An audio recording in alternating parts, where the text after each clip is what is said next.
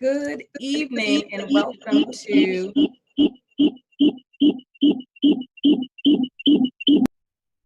to Higher Heights for America and BET Hers, hashtag Black Women Lead 2020 pre-party and conversation at the Democratic National Convention. This is your virtual go-to party as we celebrate Black women's political leadership in our country. I think you will all agree that this has been a trying year for our nation, our community, and for Black women. But what we've seen is that Black women have been defending our homes, our communities, and our nation. And many of them are boldly stepping off the sidelines and leading as activists to all the way to elected office. And tonight, we're gonna gather directly and collectively to watch a little bit of history making as Senator Kamala Harris takes the stage tonight as and does her acceptance speech for Vice President nomination for the Democrats. So welcome. This is going to be participatory. This is going to be fun. You're going to learn. So the first thing, if you're watching, invite your crew. Share the feed, invite your crew over to this conversation. And we want to hear from you. So you're going to use the hashtag Black Women Lead 2020 and tag at BET Her and at Higher Heights because we want to hear from you. We're going to get this this party kicked off with Carmen Spindiego, our resident DJ at Higher Heights. And so Carmen, welcome. I like that, y'all. I like that, y'all. I like that, I like that, y'all. I like that, I like that. Hi, y'all. It's Carmen Spindiego here. Check it out. Hello, Glenda. Black Women Lead 2020. I hope you all are hashtagging it, watching us on Facebook, watching us online. We're gonna have a good time for the next couple minutes. Never too late for love.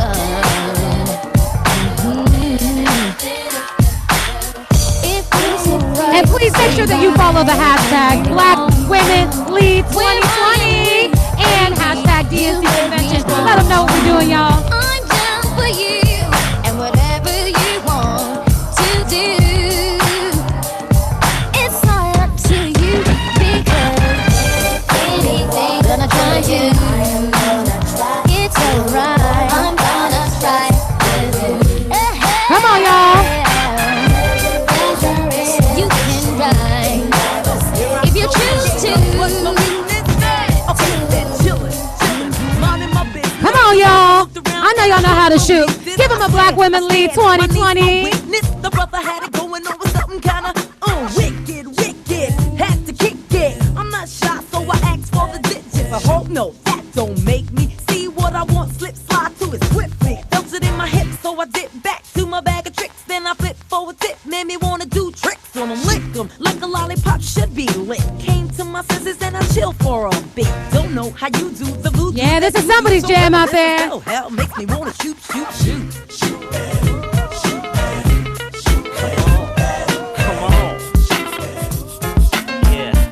All right, y'all. Hope you're hashtagging Black Women Lead 2020 DNC Convention.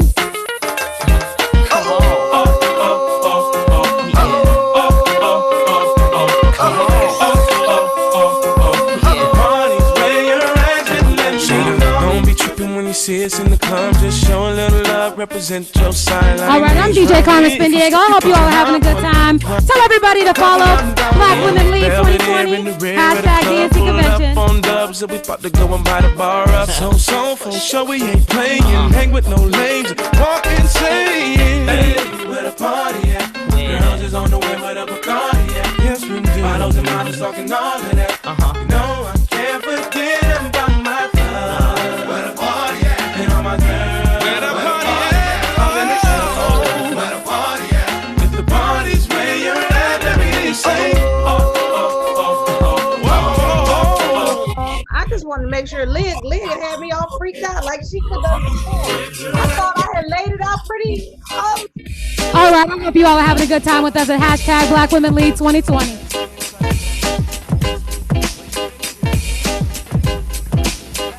We all love us true and through, and though we made it through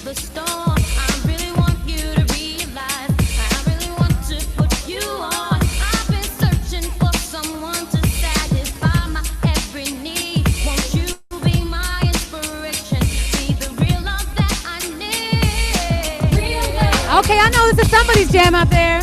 I'm searching for a real love. Someone set my heart free. Real love. I'm searching for a real love.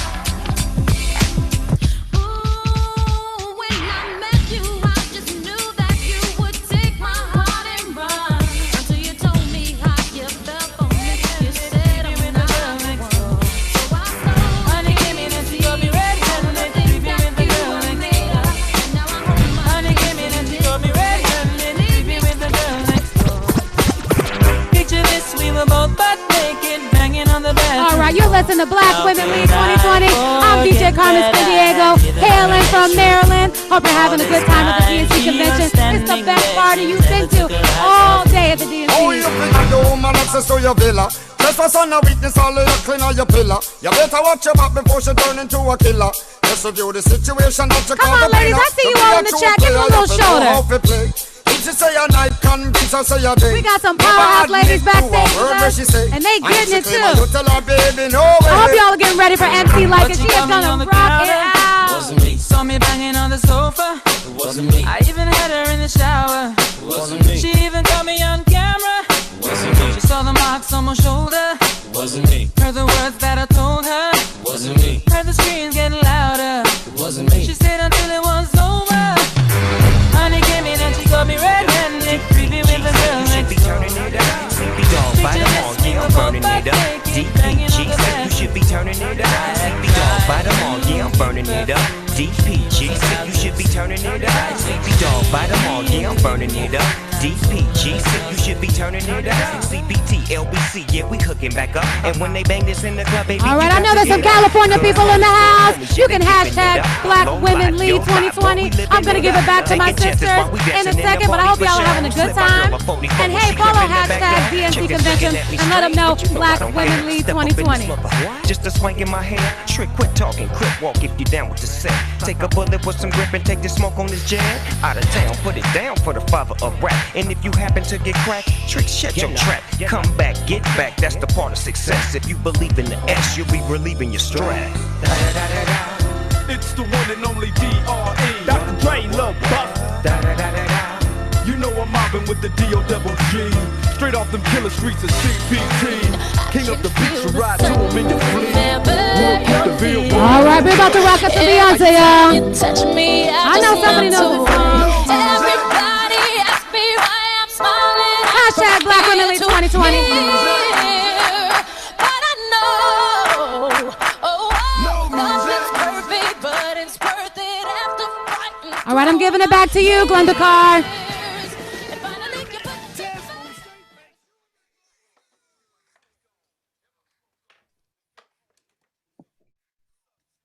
Woo!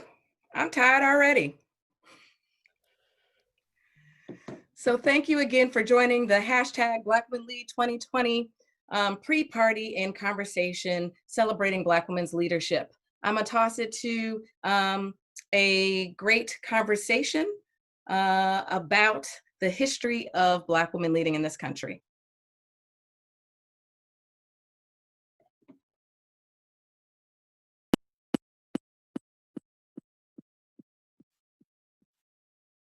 Tonight wouldn't be possible if it wasn't for the Black women that came before us, our grandmothers, our great-grandmothers, our mothers, and those leaders who have forged the way from Sojourner Truth to Fannie Lou Hamer to Rosa Parks. We can keep naming names, but we're going to spend a little time talking about Shirley Chisholm.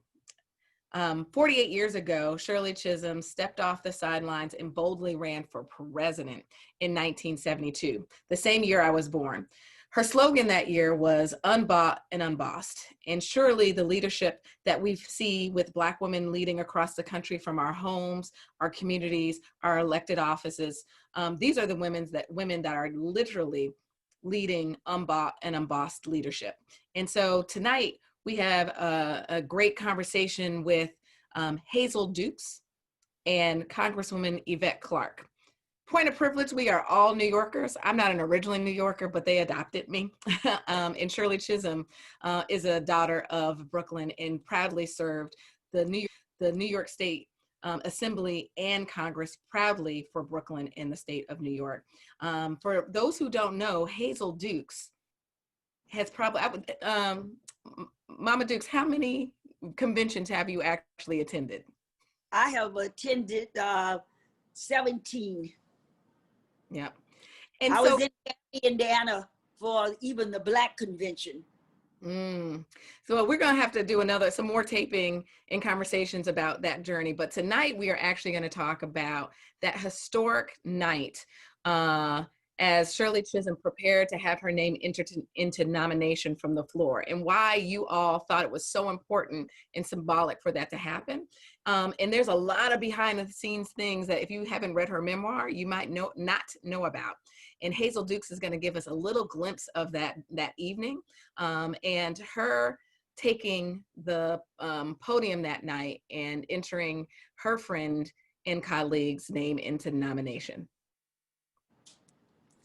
Thank you so much, Glenda, for having me. And what a joy to be with both of you, my daughters, you and Congresswoman Yvette Clarke. What a joyous occasion to see from City Council now to Congress for her journey. And for you for galvanizing us together as African-American women. And I love this, what we've been doing, the intergeneration.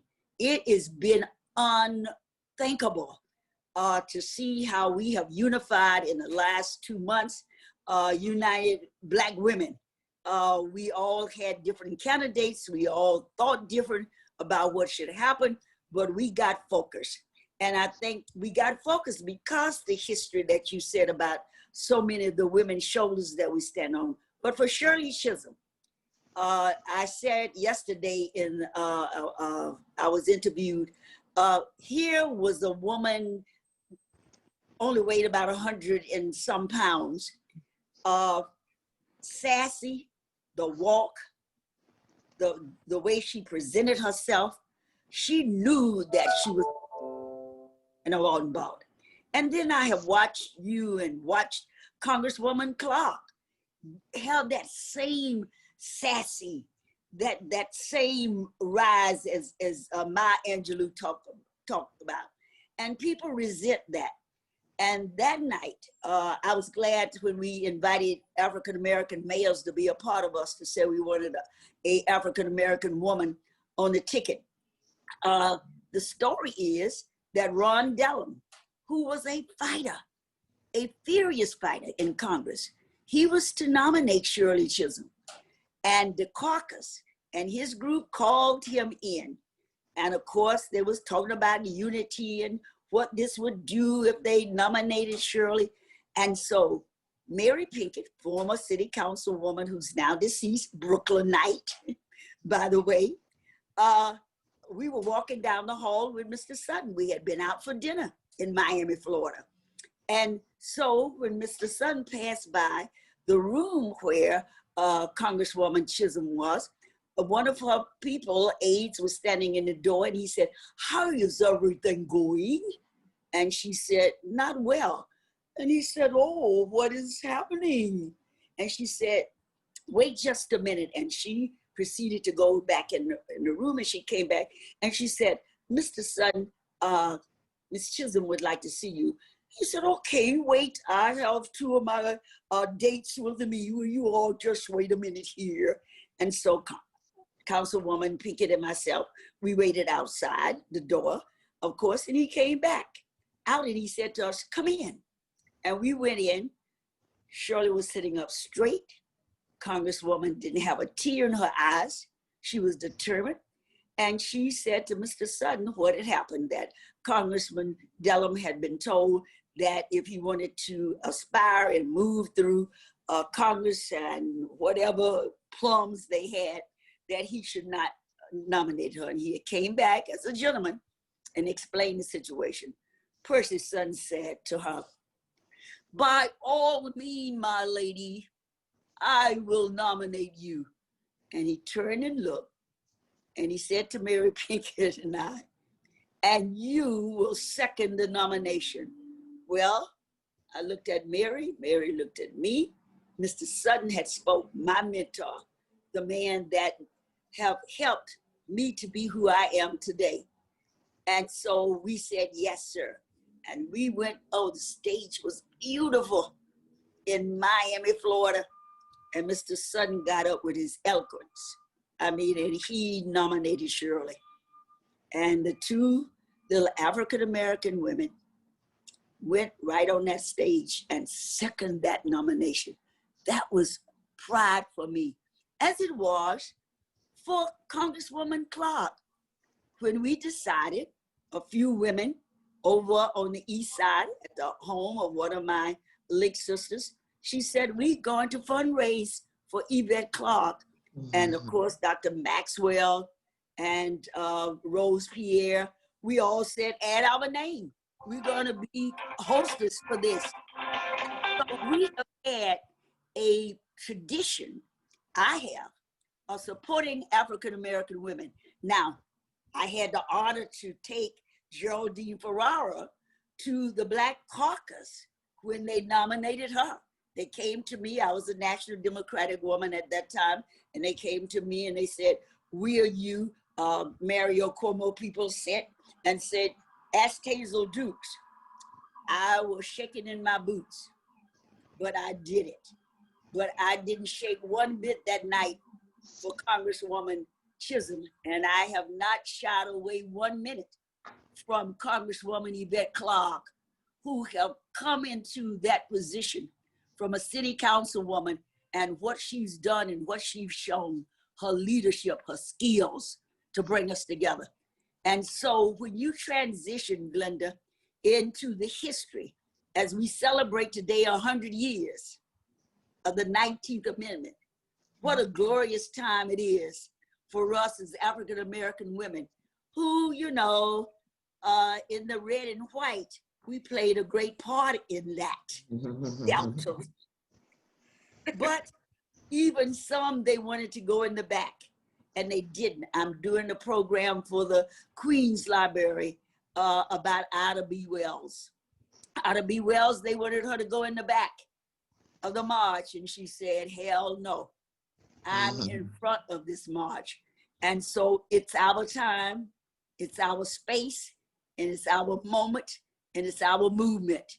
No back, no side, up front, and leadership. Thank you so much for sharing that. It is definitely, I think, an ability for you to sit tonight watching Kamala Harris take that podium and remember the work that has been laid. Black women have always put more into this democracy than we got back. And today we're standing firmly in the notion that we are demanding our return on our voting investment in our democracy. And that includes centering policies that directly impact Black women, our families, and our communities. And we're claiming seats at decision-making tables. And that is absolutely what Congresswoman Yvette D. Clark is doing. Thank you for joining us, Congresswoman. Share a little bit about, as you made this journey to Congress, what you felt when you did that first oath of office, and how you brought, the legacy of Shirley Chisholm not only to that oath of office, but how you have been boldly governing since. Well, first of all, thank you so much for doing this evening. Higher Heights has been a real resource, a real support, a real construct for Black women's voices to be heard, for Black women's leadership to be uplifted, and to sit here and listen to Mother Dukes, Mother Hazel Dukes, a leader who has made it a part of her mission to fight for Black people, but to center Black womanists right in the midst of that. And, to be elected to the United States House of Representatives in the line of succession to the Honorable Shirley Chisholm has been an honor, just a deep, abiding honor for me, because I recognize, that Shirley Chisholm blazed the trail for Black women in Congress, being the very first Black woman elected to Congress.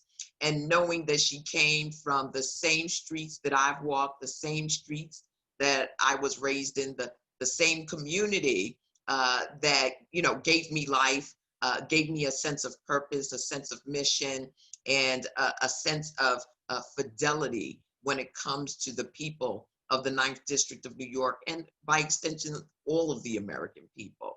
Shirley Chisholm's legacy is alive because so many Black women, so many women in general, but in particular, Black women have recognized through her lived experiences that we can assume positions of power. We can be successful in representing the dreams, desires, and to set policies that reflect that in every decision-making room, at every decision-making table. And it's been quite you know, a journey to be where we are today, witnessing the first Black woman being nominated as the vice presidential nominee for the Democratic Party. If Shirley Chisholm was not audacious, if she was not bold, if she was not committed and wedded and progressive, perhaps this day would not have come, because she stood up when many doubted her and said, notwithstanding your doubts, I am confident that I can do the work that needs to be done to bring justice to my community, bring fairness and equity to my community. So it's again, just an honor. Yeah. Glenda, I didn't say this, but we have to say it.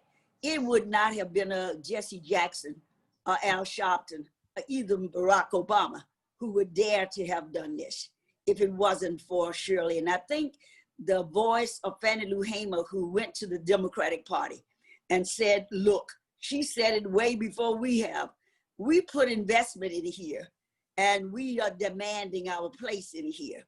And so that really opened up the Democratic Party, that they had to begin to look at the contributions that was being made by women. And Doug Jones, you know, every time I see him, he would not be there if it wasn't for Black women. And so you are right. We are saying we have invested. Now give us our return. And we're not saying give it to us. We are demanding our return. Absolutely. I mean, we all point to, you know, many people, even outside of the work that we do in politics and government, we point to Shirley Chisholm being a centering piece for Black women's leadership. So we are all sisters and daughters and granddaughters.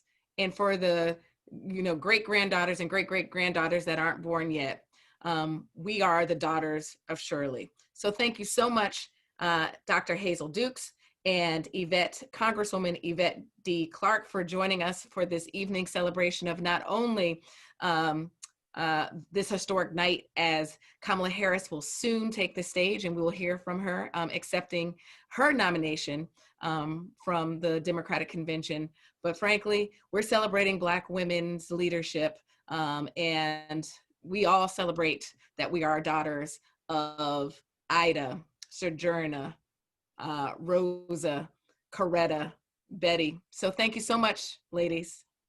Thank you. Thank you. Great. Hope to see you soon.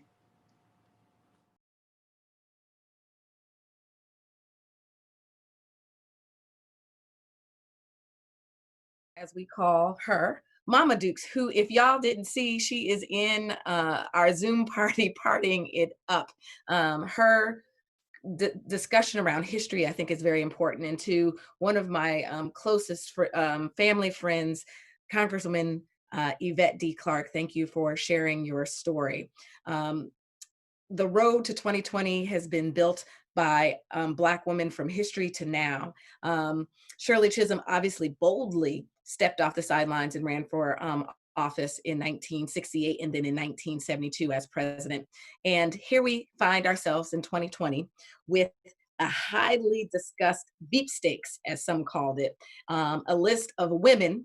Vice President Biden, very boldly said he was going to choose a Black woman a woman for his running mate. And what we found is that the Black women's leadership bench is long and deep. And we heard from, 6 Black women that were, up for consideration. These are just a glimpse of the Black women across this country that are boldly leading an elected office. And we want to share a little bit about the 6 Black women that we've been talking about over the last couple of months.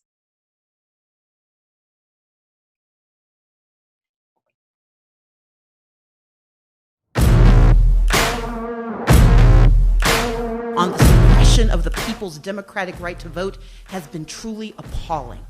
So let's be clear. This is not a speech of concession. What happened? I mean, the Secretary of State showed a deliberate indifference to the needs of Georgia voters. But why do we need a Secretary of State except to have leaders who do their job?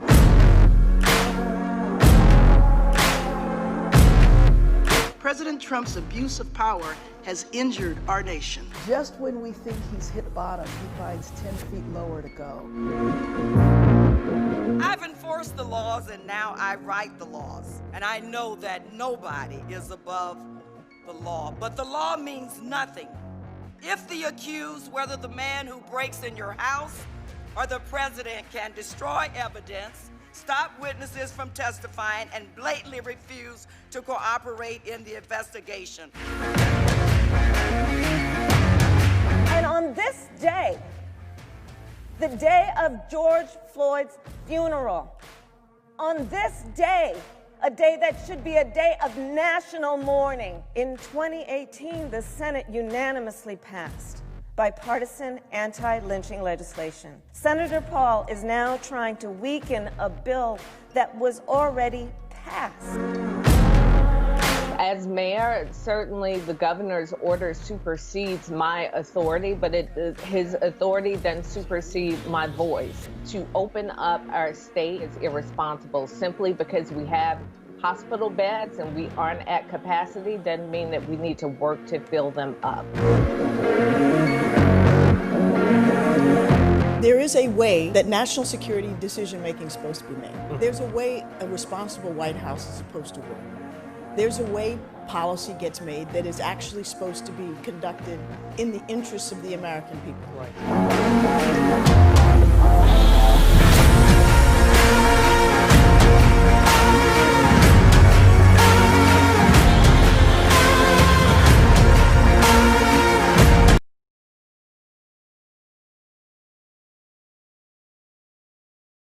Goosebumps. So if you haven't shared with your feed yet, we have a lot more to come in this countdown to Kamala Harris taking the podium tonight. And so we have some guests that are going to share reflections. We still have some amazing panels that are about to happen. And we have MC Light coming up, y'all. But first, before we get to a little dance break, I'd like to introduce Dr. Julianne Malveaux. Oh, this is such an exciting moment. I can't tell you how long Black women have fought for equal rights in the vote. But we still don't have the equal rights, and everybody who's watching this really needs to vote. And you need to start now. I mean, you need to start now by requesting a ballot if you have to request it. Make sure you mail it back early. Don't wait. We know what's going on, the hijinks with the Postal Service. But the historic moment cannot be overstated. I'm literally just excited. I know Kamala personally. She's worked in San Francisco, and I'm a native San Franciscan. She's top of the line in terms of everything, in terms of her analysis, her sharpness, all of that. And so all of us are excited. I want to call the name of Ida B. Wells, who marched in the Women's Suffrage March in 1913. I want to call out my sorority, Delta Sigma Theta, Sorority Incorporated, whose women, they were only 22. They bogarted their way into this march where Black women had been instructed that they could not march. So this is the fruition of the work that they did. This is a realization of a dream. Black women everywhere, I hope, are celebrating, but more than celebrating, we have to now go from celebrating to working. We've got a sister on the ballot, We've got a relatively progressive man on the ballot, but it's not going to be easy. We're dealing with someone who will steal the vote. He's already talked about having a do-over. Whoever heard of having a do-over with the vote? So our work, folks, our work is to make sure that we're out there. We just must vote. That's the only way to say it. We must do it. And not only vote, we must vote so that we win by a huge margin. But you know, already the attacks have started, unseemly attacks, the birtherism, some of the other things that don't even bear repeating. But they're ugly attacks that are both racist and sexist. And we have to be the voices, Black women, that lift our voices and say, we're not having this. So I love Higher Heights and the young women who've put it together. I love all of the things that we're doing to make sure that Black women's voices are amplified. We must know that even as we celebrate, Black women are still peripheralized. There's still many ways that we are marginalized. Many people think of woman as a white blonde. And then I would respond by saying, as Sojourner Truth did, ain't I a woman? A plowed and planted, and not a man could head me, and ain't I a woman? And this is a womanhood celebration moment. Kamala Harris, good luck. Sisters all over the place, we must work. We have no other choice but to basically, as Michelle Obama said, work and vote like our lives depended on it, because they do. Thank you.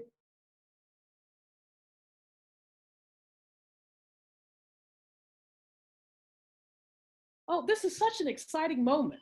I can't tell you how long.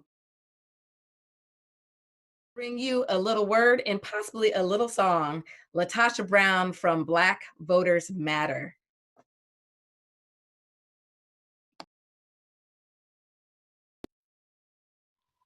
Well, the first thing I did right was the day I started to fight.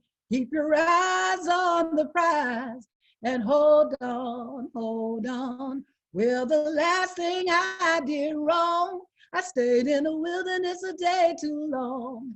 Keep your eyes on the prize and hold on, hold on, hold on, hold on. Keep your eyes on the prize, and hold on, hold on. Sisters, this is our season. This is our moment. We've got to hold on to the dreams that our ancestors had. We are their dreams, and we've got to hold on for generations to come. Come on, sisters. It is our moment. Just keep your eyes on the prize and hold on.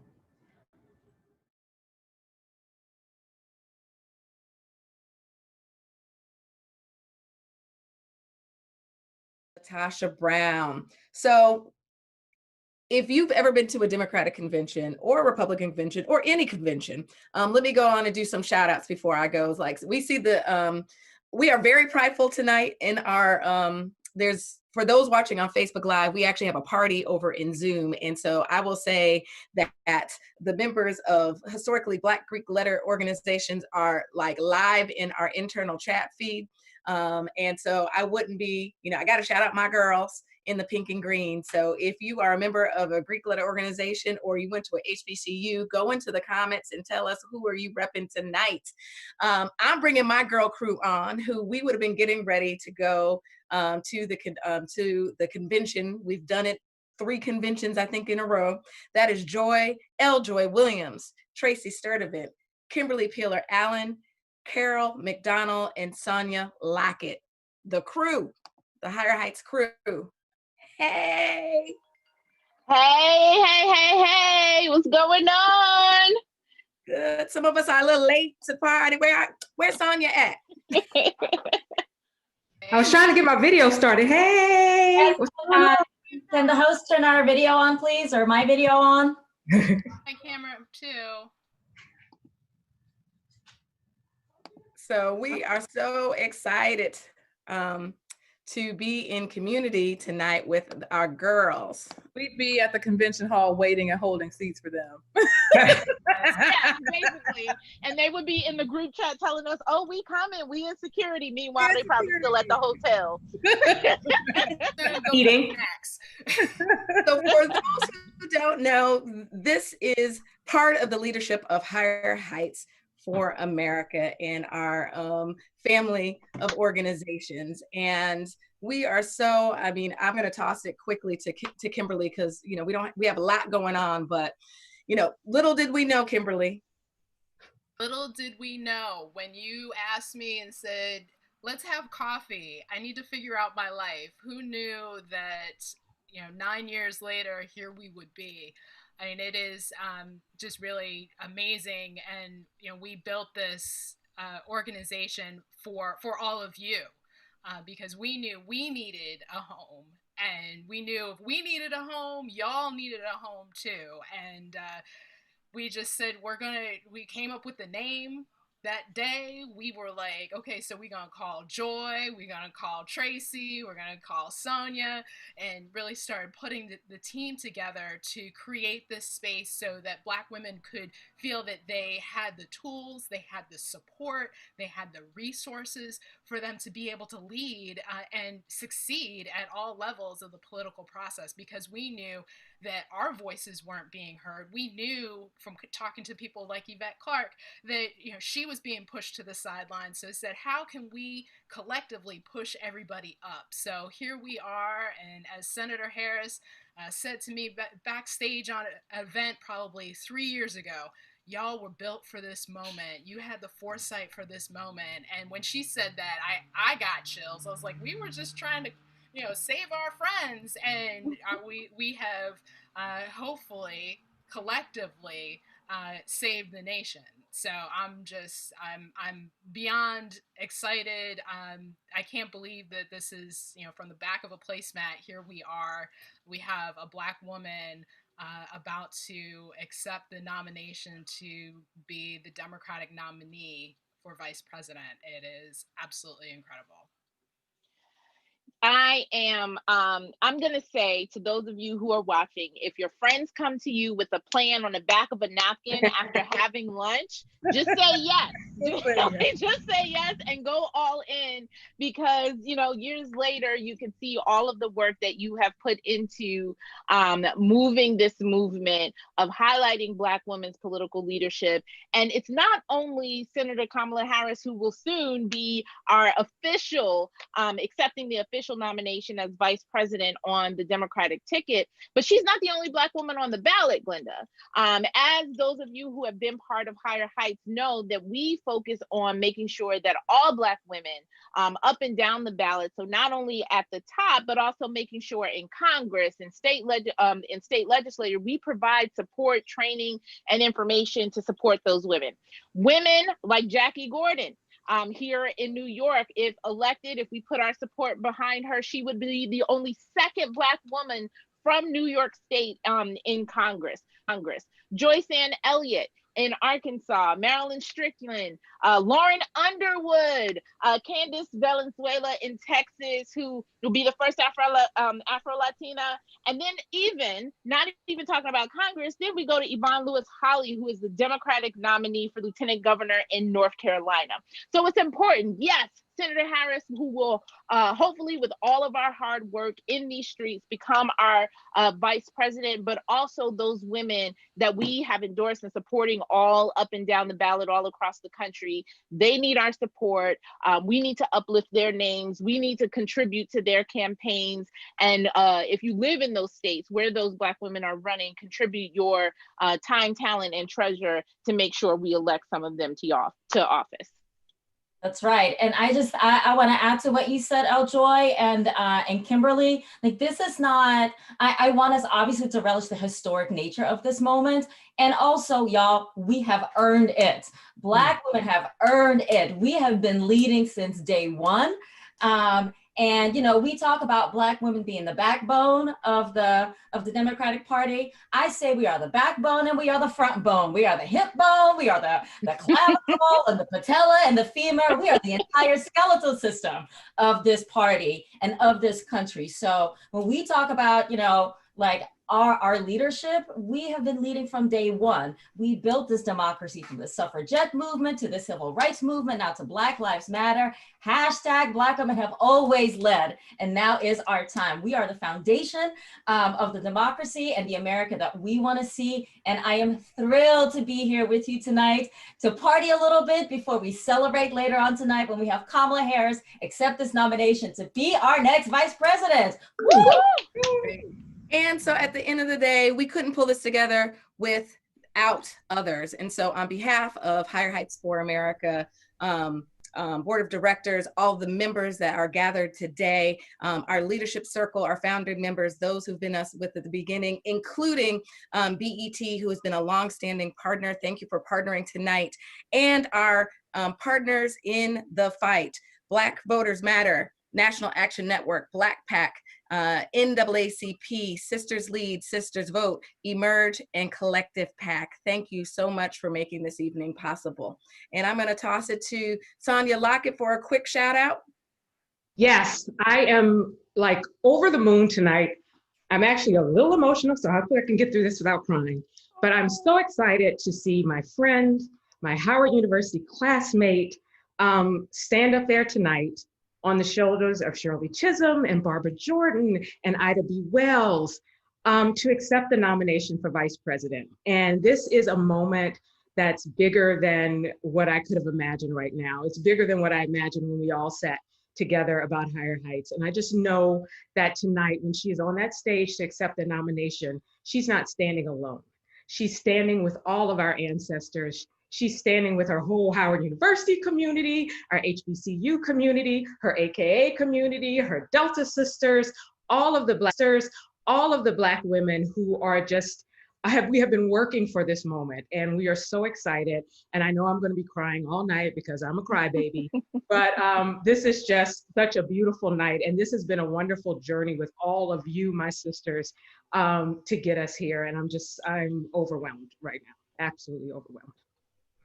I'm so glad that we get an opportunity to celebrate in this moment that is really challenging for a lot of families across this country, still living in the midst of several pandemics, both the COVID-19 as well as the uprisings that we've been experiencing around racial injustice, and that all coming to a head. So it's bittersweet that this is happening in this moment, but it's also important that it is happening in this moment because Black women have been, as Carol said, not just the backbone, but the heartbeat of change in this country. And so we are excited about celebrating tonight. I want to introduce my soror, another trailblazer. It's fitting that we have MC Light as a trailblazer, member of Sigma Gamma Rho Sorority Incorporated tonight to celebrate Senator Kamala Harris and her nomination tonight. So without further ado, we're gonna bring on the light. Yes, I see you with your yes. Oh, hey, Black women lead. Hey. Oh, yeah. Sing along, ladies. Hey, I'm taking my freedom, putting it on the shelf, putting it on my chain, wearing it around my neck.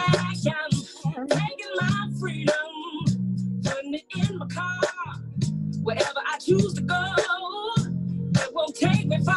I'm living my life like it's golden, living my life like it's golden, living my life like it's golden. Living my life like it's golden, living my life like it's golden, golden, living my life like it's golden, living my life like it's golden, living my life like it's golden, living my life like it's golden, living my life like it's golden, golden. Hey, I'm taking my own freedom, putting it in my song, singing loud and strong, moving all day long. I'm taking my freedom, putting it in my stroll. I'll be hot stepping y'all, letting the joy unfold. I'm living my life like it's golden, living my life like it's golden, living my life like it's golden, living my life like it's golden, living my life like it's golden, golden, living my life like it's golden, living my life like it's golden, living my life like it's golden, living my life like it's golden, living my life like it's golden. Make me happy. If you could dance.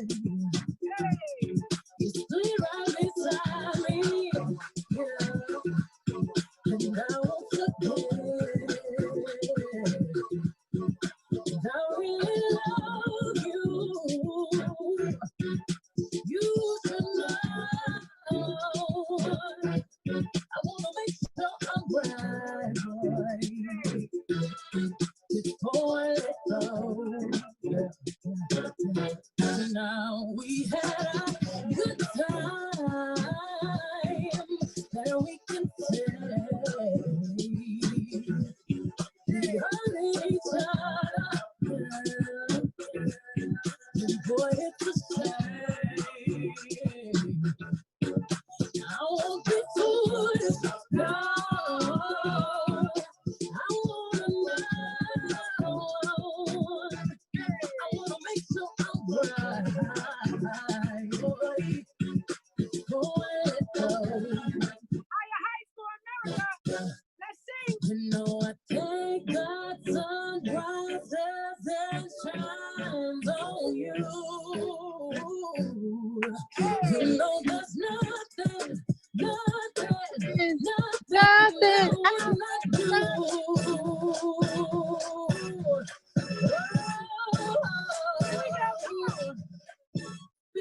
I let you go.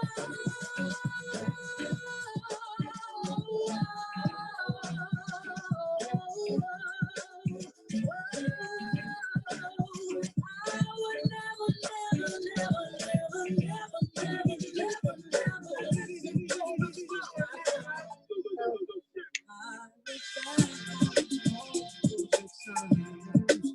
we won't share, and I'm stepping line was to be one by someone new, one who loves better than you. World in me as they survive. Only lovers, I open my eyes, I can find. Still I can't get out of my mind. Here we go, sing along. No one in the world, no one in the world, gonna move me. No one in the world can love me like you do, baby. Every time I wish someone, loving you is the one I wanna run back to the arms again. And I wanna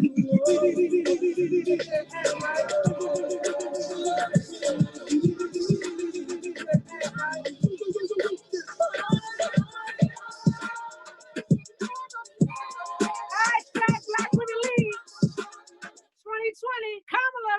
Everybody get your roll on. I know shorty and she doesn't want no slow song. Had a man last year, life goes on. Haven't let the thing loose, girl, in so long. You been inside, know you like to lay low.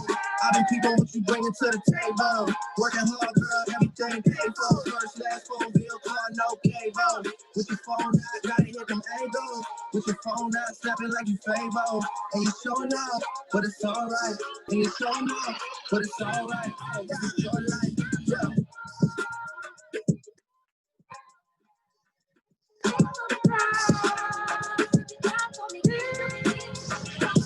That's a real one in your reflection, without a follow, without a mention. You really piping up on these. You gotta be nice for what to these. I understand, you got 100 bands, you got a baby Benz, you got some bad friends. High school pics, you was even bad then. You ain't stressing off no lover in the past tense, you already had them. Working 8 a.m., finish round 5.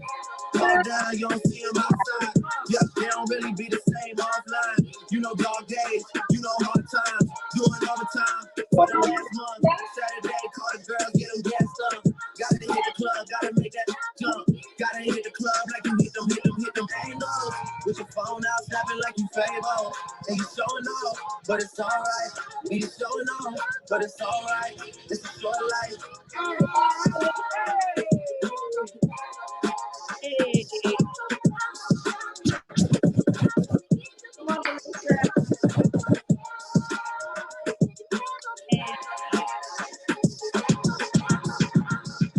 Hashtag Black Women Lead 2020.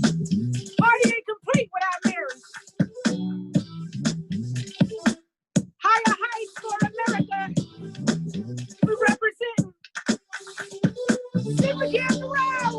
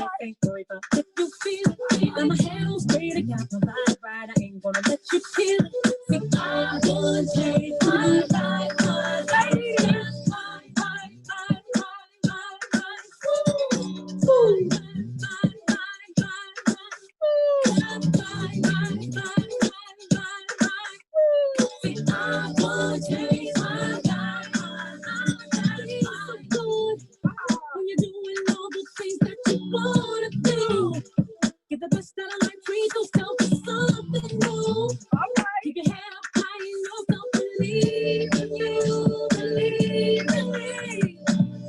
Having a really good time. I'm not complaining, and I'ma still wear a smile if it's raining. I gotta enjoy myself regardless. I appreciate life. I'm so well satisfied. So I like what I see when I'm looking at me when I'm walking past the mirror. Ain't worried about doing what you're gonna do on my lady, so I must stay classy. Gotta keep it high, keep it together. I want to get that. See, I would change my life.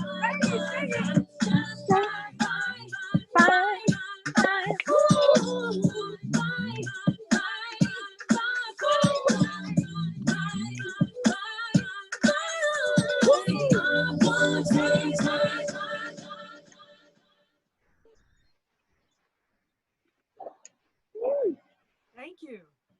Hashtag Black Women Lead. We are here to make change and it's happening. Thank you. I'm just happy to participate. Yes. I am all types of joy. As you know, this has been a tough, 8 months. So this is bringing all types of Black girl joy, not only watching the sisters that are a part of the Zoom party, but seeing the chat of everybody watching. If you haven't, I'm gonna keep saying it, y'all need to invite your crew.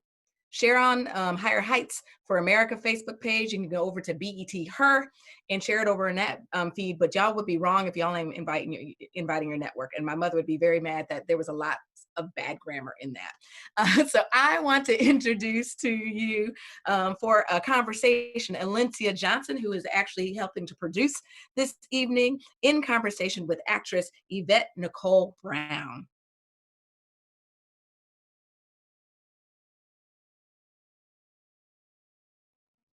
All right, I am so excited to be here tonight. First of all, let's give it up for MC Light. Woo! Everybody joining us tonight. I am so excited to be here with my sister friend, Yvette Nicole Brown. Hey, sis. Ski Hey, sis. Wait, what'd you say? Ski hoop. We both representing. We might as well go and get We out of the way. are. You got your pink and green on. I got my red and white on. That's right. This is about the bigger sisterhood. We're so excited. 100%. So Yvette and I actually met months ago. It seems like forever. Like we became instant I feel friends. like I collected you. You know how you meet somebody and you like, okay, she's gonna be my friend. I collected you immediately. Yes. It's like maybe it's 5 months ago, 6 months ago. Maybe? I know, it was so crazy. So I used to work on the Elizabeth Warren campaign, and Yvette was a supporter. And I think the first time we got on the phone, there were a whole bunch of staff on the call, but it was just Yvette and I talking, like, hey sis, hey girl, where you at? So I actually want to ask you though, Yvette, you have always supported Senator Harris. You actually didn't even engage the Warren campaign until way after she had exited the primary, which is out of respect for her and her candidacy, which is powerful. I want to ask you though, broadly, as an actress in the entertainment industry, why is it so important, or do you feel it's so important for you to lend your voice to this conversation, and especially for Senator Harris? Well, listen, as a Black woman in America, we have to all support each other at all times anyway. As you know, I was a huge Kamala supporter. I also loved Elizabeth and I loved Julian Castro. Those are my three that I thought, if we're gonna make a change, this is how we do it. And so I was gutted when my other candidates fell out, and Elizabeth was what part of my three. And so I was like, well, I felt personally that maybe had I been more focused and public about each of them, that, come out for them, that maybe they would have stayed in. So I felt personally like I can't let the same thing happen to Elizabeth that happened to these two. And that's when I was like, what can I do to get the word out about this woman? Beyond that, Black lives matter, Black voices matter, Black votes matter. And I knew from the beginning that if we were blessed to have a sister, especially a sister of Kamala's caliber, to be in the running for vice president, I knew what was coming for her. I knew how horrible the attacks would be. I knew how unfair and unkind and ridiculous they would be. And we're maybe 4 or 5 days after it was 7 days after she was announced, and already was she born here? Is she Black enough? It's just too much. It's too much. And really, for it to be happening now when we are literally facing Satan in the White House, I'm like, we got to really Yeah, nice okay. man in Joe Biden and a really capable woman in Kamala who's lovely, and you guys want to talk about the amount of melanin she has and where the melanin comes from? Really? Mm-hmm. This is what we're doing. Mm-hmm. You know, everyone that has air in their lungs and lives in this country should be running to get a ballot and running to return the ballot so that we can get these good people in to fix what's wrong in this nation. That's right. That's right. And I'm with you on that, especially having lived through the 2016 cycle and people were like, oh, the lesser of two evils. And it's like, no. Black woman warned you already. And now you have the Black woman who I'll never forget during the debate. She said, listen, I'm going to prosecute the case against Donald Trump. And to have her literally that close to being able to prosecute that case because of what he is doing. I mean, he's messing with our ability to vote by mail. This is literally the scariest thing.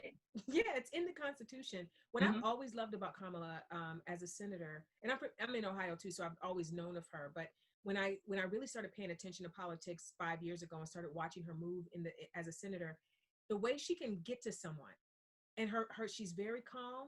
She says what she has to say, but she's literally shanking somebody, you know, with facts in the moment. She is unbossed, unbothered, unbowed. Everything about her just says, I am a Black woman. You will have to reckon with me. And I think, you know, it's funny. I think part of me, if I'm honest, I don't know that I thought this was even possible, girl. Like, I don't even think that I dreamed big enough to imagine that. I knew that it needed to happen. I knew that it was time for it to happen. I wanted it to happen, but I don't know that I believed that it could. You know, and so now that we have been given this opportunity to celebrate and support a beautiful, amazing woman, I just want everybody to get on board and know that and show her that we have her back, because she's going to need us to have her back, not just to win, but for her to win, for them to win with her spirit and soul still intact. I don't want her to be talking in January or be up there for the inauguration and to be broken inside because of what she had to endure, because people are cruel.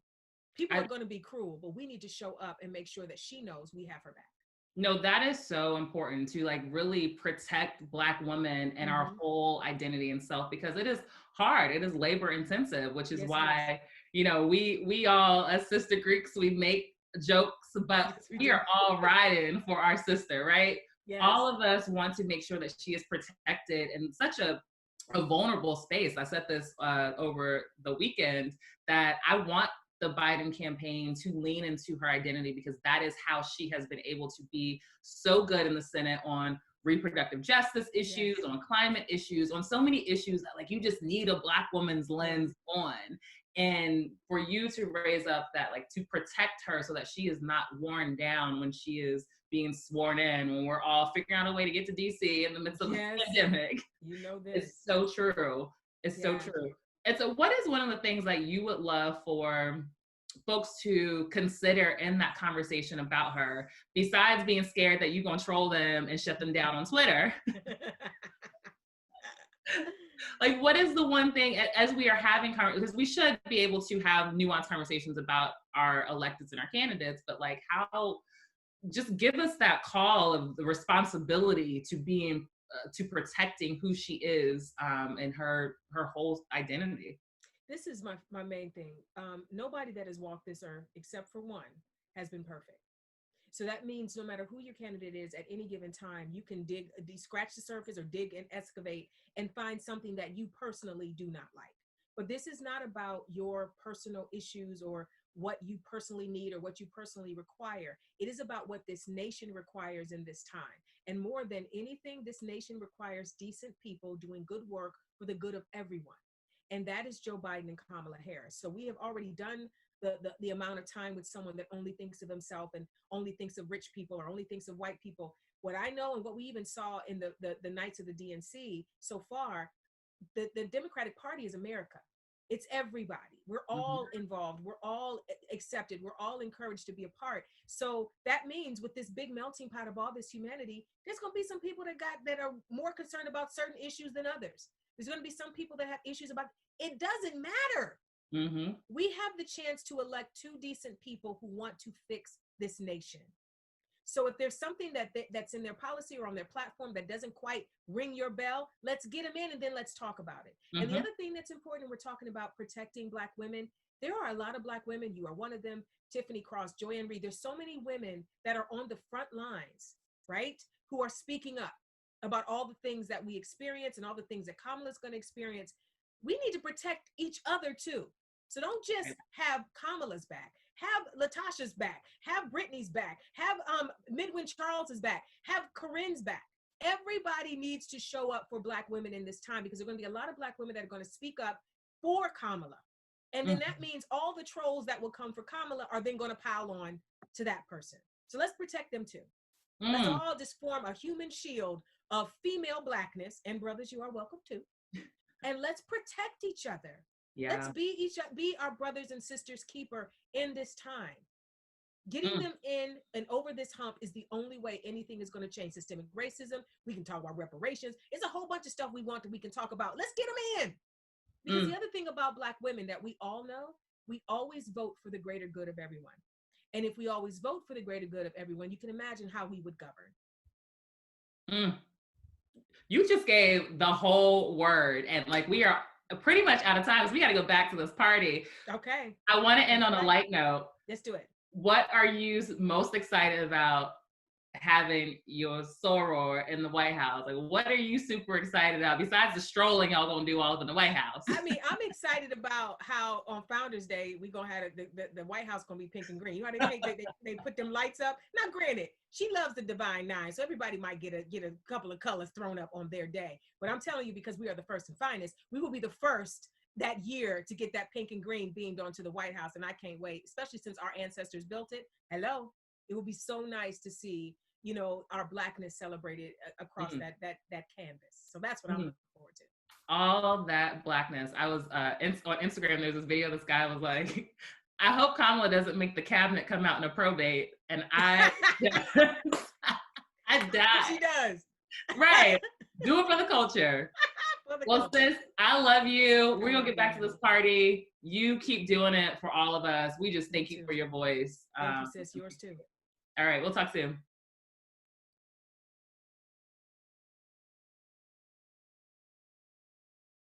And to my soror, Yvette Brown.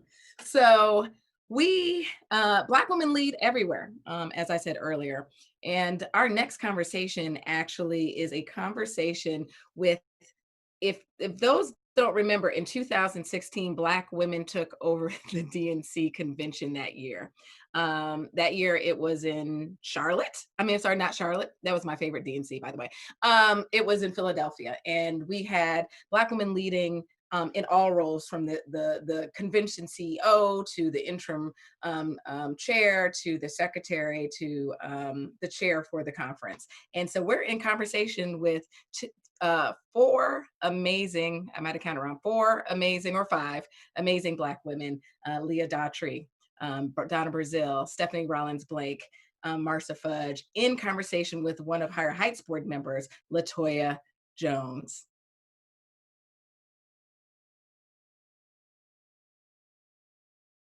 Oh my God, thank you, MC. You are amazing. You are spinning it for us this evening. So I am so excited that we have some amazing women here with us today. You all are excited tonight to hear Kamala Harris speak as VP, but let me tell you, 2016 was all Black girl magic, and this crew put it together. So let me bring them out. We got we have Bishop and 2-time convention CEO, the Right Reverend Leah Daughtry.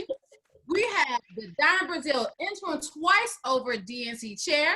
We have the former mayor of Baltimore and former secretary of the party. She gaveled the convention, and she was doing that thing. She did the roll call, Stephanie Rollins Blake. And we have the amazing, cannot untouchable, you can't mess with her, Congressman Marjorie Fudge. Say, hey, we got that. So I'm so hyped to talk to these ladies. So I want to talk about what 2016 meant. So I know it was amazing. We had all this Black girl magic. Leah, you tell me what it meant for you. Well, it was my second convention as the CEO, and so it's good to have the band back together again. And I don't know that I really knew that there was all this Black girl magic at one time until we were all on the stage together. And Congresswoman Fudge was the permanent chair of the convention, and Donna was the interim chair of the DNC, and Stephanie was the secretary of the convention. And I looked up, I said, it's all Black girls. Oh my goodness, this is a moment in time and a moment in history for our party. And I was just so honored to be part of the history. And sometimes, you know, when you're in the middle of it, you miss the moment because there's so much going on. And we were working and we had challenges, and so we had to put our heads together to figure out how we're going to solve some of the issues that were happening that day. But it was just, for me, a testimony to how far our party has come. From the days when Fannie Lou Hamer could not be seated at the convention in Atlantic City to now we were running it. All the four of us together, we were running the convention. And it was a testimony to what can happen when you know what your values are, when you're willing to fight for them. And that's exactly what Black women have been doing inside this party for so many years. And 2016, I think, was part of the apex and built the runway for now a new apex, which is to have Kamala Harris as the VP nominee. Yes, yes. Congresswoman Pledge, as convention co-chair, how did you see your role and how did it all come together for you? Listen, let me just make something real clear. Leah ran the convention. Yes, ma'am, she did that. Clear about this. Now, to her credit, though, she made my life so easy. I went in some days early. She told me exactly what I needed to do. She involved me. I kind of had always been a fringe player, even though a member of Congress. I was never that very involved in the DNC, et cetera. But because of their support and their preparing me to be good at what I was trying to do, it became one of the highlights of my life. It was just such a great privilege to work with such professionals who had done it, who knew how to do it, who knew how to make it run, and it ran. Even when there were problems, nobody knew there was a problem because they took care of it. So to be in an environment with these great women was just something so special. I mean, it gives me chills to think about it, that I would have this opportunity, this Black girl from Cleveland, Ohio, this little girl who nobody thought would probably be much of anything, to be on that stage with these women was something so very special. It was amazing. It was amazing. So Donna, you were the interim DNC chair at the time. Can you tell me what 2016 and the array of all Black women, shapes and sizes and colors, what did that mean for the party? Well, it meant a great deal because not only were we about to witness history, we were also shaping history in that period of time. When I received the phone call 24 hours before the gavel was brought in, I was told that I would serve as interim chair. And it was like a gut punch. I'm like, oh my God. And I went from being, you know, a vice chair, and Stephanie and I were officers of the DNC. Stephanie was the secretary. I was the first vice chair for civic engagement and voter participation. And so I immediately knew I had to reach out and I needed help. Of course, Leah was on my speed dial because I needed to check in with her. But I have to tell you this great story because as we were driving into the arena, I think it was Wells Fargo Arena, I was so petrified. I knew I had bought a dress or two because, you know, I was ready for my TV because I normally do TV. So I knew I had a dress, but then I'm like, okay, I need hair and makeup. And I walked into the back of the room. Leah had just finished. She gave me my quote unquote script. But then I said, oh my God, I'm not ready. And she said, don't worry, because Stephanie and Marcia had already worked it out in terms of how we were going to gavel in the convention and how things were going to proceed. So I had a few hours to get myself ready to become the interim chair of the party. And I want to say to all of them, thank you. I mean, that was a heavy lift, but there's one story we have to laugh about. Latosha, you'll love this. Toward the quote unquote prime time hours, because you know the convention started around what, Leah, 7:30, 8 o'clock? It's toward the prime time hour. We looked around at the entire podium and it was all Black women. All Black women. Like, where are the white folks? Oh my God, where are the white folks? I mean, Mignon was sitting next to me. Alexis was up there. Maxine Waters had come and sat down. And we're like, Jackson Lee, remember? And we're like, where are the white people? And here's Marcia Fudge and with her red on, her Delta. She was all prime and ready. And Stephanie had on the best spike heels sitting over there. And I'm sitting there looking and I'm like, there are no white people. And we scrambled. We said, we need some white people up here. We got to see no white people. And that was that moment. I mean, God had put us all in that position, you know, from Baltimore, from Brooklyn, from Cleveland, and yes, from New Orleans. I mean, here we are with our stories and our love for democracy and justice on that stage worrying about white folks. You know, my niece volunteered that convention. She was actually backstage helping, and she asked me later on, she's like, Auntie, is it always all these Black women? I was like, nah, baby, this is special right here. So the fact that my niece, who's a young girl, saw that and noticed that, it says how you all are moving history, how you all are shaping lives of young women. And I want to bring in somebody who has been doing the work from Baltimore to convention. Stephanie, let's talk about how it was doing a roll call and talking to all them states, and you were killing it. Them hills were killing. I still want to killing it. So first I want to say thank you so much. And I miss everyone. It's so good to see you all. Oh, this is bringing back such memories.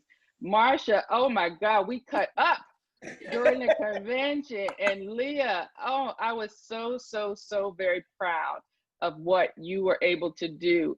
And Donna, there's not much that I can talk about on a Zoom call that we did. So it's good to see you. It's good to see you. Yes. The roll call of the states. So I grew up in politics in a political family, and I used to watch the conventions at home. I started going to the convention as a convention volunteer from '92 in New York. And I think I've only missed one convention, the Boston convention. And so from when I was young, the roll call of the states was just something that was so magical to me. So when I was asked to serve as secretary, I knew that would be something I would do, and I was looking forward to it for almost 4 years because I was just so proud to represent the party, to really shine a light on the diversity and the strength of our party. And it again, it still gives me goosebumps. Like, I remember. Now, I will say, are we being 100% honest in this? Yes. It was a hot mess with the crazy, you know, I won't say which delegations, but y'all know which delegations were off the chain. And while I had a script that Leah's people were very kind to make sure I had everything that I needed at the podium, the script, they basically ripped it up as soon as I walked on, because there was one candidate who wasn't 100% sure he was going to concede. I'm not going to say any names because we're beyond that, but I'm just saying every single state, they were passing me another note saying, you know, you go to this state next, go to this state next, because they were trying to, you know, all of the work that I'm sure you guys were doing behind the scenes to make it smooth. I had to make it look like it was smooth. So it was my honor and my privilege to gavel and to do the roll call of the states. And I will remember that and cherish that forever. Well, you ran it. It looked smooth. It was like without a hitch note from the other side. So, Leah, as someone who actually, you led Denver, which was amazing, and you led Philadelphia, which was awesome. What does tonight mean for you?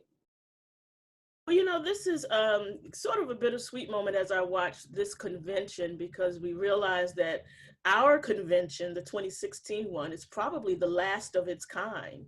And I think it's fitting that it was Black Girl Magic all the way around at the 2016 convention. And I just want to shout out the other sisters who were in state delegations, who were so key and so critical to feeding us information on the podium. Yes. Like Karen Carter Peterson, Alice Huffman in California. These sisters who would send us notes and say such and such is happening, this is happening, so that we could quickly devise a plan for how we were going to navigate around potential challenges. And I watched last night the opening night of the convention, and we'll watch tonight, and I'll watch all 4 nights. And I realized that our convention, ladies, was probably the last of its kind. And so we'll hold that. But I'm enjoying this new hybrid kind of convention, what we've had to do to pay attention to the science and to keep our people healthy and to address the needs of the people.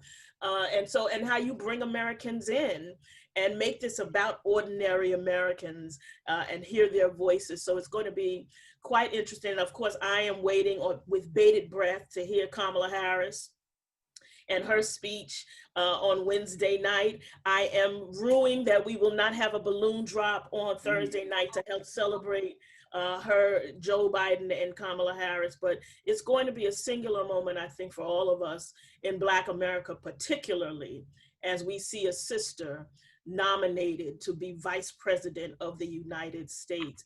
It's just a moment in history. I intend to, get my niece on the phone, she's 3, and make sure she watches, and all of the young women and young girls that I've been mentoring over the years, to just have us gathered around to watch this history-making, ceiling-breaking moment of this sister accepting the nomination. I can't wait. I just can't wait.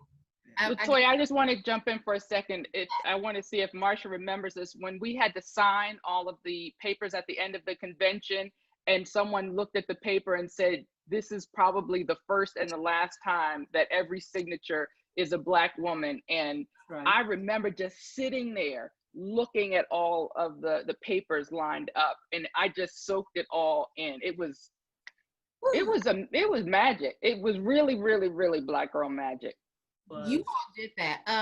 Given everything that's going on in the world and what's happening now, Congresswoman, can you tell us what's at stake for us tonight? What do we want to make sure that in all the fun we're having tonight and watching these conventions, what actually do we need to let people know is at stake for the election in November?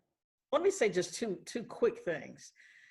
Just as I felt in 2016, being with all of these wonderful, marvelous, intelligent Black women, I feel today the same thing, which is a sense of pride, a sense of affirmation, of validation. And I think that is what I am going to feel when I see Kamala Harris walk onto that stage. I think it was Mignon or someone said that they have finally written us in history.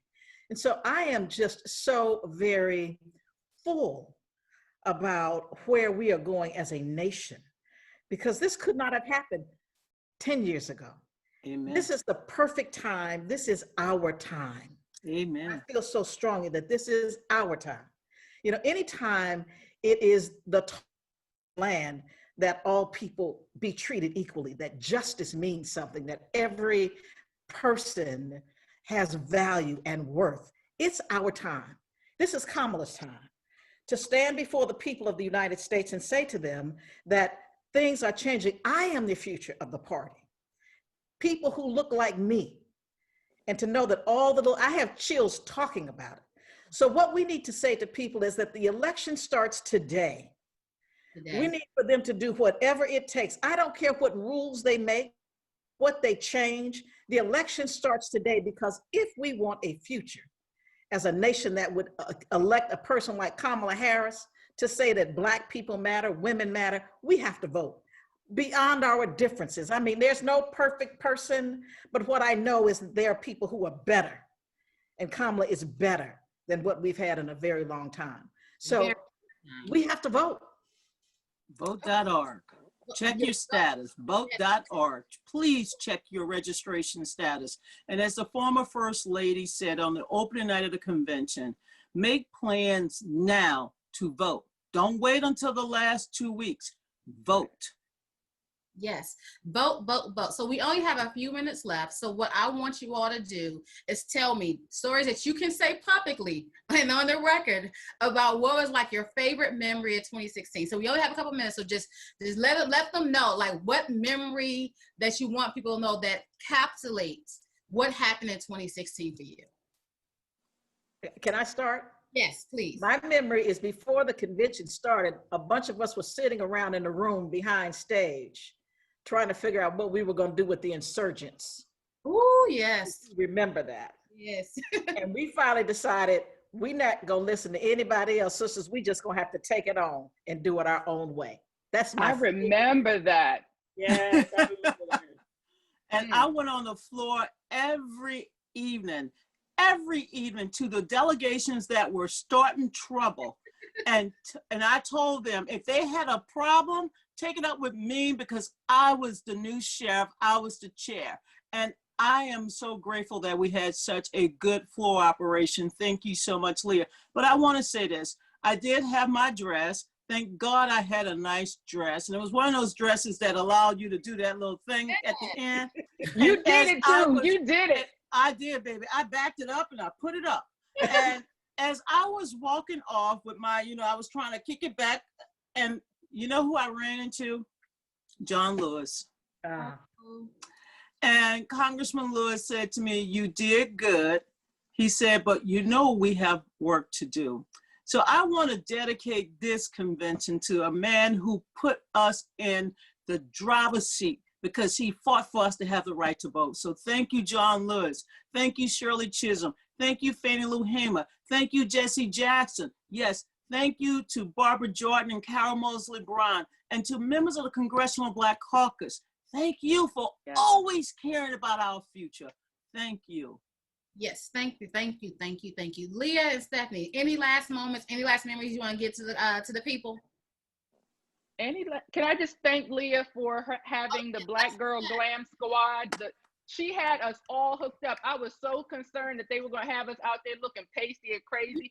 And I got back there and they had the most talented artists, makeup artists, hairstylists that I've ever worked with. And every single sister that took that stage looked like they were runway ready. And I will never forget that. It's true. But for the first time in convention history, we hired a Black Girl Glam Squad, a company that's owned by a Black woman, to do the hair and the makeup so that everybody complexions could look good. I think I have a couple of good memories. One was our floor operation. Yeah. Because every time we could see a problem, we had had sisters everywhere. So whenever there was a problem that we heard about, I picked up my phone. I had the red phone and I could call and say, "Okay, move in," and we would surround the. It was like the Oval Office. You were like commanded, like you were in what's that? The comm room, the situation room. Exactly. That was a great moment, and I think the closing night when the balloons fell, we all happened to be sitting next to each other, because we had moved all of the podium chairs off of the stage. So it was just Hillary on stage that night. But we were on the side of the stage and we were all sitting next to each other. And I have the photos where the balloons were falling and we were hugging each other and loving each other in the midst of all of that celebration. And that's a key moment for me. But my favorite moment of all of the conventions that I run really happens before the convention. And that's the night before. I go to the hall late at night. It's around midnight. No one is there. And I just walk through the seats and walk through every delegation and walk on the stage and remember the ancestors that made it all possible for us. In particular, Fannie Lou Hamer, who could not be seated in the convention in Atlantic City. And I call her name and I thank her. They were all up in there. You could feel it. And Rosa and Dorothy and Coretta and all these people who knocked down walls for us. And in the quiet of that arena, I just call their names out and give God praise for them and for their legacy that lives in each one of us and made our careers possible. On that, thank you, ladies. Thank you, Leah. You were leading us. That was a word that we needed right now. Tonight, we're going to call their names as Kamala gets to the stage. Tonight, we are so blessed that all the work that you ladies have done is leading to this moment. So thank you for joining us. Thank you for being a part of this. Thank you for everything you're doing. And thank you for the party. Thanks you. If they don't thank you enough, I'm thanking you on behalf of young Black women, old Black women. I'm thanking you all for the work you're doing. So thank you, ladies. Thank you for everything you continue to do. We're going to turn it back over to MC Light and Glenda. You all have a good night. Thank you for joining us. Black Women Lead 2020. Go and vote. Vote now. Vote now. Vote now.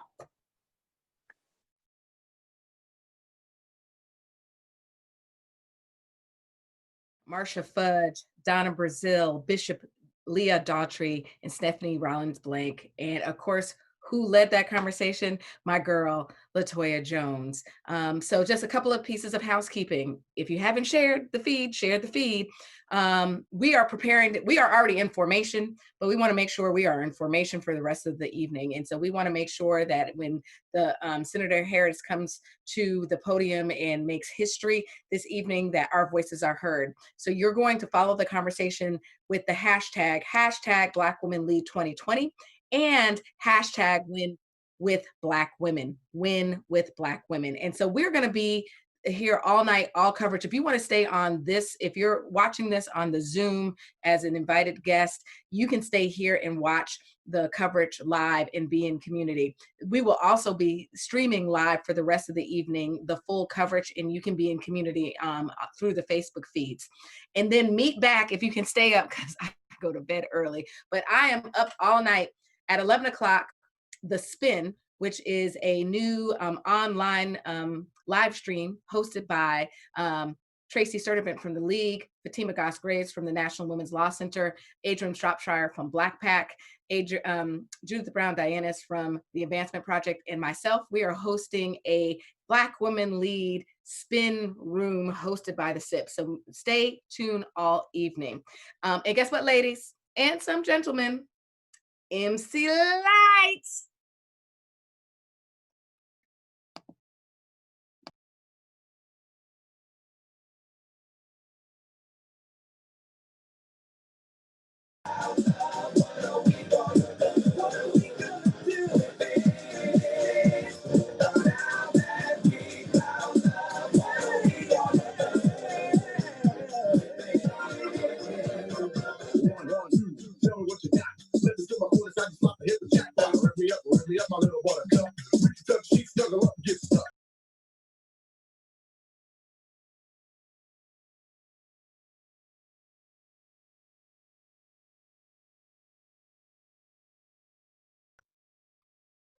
Okay, we really ready now?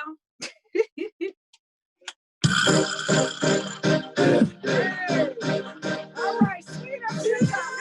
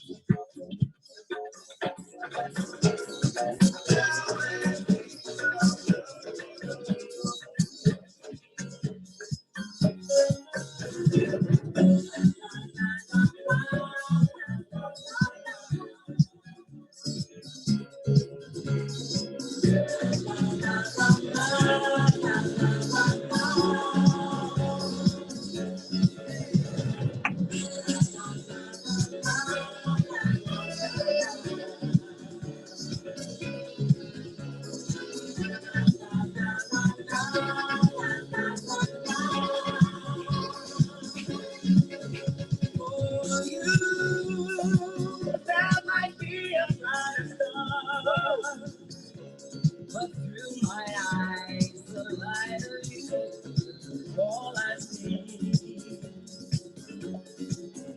For you, that might be another song, but all my heart can hear is your melody. Long ago, my heart without him and me informed me that no other love could do. But listen, did I not understanding? Fell in love with one who would break my heart in two.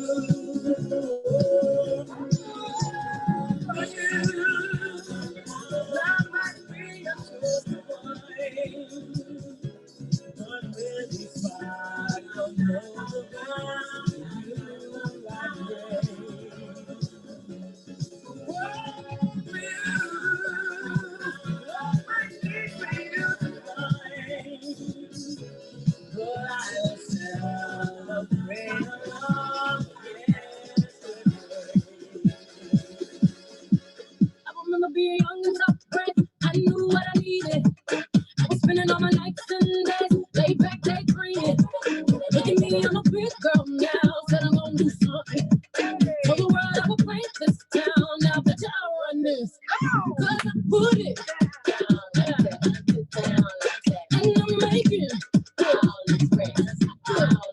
and I'm moving. When I do it, I'm grown. Whatever I want. I'm grown. Yeah. Do whatever I want.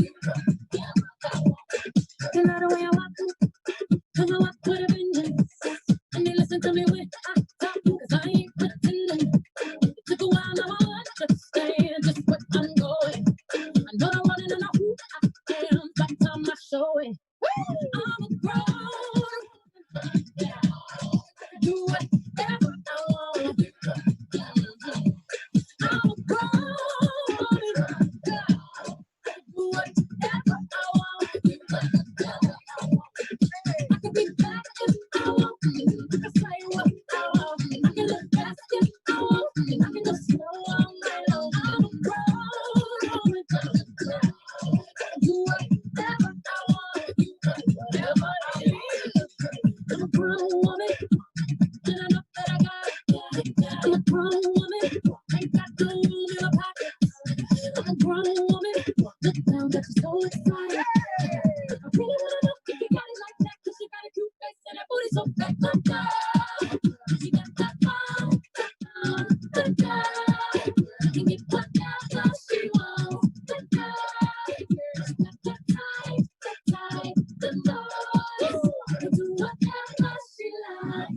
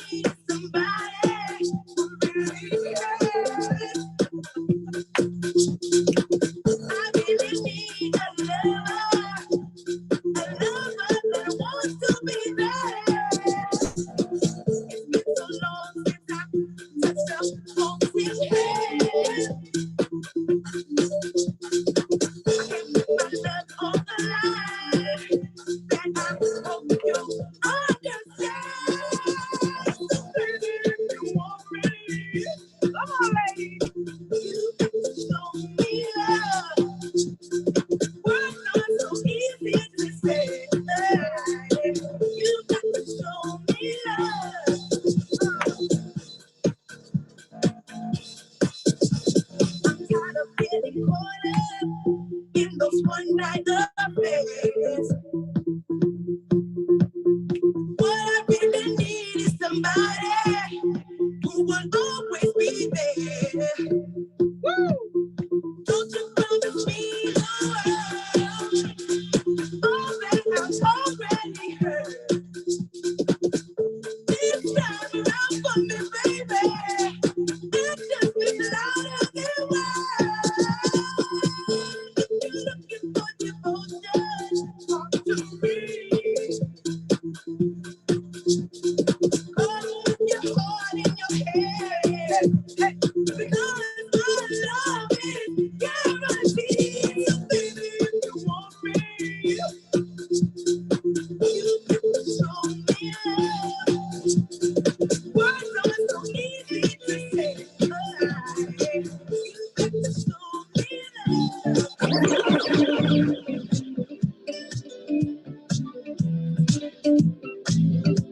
Hashtag Black Women Lead. Higher heights for America.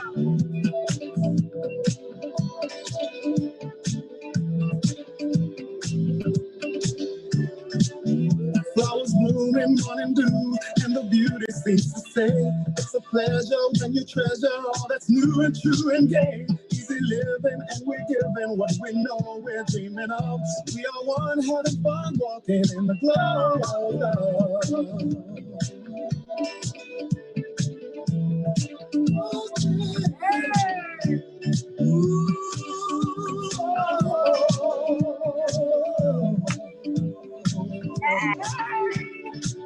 Smiling faces, going places, that's so wonder, it's so clear. Our fountain, climbing mountains as we hold each other near. Sipping wine, we try to find that special magic from above. In the glow of love. Hashtag Black Women Lead. Higher heights for America. I'll be back. Woo! MC Light. And let's just say, the Black woman that led the Democratic Convention in 2016, great conversation. They were spilling a little tea. You see my cup. And for those who may not remember, MC Light actually DJ'd the opening party in Philadelphia at the 2016 Democratic Convention, and my feet were killing me. And she is killing. So now all of us are dancing in a chair, so your feet shouldn't be killing you. And if y'all didn't see, did you see that Star Jones with her setup? So we didn't say this before. We want to know where you are watching from. So go into the feed and say what city, state, and because we are all still practicing social distancing, what part of your house? So I'm in my office, same place I normally am on a Zoom. So next, songwriter, artist, singer, St. Louis born, New York based Lisa Ramy has a message and a song for us.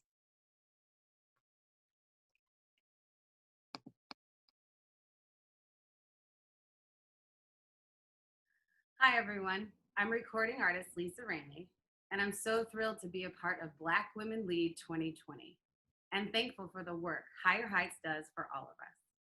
Deeply empowered by the Black Lives Matter movement and inspired by the life of Miss Fannie Lou Hamer, I was actively involved as a political surrogate for Senator Harris's primary campaign in 2019.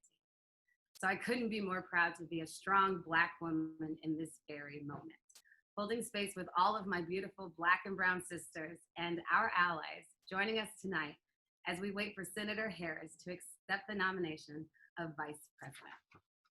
Our 2 steps forward in the fight for equality sometimes feels like 1 step back, but we must keep going, show up and support each other, because as Miss Hamer once said, there is one thing you have got to learn about our movement. 3 people are better than no people. Let's all find 2 other people. Find a friend who is not registered to vote. Find a friend who is a disenfranchised voter. Find that friend with a car who can drive all y'all friends to the polls on November 3rd. And let's keep this movement going, because when Black women lead, get out of the way.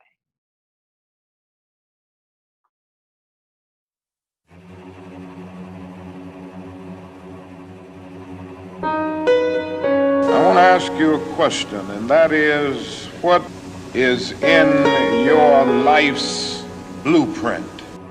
I wanna leave my footprint on the sands of time. Know there was something that I left behind. When I leave this world, I leave no regrets. Leave something to remember so they won't forget I was here. I lived, I loved, I was here. I did, I've done everything that I wanted, and it was more than I thought it would be.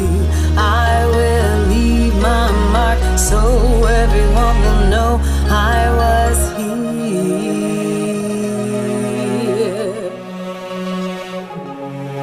I wanna say I lived each day until I died, and know that I meant something in somebody's life. The hearts I have touched will be the proof that I leave, that I made a difference, and this world will see I was here. Our country has waited too long. I lived, I loved, I was here. I did, I've done everything that I wanted, and it was more than I thought it would be. I will leave my mark so everyone will know I was here. I lived, I loved, I was here. I did, I've done everything that I wanted, it was more than I thought it would be. I will leave my mark so everyone will know I was here. I just want them to know that I gave my all, did my best, brought someone some happiness, let this world a little better just because I was here. One day we won't have all of this to do.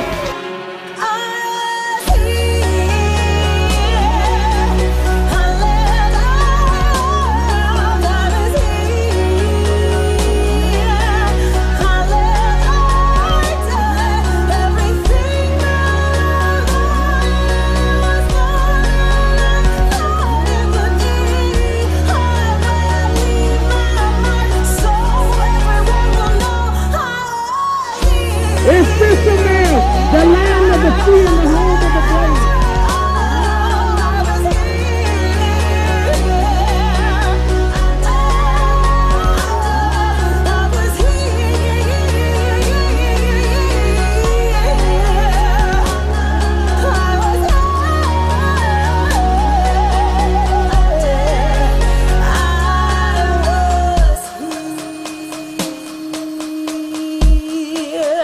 To continue the long march of those who came before us, a march for a more just, more equal, more free, more caring, and more prosperous America.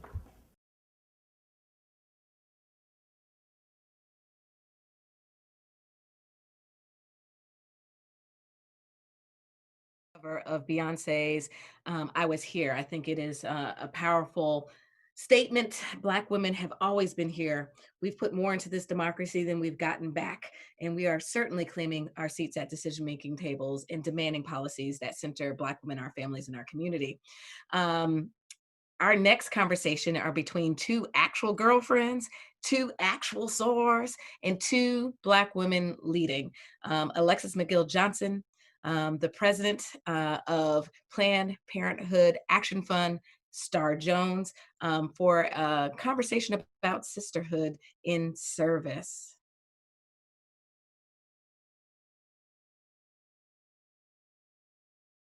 Hey, Soror. Hey, Soror. What's going on? Kiwi girl. Oh my gosh. Any news? You heard any news this week? Well, I mean, unless you've been hiding under a rock, it is so wonderful that our sister soror is going to be the next vice president of the United States. You know how we feel. We put it right out there for the universe to just embrace it. Gonna be the next vice president and will be on the road to be the next Democratic nominee for president. Absolutely. You know, and it's so interesting what this means for Black women. I've heard constantly that this is sort of an honor of the ancestors. If we think about just the women who paved the way to get Senator Kamala Harris to this, and she was so eloquent when she talked about it, you know, from Sojourner Truth to Harriet Tubman to Fannie Lou Hamer to our Soror Coretta Scott King to Shirley Chisholm, the great United States representative who paved that path first. These are the women whose shoulders that Senator Harris stand on. And I'm just so proud as an AKA, as you can see, pink everything. I think I've been in pink since the moment they announced it, to add her name to the list of those amazing women. I mean, and she was already a part of those amazing women in that legacy, right? I mean, she's always been a leader who has been incredibly passionate about racial justice, about reproductive justice, around making sure our democracy is functioning, you know. And you think about not just the passion that she brings, but just the raw intellect and the spine, right? Remember when she was taking down Supreme Court Justice Kavanaugh in those hearings? Oh, yes, girl, it was almost like watching one of my episodes of Law and Order, because you literally saw a prosecutor show what they can do. And which always, you know, she and I have that so much in common, because we started our careers as young prosecutors. And we used to always say, no, we started our careers as public servants who worked in the criminal justice system. And it was actually working in. So watching her question Brett Kavanaugh, watching her question Barr, watching her question anybody is a sight to behold, girl. Anybody. No, that's so right. And I think it's that skill set that is going to serve her well. It's going to serve her well if they do if she debates at all with Pence, if he even deigns to get on stage with her. Right. If his wife lets him, because remember, he doesn't go places without his wife if he's got to be with a woman. So that's going to be kind of interesting. That is going to be quite interesting. Luckily, it'll probably be socially distanced, right? It'll probably be socially distanced. Zoom, so you can sit next to him at home. So I'm curious about with you, Alexis, because as the leader, one of the leaders in reproductive rights and women's health, having a woman who has Senator Harris's sensibilities, sensitivities, and cultural competence has to be something that you're looking forward to.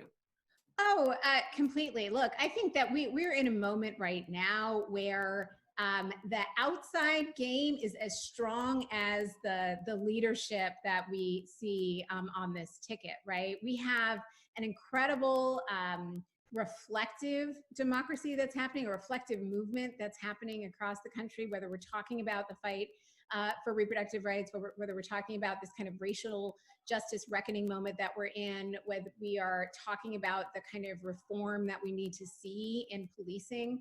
And quite frankly, we are also in a pandemic where COVID has completely laid bare all of the disparities that we've seen across race lines. And so, to have somebody like Senator Harris step in to be to be a voice and give voice to that. So it's like the skill set to prosecute the moment is going to be really important, but we also need to really do is elevate and give voice to the moment. And so I'm incredibly excited. I know, in the conversations that I've had with her on, the reproductive Rights Act that she put forth, which essentially looks like the VRA, modeled after the VRA and pre-clearance around protecting access to Roe.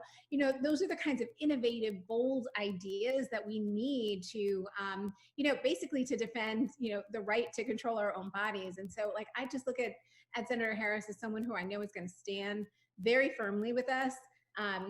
and she's going to stand and continue to learn and listen and evolve on so many issues. And so, you know, it's going to be fierce. Yeah, and as I started to think it through, I just thought, you know, the village that she brings. So she brings the wealth of knowledge. Obviously, she brings the executive acumen. As I was looking at just her record, I realized she's literally led in a statewide election, having held office in a statewide election for 12 years. So first, obviously, as the Attorney General for the state of California, and then now as Senator in the United States Senate. Before then, obviously, as District Attorney of San Francisco, having been the AG, she ran literally the second largest Justice Department in the United States, only behind the actual Department of Justice in Washington. So you just think about just the wealth of executive acumen, somebody who's had to make the really tough decisions, but has been able to stand steadfast in those decisions, to actually direct large staffs, to control large amounts of money and budget. This is not going to be foreign to our sister. This is something that she knows how to do and knows how to do it very, very well. Absolutely. And, you know, and to the earlier point, that she also has an incredible community and movement community with her, who is willing to engage with her and meet with her in so many ways. You know, I know there was a lot of conversation in the lead up to, you know, in our own kind of beep stakes conversations that we were having. I would love to hear from you as someone who is sitting at the center in the, you know, in a small group of Black women who are really organizing and strategizing around why it was so critical for the vice president to pick a Black woman as vice president. So like vice president, future vice president. What can you talk a little bit about what that process was like, and can you give us a little bit insight into you know, into some of the critical questions and moments that you guys were having? You know, it's very interesting that you asked that, because as you might expect, I went about it very methodically. So this conversation, I've been obviously a Kamala Harris stan from day one, from absolutely day one.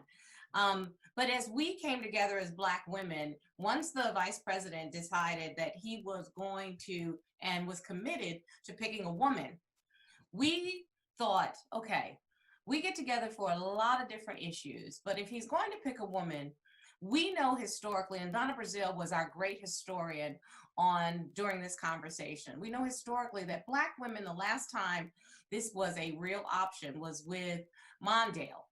And when Mondale was selecting a vice presidential running mate, Black women's names were not even a part of the conversation. Mm-hmm. And so Donna, who was working very intimately during that time, remembered some of the comments that some of the US representatives, so you think about Patricia Harris, the brilliant Patricia Harris was there during that time. Barbara Jordan was there during that time. Shirley Chisholm was there during that time, but their names were never even mentioned. Yeah. So when we came together, we said, you know what, we're not going to be erased this time, especially given what Black women have already brought to the table. So we wanted to first make the argument that this should be a pick based on credentials and not cosmetics, as some rude person actually wrote about, quote, a Black pick would be for cosmetics. No, it would not. It would be based in credentials. So we were first looking at what credentials, and then that really opened the floodgates, because as you are aware, Alexis, so many Black women leaders were on the list that Vice President Biden had on his list. Yeah. And we didn't even have to supply you with a name, okay? He already knew just the amazing sisters that were a part of the leadership in the United States that could have stepped in. So then what we looked at is, what are going to be the things that the next administration is going to have to deal with? Mm-hmm. And I know it sounds nerdy, but I put together a list of 20 areas, everything from poverty to intergovernmental administration, to executive acumen, to criminal justice, to education, to economic recovery, to the COVID aftermath. And so there were literally 20 categories. And then we went through who of the names that were being mentioned checked all the boxes. And I can tell you, if you put yourself through that exercise, Senator Kamala Harris comes out on top in every single time you go through the exercise. And so this was a logical, practical, experienced position to go in and make that argument. The second thing is when we wanted to look at, with Black women, what we bring with us. Yes, To that's the right. table for an election. So again, we went back to our historians, Mignon Moore and Leah Daughtry. Leah's acumen as, you know, the former head of the Democratic Convention twice, she was CEO, having her there to talk about what the electoral college map looked like, how we could make certain states competitive again, how it would be important in those swing states to bring out the African-American community, especially in a COVID environment. So I don't want anybody to think that this was we just want a Black woman. No, it was not. It was absolutely, we want the very best candidate, and the very best candidate is a Black woman. And that's what we brought to the table. I think that's absolutely right. I mean, that's what we saw. And we know that we're going to have to do a lot of work to make sure that she is supported and that the ticket is supported in ways against so many of the, you know, we already know how racial bias operates in media. We know how gender bias operates in the media. And the fact is, we have not had a Black woman in recent times engaging in the kind of media that we have now, right? When Shirley Chisholm was running, there was no Twitter, there was no Facebook, there was no TikTok, there was none of all of that clownery, you know, that exists in the ways in which they use and weaponize these platforms in order to take people down. And so knowing how powerful we are as a Black community on these various medium, and knowing the kind of alignment that we have around important ways to push back, because we know all the tropes, because we've been through all of them, regardless of if we were running for office or whether or not we were just, you know, working our way up a corporate ladder or at a law firm or as a DA or running a nonprofit, right? We know when someone says, and someone said this yesterday on TV, they said, you know, she's smart, but she's also aggressive and articulate. I said, You know that makes the hairs on the back of my neck stand up. This woman who has achieved at every level. Yes. Why would it be a surprise to you that she would be articulate? That's just like a baseline, right? I mean, the fact that she was actually a prosecutor, an attorney general, and a senator, and she's, you know, essentially, you know, on the judiciary community, judiciary committee, talking to Brett Kavanaugh, you know, laying out arguments, right? These are ways in which, you know, of course, we have to be able to string two sentences together. You think? Being articulate is literally the foundation of which you build upon. It is not something that you need to compliment someone of her accomplishments at this point. I'm just also struck, because it's something that you just said, Sora, that really is impressive to me. We're going to have to surround her, not just from just the negativity, but with some positivity. And that's what I think is really important right now. You know, the sorors are all in, no question whatsoever. Alpha Kappa Alpha has all of the sorors in pink and in green, and it will be that way through Election Day. But the cool part about it is, I have spoken to my sisters from every single other sorority and all the members of the Divine Nine, and everybody is about embracing this nominee, embracing this pick, saying to themselves, this is our sister and we got her back. This is who we're going to surround with love and support, and we're going to push back if you come after her, because if you come after her, you come after us. And this is the village that she is going to bring to the table. That's right. I mean, that you said it. We got her back, and come for one, come for all, because we will be right there. And I think that is exactly what this moment calls for. We are in a moment where our communities are literally being devastated. Yes. Devastated by COVID, devastated by the economy, told that our bodies are essential and that we must show up to work, and yet we're not allowed to control our bodies in all other kinds of ways. we know if we don't do this and we don't do this right and show up and show out the way we do, it's going to be a long winter. It is really important for everybody to know just how important this election is. This election is literally the election of our lifetime. It will determine what our court system looks like across the board, and not just the Supreme Court, but the district courts and the appellate courts. These are the things that impact on generations. And so voting, I should say not voting is not an option. Not an option. Not an option. It's everything. It's the economy. It's our healthcare. It is all of these reckonings that we are amid, and we're going to show up and we're going to do it. We're going to take good trouble, just like Congressman John Lewis told us to do, and we're going to make sure we show up and support her in the name of all of the extraordinary women who have been fighting at every turn. I'm so happy I got a chance to talk to you, Ski-Wee Sora. Ski-Wee Sora. I will meet you on the battleground, girlfriend. I will see you. I stand here now without endorsements from many big-name politicians or celebrities or any other kind of prop. I do not intend to offer to you the tired and glib cliches which for too long have been accepted part of our political life. I am the candidate of the people of America. The vision of Higher Heights is truly part of what should be the vision of who we are and can be as a country. It is an organization that is giving encouragement, giving support, giving a welcome, a big welcome to Black women to be actively involved, knowing that when you take the first step, Higher Heights will be there to stand with you each step along the way. I had no political network. I had never run for office. I had no money and really had a lot of questions. Higher Heights was just the organization I was looking for. Literally, how do you run for Congress? It's something that has not been taught, but there definitely is a strategy. There's a pathway that is clearly laid out if you're privy to that information.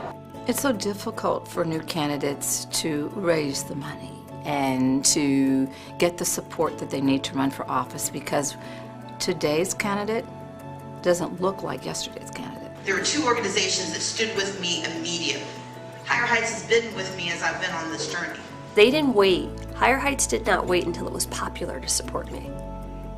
They, very early on, we need to support you now, and we need to help you be better and help you stand tall and give you the resources and the information that you need in order to make this happen. Black Women Lead isn't just a hashtag, it's a truth. Right. And it's a truth that sometimes even our allies forget. Let's just be honest. So many times we are not asked to run. We are not invited to these tables. For a long time, Black women have been leading from the back, and for the first time, we're seeing them shining in the political arena. We are candidates who have offered messages that are deeply resonant, stories that are transcendent, and that people relate to and connect to and with and about. We need people in our state legislatures and in Washington that have lived the very experiences that people are crying about and suffering under in their own communities. I get really annoyed when people talk about empowerment because we are already internally empowered. We just need people to step out of the way so that we can step into our power. We are not a fad. We are here to stay, and we are here to say, not because we're trendy, but because we're damn good. So many times in my life and in my career, I've been told that it can't be done, that nobody like me has done it before. They accused me of operating with a sense of entitlement. That people aren't ready. People told me when I first entered this race, your community doesn't vote anyway. They said that this was all about identity politics. Or they say, well, wait your turn, and I just don't listen. Don't ever let anybody tell you what you can't do. And that's what makes groups like Higher Heights so special. This network of Black women around the country, pooling together resources to uplift our own and send more Black women to Congress. is so powerful. Because their investment, their resourcing, their amplifying, their platforms, their Twitter town halls, all of these things that they do get us one step closer to being the beneficiaries of that change that is afoot and being leaders in that change. Representation matters, and Higher Heights for America lifts up our voices, spotlights our candidacies, and helps us raise these critical resources so that we can win.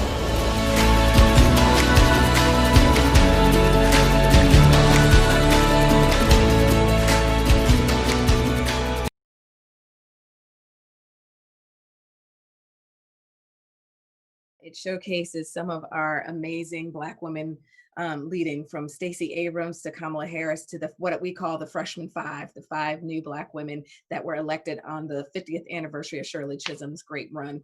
And so if you're watching this, we want to know, are you running for office? Let us know. You thinking about running for office? I know that Cynthia Wallace from North Carolina, who's running for Congress, Nakima Williams running for Congress in Georgia. I think Tashura Jones, the city treasurer of St. Louis, is watching. There are Black women leading all across this country, and we want to know about you. So hype up yourself tonight and let us know if you're running or if you're just thinking about running.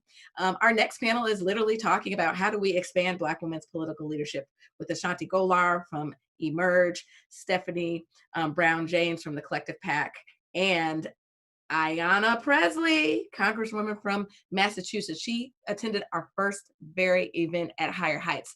It was our first event we ever did. It was with BET, with Janine Liburd, Deborah Lee, Sonia Lockett, who helped us coordinate an activity, a brunch, on the 50th anniversary of Shirley Chisholm running for, was it 50th anniversary running for 45th anniversary of Chisholm running for president. It was the 2012 Democratic Convention, and BET has been with us from the very beginning. We are so happy that they have partnered with us tonight to bring this conversation. And we cold called Ayanna Presley, and she came to that event, and we're so, so proud of her leadership. So take a listen.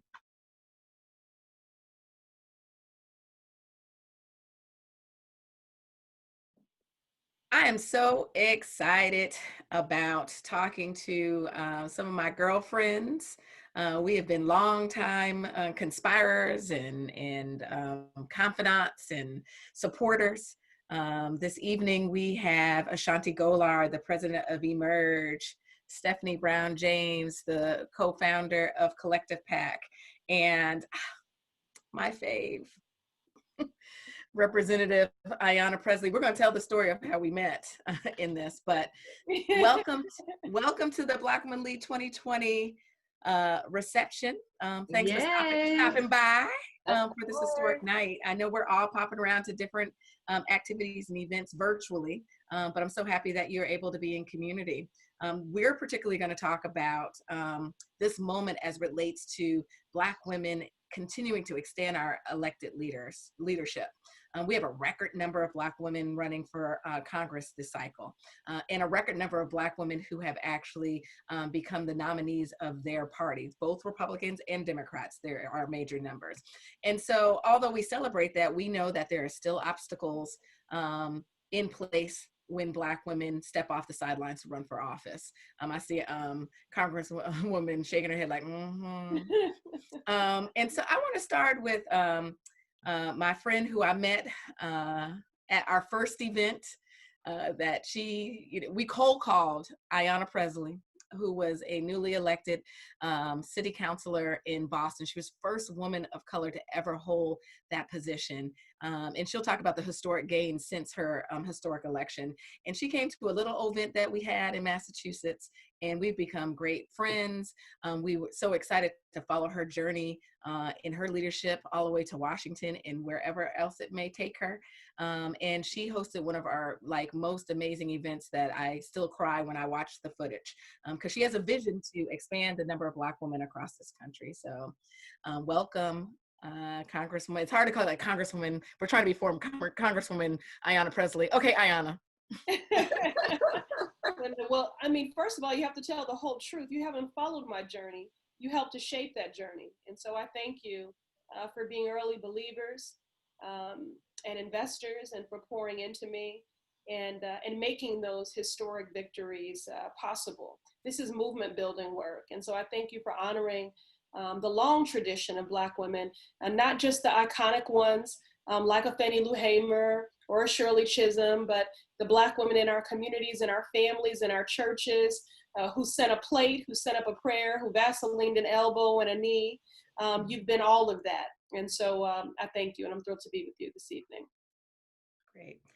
So tell a little bit about, this is, you're 2 years in. You ran one of those races that everybody was watching. I was there for that night that you won your primary. When we kept going, like if you had to we won, I was right along with you in the big room. So what has this journey been to get to this night, and how do you feel about this night? Because I know Shirley Chisholm, we talk about Shirley Chisholm all the time. They can't see your full print, but she's right over your shoulder. Yeah, she's right over my shoulders. She's over my shoulder. Yeah, she's right over my shoulder and my heart. And, I grew up in a household where my mother did not read me traditional bedtime stories. She read me the speeches of Shirley Chisholm and Barbara Jordan. And so it is a very full circle that the office Longworth 1108 that I now occupy in the house used to be her office. So, all types of good mojo. We're bringing Shirley into the room. But, when you think about, I'm so looking forward to this evening and hearing from the senator. And, I've been participating in a number of events, as have all of you, on the centennial of the 19th Amendment.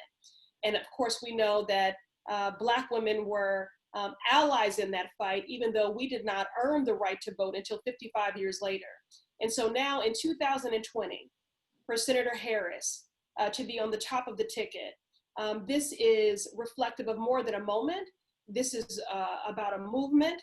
And frankly, if we can take an honest look at our history, Black women have been the most reliable voting constituency for the Democratic Party for decades.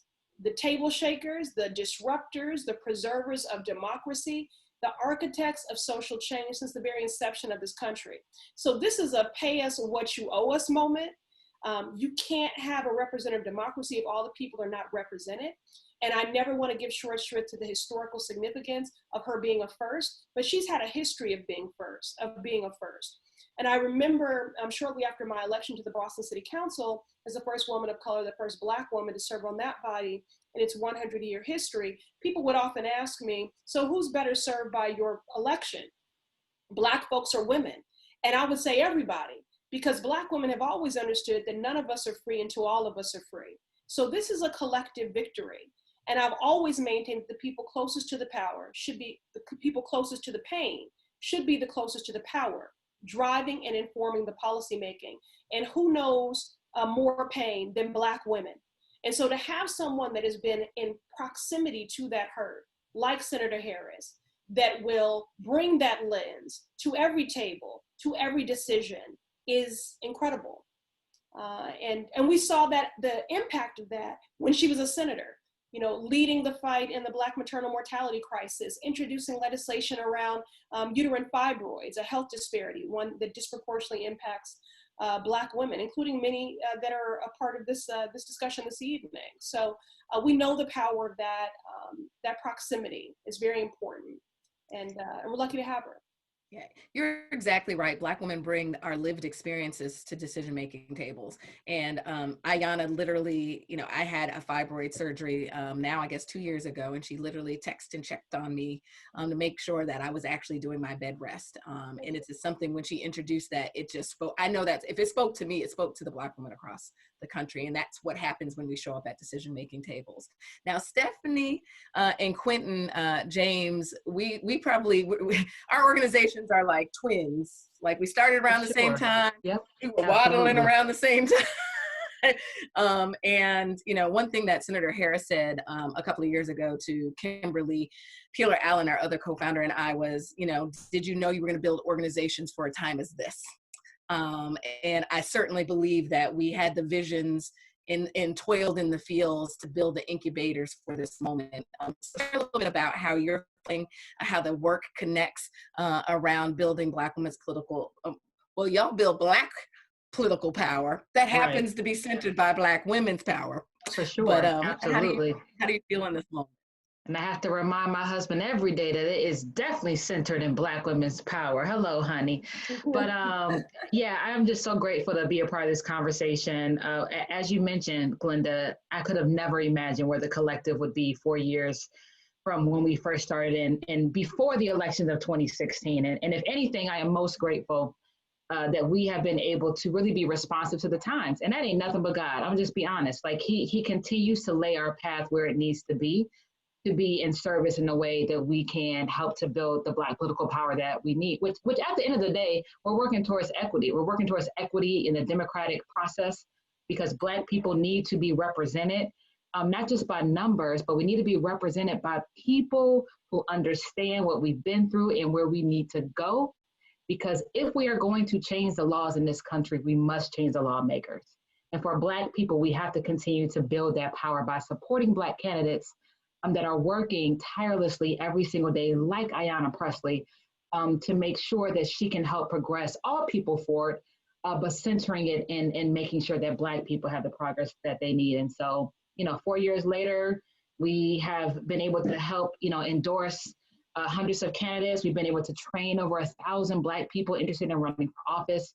We've raised over $12 million to make sure that we can help build that Black political power. And just this year, we've endorsed 75 Black women on the local, state, and federal level to win their races in November. And so I am excited about the work ahead and to continue to partner with you all on this journey too. Great.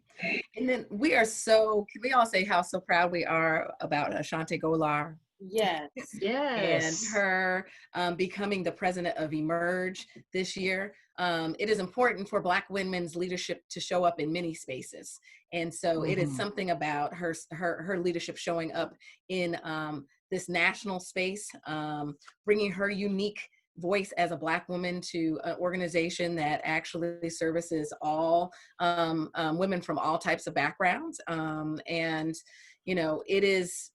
her leadership was built for a time as this, as we work to center Black women's leadership in a variety of spaces. And so Ashanti, thanks for stopping by and share a little bit about, Emerge. Emerge is, a premier training program. And so for us, it's about how do we ensure that we're training Black women to run for local offices. We always spend a lot of time talk about the kind of the shiny national platform, but like how do we really train Black women to step into their power on the very local level? Yeah, so excited to be in community with y'all tonight to hear from Senator Harris. And when I think about her, she literally is the story of Emerge. Our founders helped with her first DA race. And they were so inspired by her that they wanted to create an organization to literally help build more Kamalas. They wanted to see more women in office. And when we look at her path from being a local DA to Attorney General, to being in the Senate, to now being the vice presidential nominee, that is what we want to see. We just don't want to see women at the local level. We want to see them rise, just like we saw Congresswoman Pressley rise. But Congresswoman Pressley, Senator Harris, they just don't get there and say, all right, I'm good. They lift as they climb. And that's what we saw with Kamala too. She brought so many women to the Emerge program. So many of our Black women, Indian women are inspired by her leadership.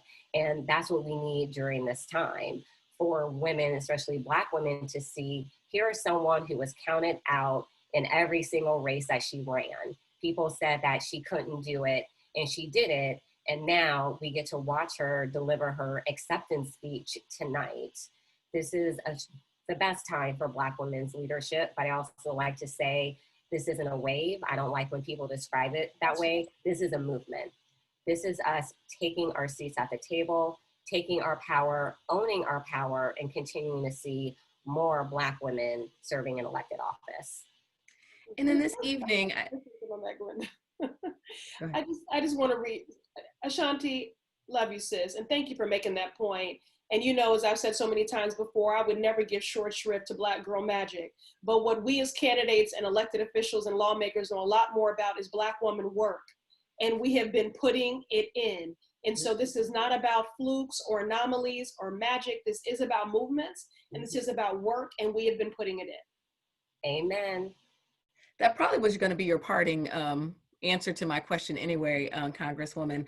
I was going to say, if for the thousands of Black women watching this tonight who are going to be so filled up with emotions and ready to take action, doubting their own leadership. Like this is, you know, this panel is talking about elected leadership, but this evening is about Black women's collective political leadership. And that can be my best friend who is making sure her whole crew is ready to vote, to those who are, you know, activists and protesters and policymakers to elected leaders. What is your advice to all three of you? We'll go from the Congresswoman first because she might have to pop.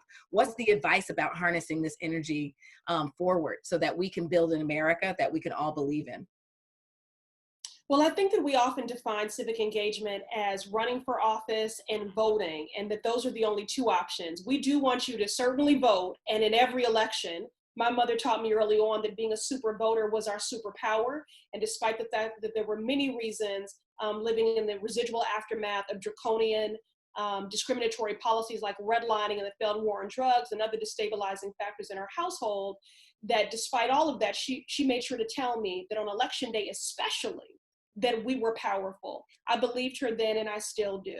And so of course we want you to consider running for office because we need your lived experience. We need people who have been in proximity at the policy and decision-making tables. But I also want to say that I believe that Black lives matter and Black power matters and Black representation matters. And I believe that Black staffers matter.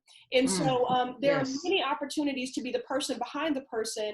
I did that for 4 years working for a member of the House, and then 11 years working for a member of the United States Senate. And that is also very rewarding and very meaningful. And then I have to give it up again to the table shakers, to the activists, to the prayer warriors, to the agitators, to the artists, to the creatives. We all have a role to play in the movement. And then I'll close here and say that we find ourselves in a moment of national reckoning.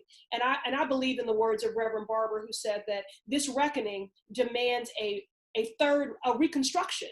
And so we need all of you to cast a ballot, to be community builders, and to play an active role in this shaping of a new society that will center equity and justice.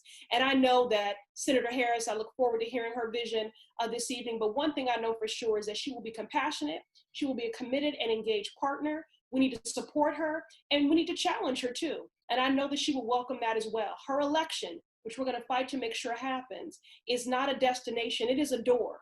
So we're gonna have to continue to build community, continue to build power, because we don't just do that for an election cycle.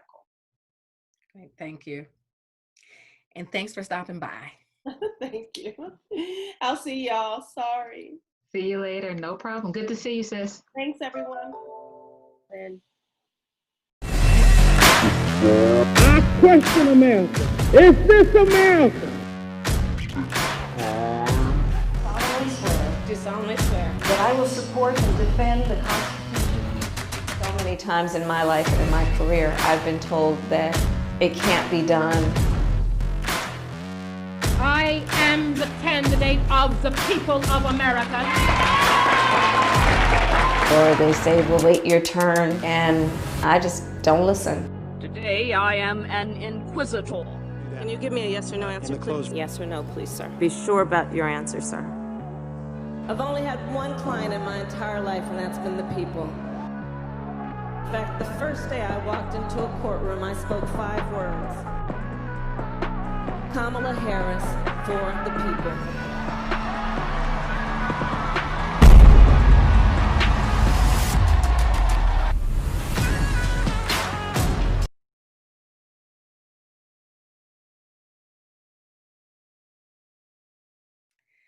Thank you for joining hashtag Black Women Lead 2020 pre-party and conversation. It's about time for the gavel in for this special night We hope you will stay tuned. You can stay right here and be part of our watch party and participate live. If you jump off, come back at 11 o'clock for the hashtag Black Women Lead Spin Room hosted by the SIP. Use the hashtag tonight, hashtag Black Women Lead 2020 and hashtag Win with Black Women. We need to rise up and have our voices heard in this important evening. And we are at the end, but we are going to get our dance on just one more time. So thank you to all of the Higher Heights members. May you be longstanding or just joining. And if you're interested in learning more about Higher Heights, go to our website, higherheightsforamerica.org. I've done a wardrobe change for the evening, and I know many of you are wondering where the shirts came from. Go to that website. Thank you to our partners. BET always shows up. So thank you, BET and BET Her. Thank you to our partners at The Collective, at Black Pac, National Action Network, NAACP, Emerge, and all of those who, Sister Lead, Sisters Vote, and all of our partners who showed up to make this possible. So let's get our last dance on with MC Light.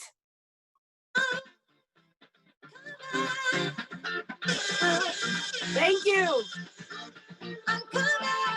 It's been my pleasure to be here with you tonight. I love what Kamala said last. Kamala Harris for the people. Biden, here we go. Hey.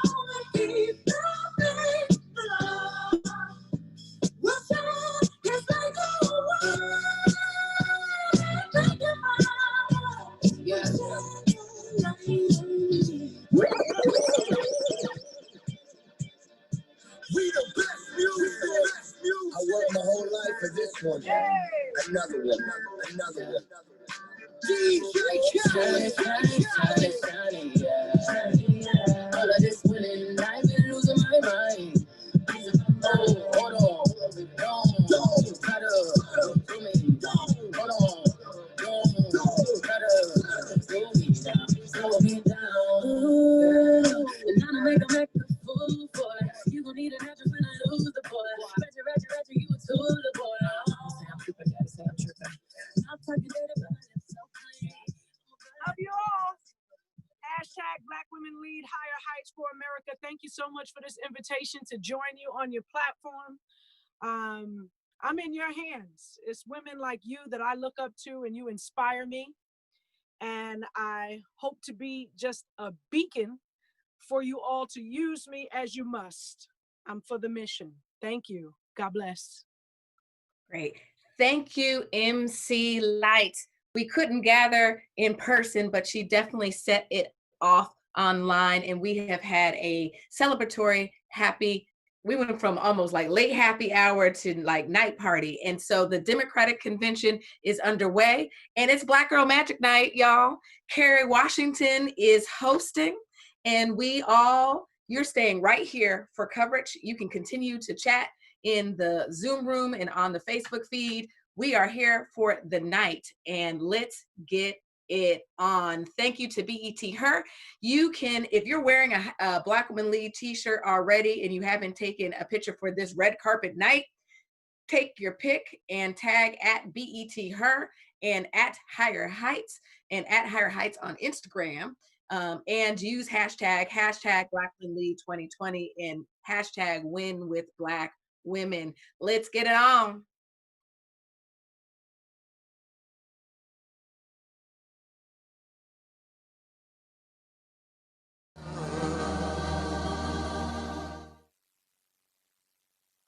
And now, mother and activist, Deandra Dykes. In a split second, a stray bullet shattered my family's life. My son DeAndre was only 13 years old. He was recognized as a gifted and talented student. His possibilities were endless. He was dancing at a birthday party when he was shot in the back left side of his head, shattering his skull. One shot changed our lives forever. Today, my Dre does not talk, he does not walk. I know he knows me by the smile he shows when I walk in his room, but I'm unsure if he knows a gunshot has changed his life. Since March, I've only been able to see my son 3 times, but I can't touch or hug him due to COVID-19. People tell me that I'm lucky. I tell them we are blessed. I remind them that my son is in a wheelchair and unable to feed himself. I don't think DeAndre feels lucky when he has to be bathed from head to toe or gets injections for muscle contractions. I am in a space of gratitude. Yes, I can touch DeAndre, I can hold his hand, but the child that I birthed is not able to live his dreams. And that hurts. Every day we're reminded that he may never be the same. We are not alone. In every town across America, there are families who know what a bullet can do. That's why I'm a mom who volunteers to stop this. President Trump, he doesn't care. He didn't care about the victims after Parkland, Las Vegas, or El Paso. I want a president who cares about our pain and grief. A president who will take on the gun lobby to ban assault weapons and close the loopholes to keep guns out of the hands of criminals. Joe Biden has taken on the NRA twice and won, and he will do it again as president. I've looked in the eyes of too many parents, and I mean literally scores of them, who've lost their children to gun violence. And looked in the eyes of brave young people who survived school shootings. And I made each of them a promise.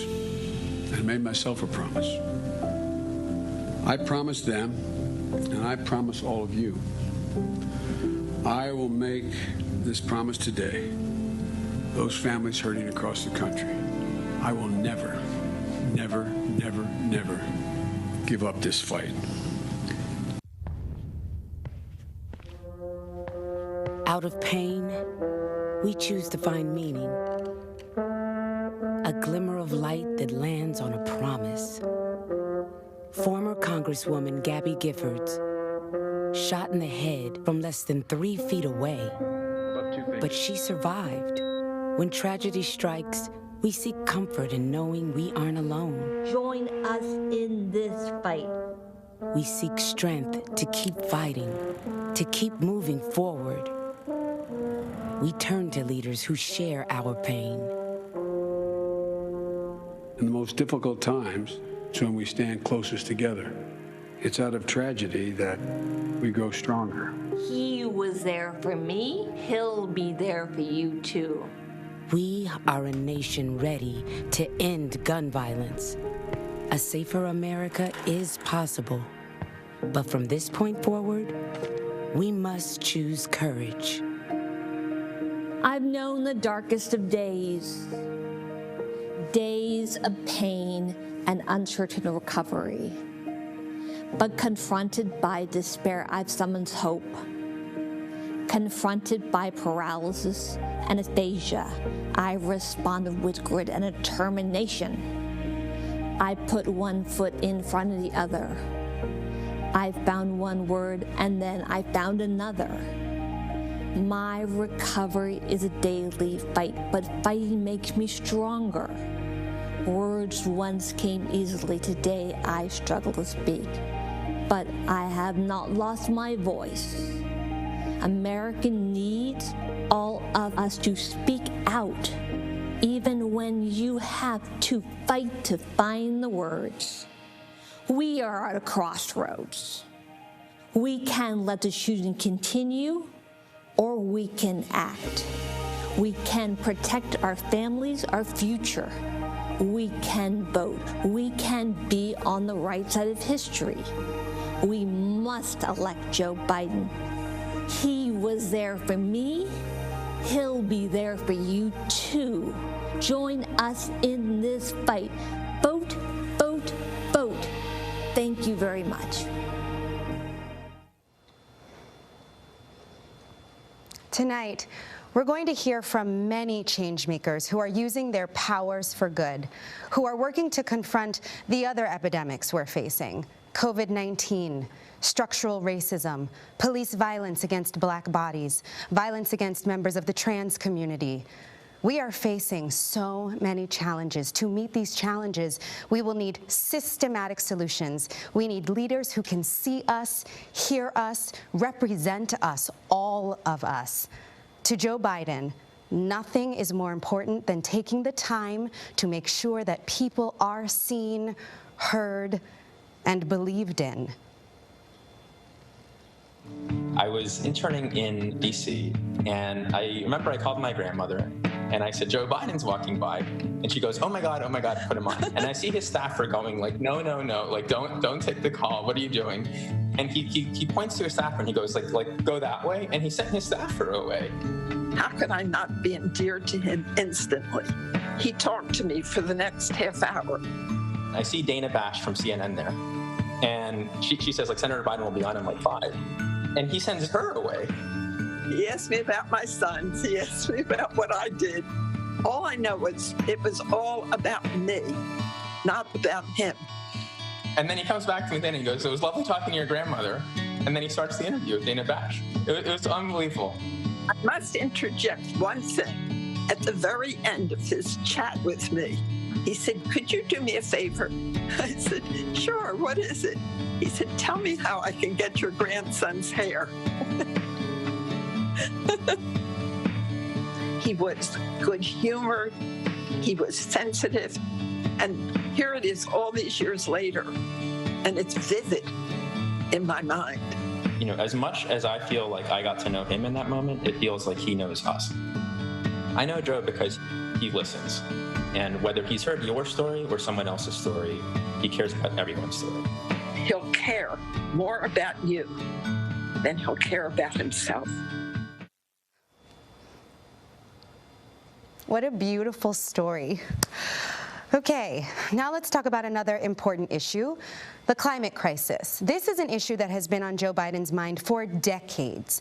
In 1986, while working as a senator, Joe Biden introduced one of the first climate bills in Congress, and he's continued to listen to and work with climate advocates and activists, putting forward a plan to address climate change and create a clean energy economy.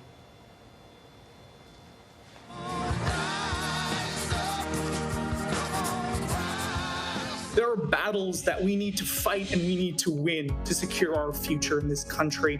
But there's one issue that is an existential threat to all of us, and that is climate change. The climate crisis is here, and we must act. It is the most pressing issue of our time, and it deserves to be treated as such.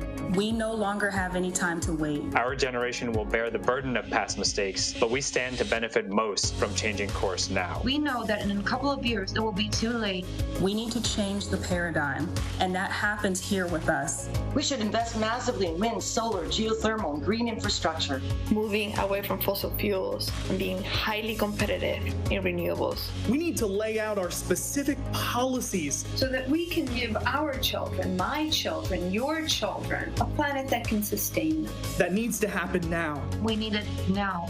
The moment demands it. We can afford nothing less.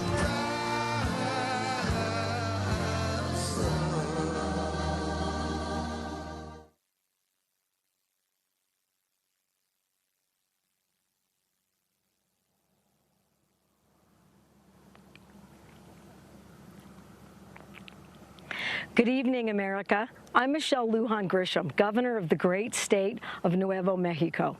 I'm proud of my home state every single day, especially how we have punched above our weight in our successful response to COVID-19. I'm proud of New Mexicans from Taos to Truth or Consequences who have stepped up and sacrificed in so many incredible ways this past half year. And I'm proud how we embrace our multicultural identity as our greatest strength. And I'm proud that New Mexico has shown what climate leadership looks like. While the Trump administration has been eliminating environmental protections, we've expanded them. While they've been rolling back regulations on oil and gas, we've taken on polluters and held them accountable. We've committed to a renewable energy future with exciting and fulfilling careers for workers all across our beautiful state, including right here in the heart of northern New Mexico. We're laying a roadmap here for what America can and should look like in the 21st century. An America where we lead again, where we build safer, cleaner, and more affordable cities and communities, where we provide meaningful opportunities for workers and families to thrive and build better lives. As president, Joe Biden will rejoin the International Climate Agreement, and the United States will once again lead on this critical issue. At home, he'll invest in energy workers, and he will deliver for working families across the U.S., helping them build meaningful careers while accelerating our nation and world into a clean, green 21st century and well beyond. We know time is running out to save our planet. We have the chance this November to end two existential crises: the Trump presidency and the environmental annihilation he represents. We have the chance this November to attack the climate crisis, invest in green 21st century jobs, and embrace the clean energy revolution our country, our young people are crying out for, and the leadership the rest of the world is waiting for. The choice is clear. The choice is Joe Biden. Thank you, America. Hard work, rising to a challenge, the American way. Going to the moon was all three. The Eagle has landed. Many astronauts returned home and reported a shift in their awareness. The view they saw of Earth from space was profound. The world looked beautiful, tiny, fragile. Our atmosphere is all that separates us from oblivion. We now call what they experienced the overview effect. Here in Detroit, our communities for such a long time have faced the burden of pollution. And I think addressing climate change gives us an opportunity to correct some of those wrongs and to also invest in our vulnerable communities.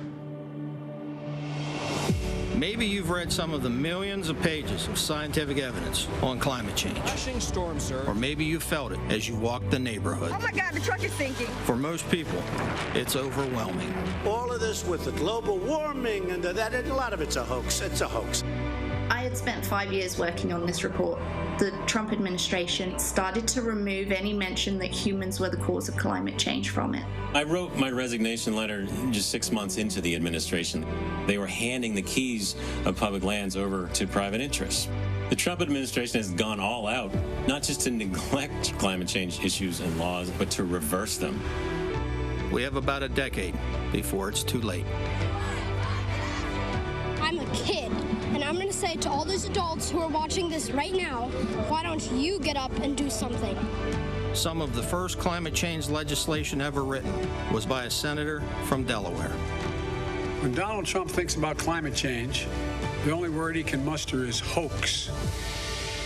America faces a challenge, but if we face it together, we will rise to the occasion and build back better. When I think about climate change, the word I think of is jobs. That's Joe's plan. Create millions of new good-paying jobs, many of them union, like mine. Invest in critical infrastructure. Upgrade millions of buildings. Invest in micro-mobility and precision agriculture. A clean energy future that achieves net zero emissions by 2050. Because we can't power the economies of the future without investing in the technologies of the future. I think what's really important about Joe Biden's plan is that 40% of the investment will go to vulnerable communities. We know how to do this. We'll do it again, but this time bigger and faster and smarter. Joe won't ignore the crisis. We're seeing what happens when we do that. He won't surrender to the fight. Joe's America will lead the world on clean energy. We'll lead on job creation. And America will lead the world again on climate.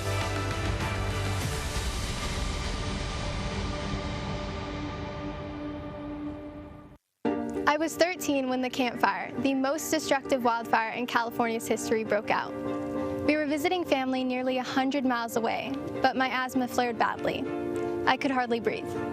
I'm Alexandra Villasenor, and I've been organizing young people around climate change since 2018. Climate change is impacting us now, and it's robbing my generation of a future.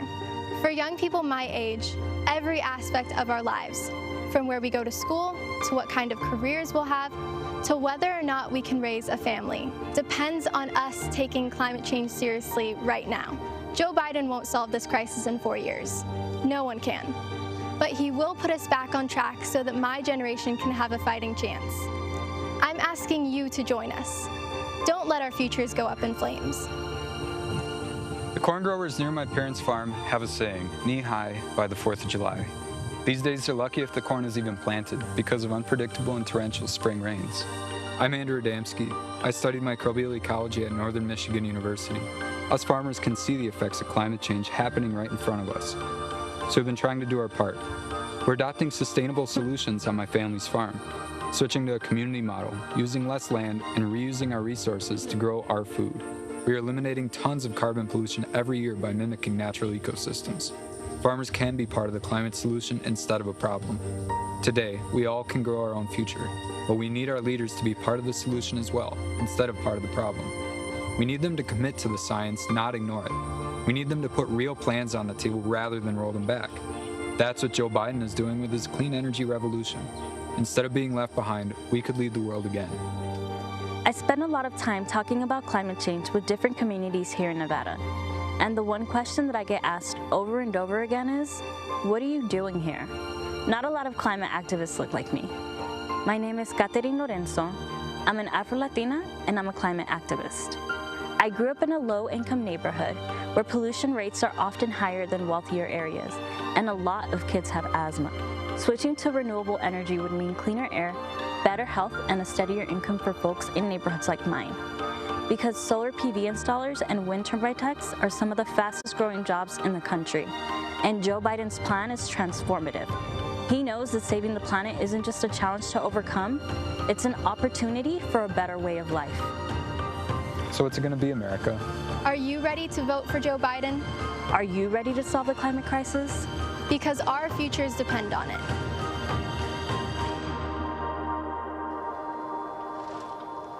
Like the folks we just heard from, next up is another activist and environmentalist, not to mention an immensely talented artist.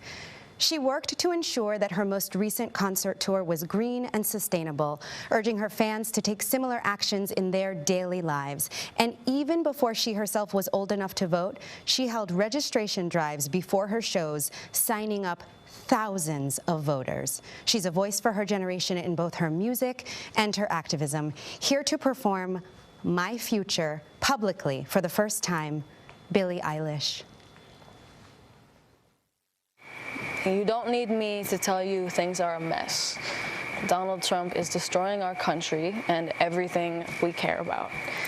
We need leaders who will solve problems like climate change and COVID, not deny them.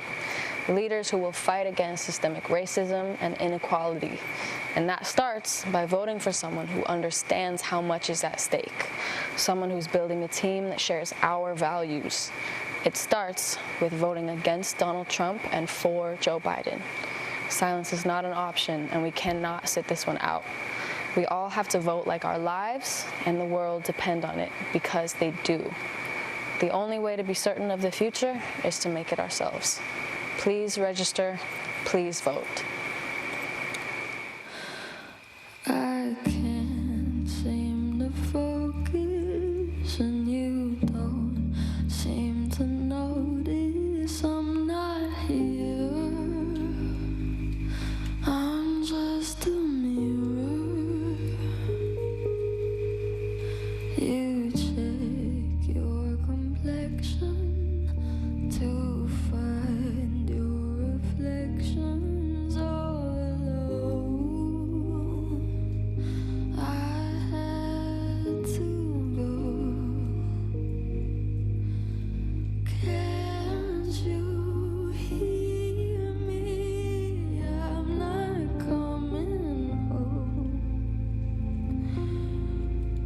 Do you understand? I've changed my plans, 'cause I'm in love with my future. Can't wait to meet her, and I'm in love, but not with anybody else. Just wanna get to know myself.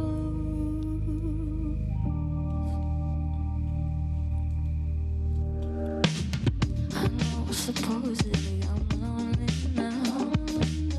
No, I'm supposed to be unhappy without someone.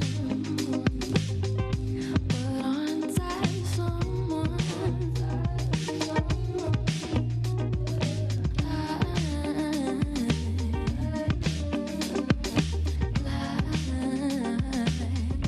To be your answer, 'cause you're so handsome.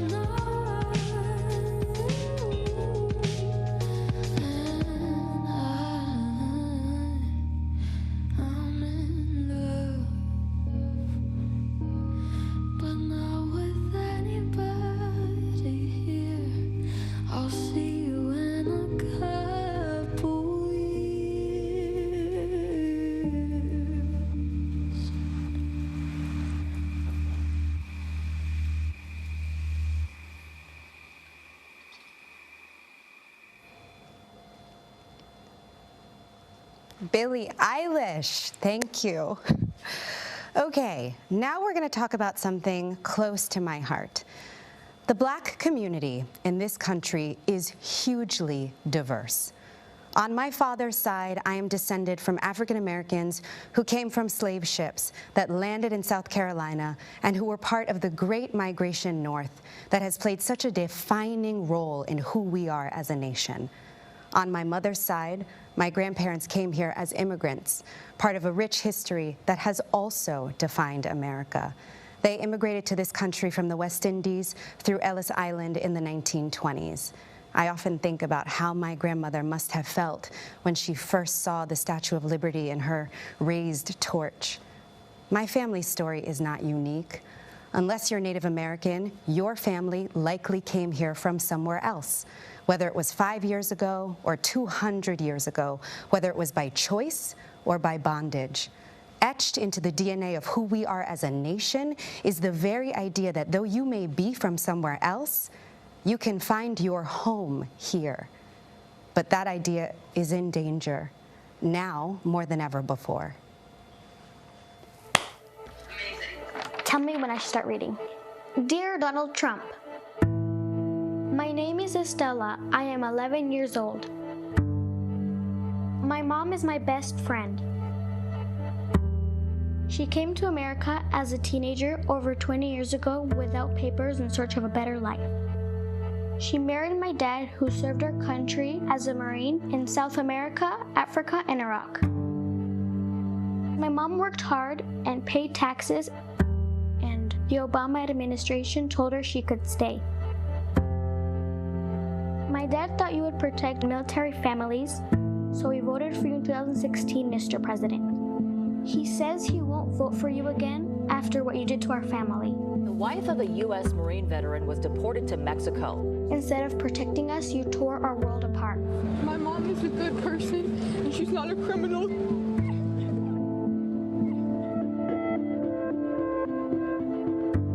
Now, my mom is gone, and she's been taken from us for no reason at all. Every day that passes, you deport more moms and dads and take them away from kids like me. We will begin moving them out day one. You separated thousands of children from their parents and you put them in cages. Some of those kids are now orphans because of you. These are people. I don't want them in our country. They're animals. Mr. President, my mom is the wife of a proud American Marine and a mother of 2 American children. We are American families. We need a president who will bring people together, not tear them apart. Sincerely, Estella. I'm Lucy Sanchez, and this is my mother, Sylvia, and sister, Jessica. We're like all families. We work hard to build a good life. I was born with spina bifida. That means my spinal cord didn't form as it should. And the doctors in my town said I wouldn't survive. They gave my mother no hope for my future. I'm a U.S. citizen, but my mother is undocumented. And I am a dreamer. Yo hice lo que cualquier madre haría para salvar la vida de su niña. My mother did what any mother would do to save her baby's life. Tomé a mi niña en brazos, viajamos a la frontera.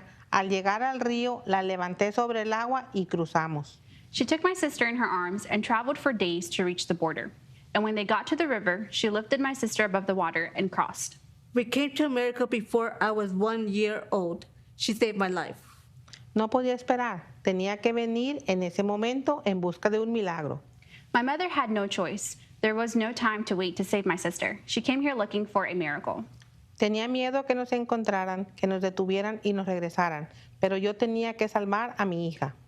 We were afraid they would find us and detain us, but she had to save her daughter. Our home is here.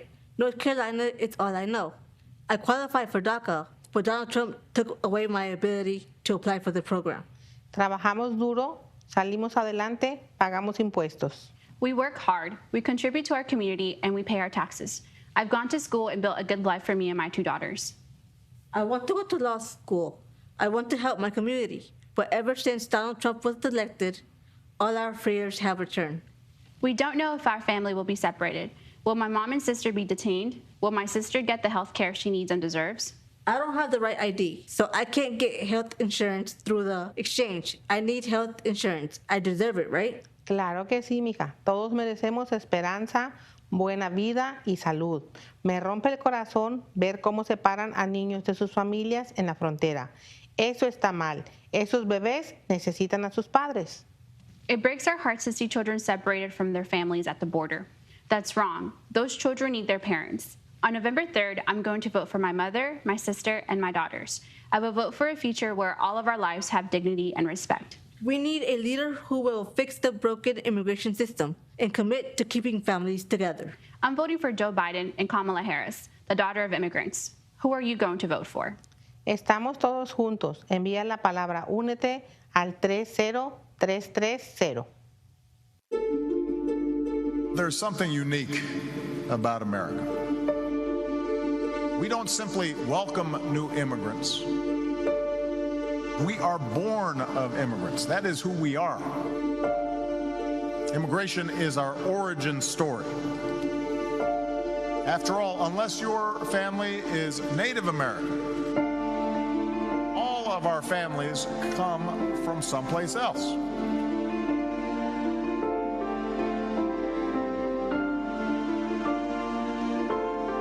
In these new Americans, we see our own American stories. Life in America was not always easy. There was discrimination and hardship and poverty. But like you, they no doubt found inspiration in all those who had come before them. And they were able to muster faith that here in America, they might build a better life and give their children something more. Tension throughout our history between welcoming or rejecting the stranger, it's about more than just immigration. It's about the meaning of America. What kind of country do we want to be? Immigrants are the teachers who inspire our children. They're the doctors who keep us healthy. They're the engineers who design our skylines, and the artists and the entertainers who touch our hearts. Immigrants are soldiers, sailors, airmen, Marines, Coast Guardsmen who protect us. We can never say it often or loudly enough. Immigrants and refugees revitalize and renew America. It's not something to take for granted.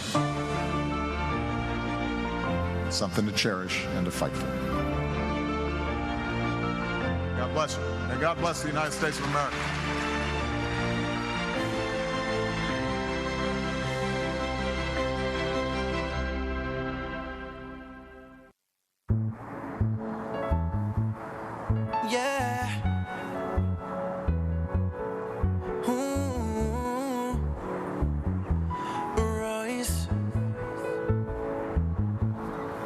When the night has come, and the land is dark, y la luna es la luz que brilla ante mí. Miedo no tendré, oh, I won't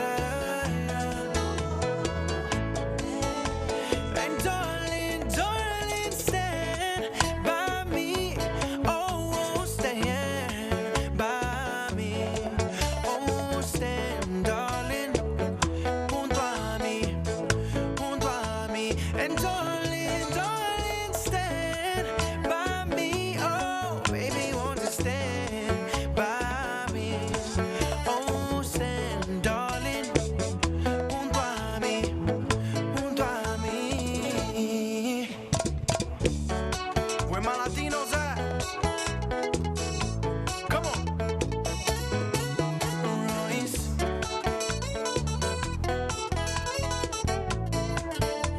Whenever you're in trouble, won't you stand by me? Oh, baby, won't you stand by me?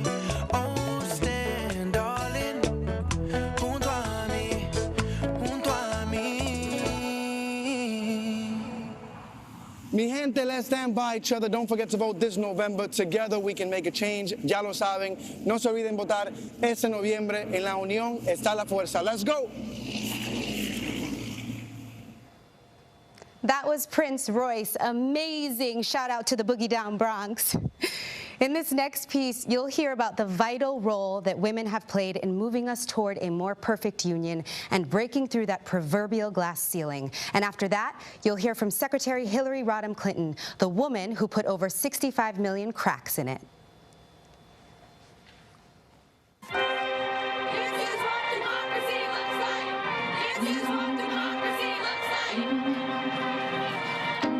Got to understand what happens from here is in our hands. She was called an instigator, a rule breaker, a rabble rouser.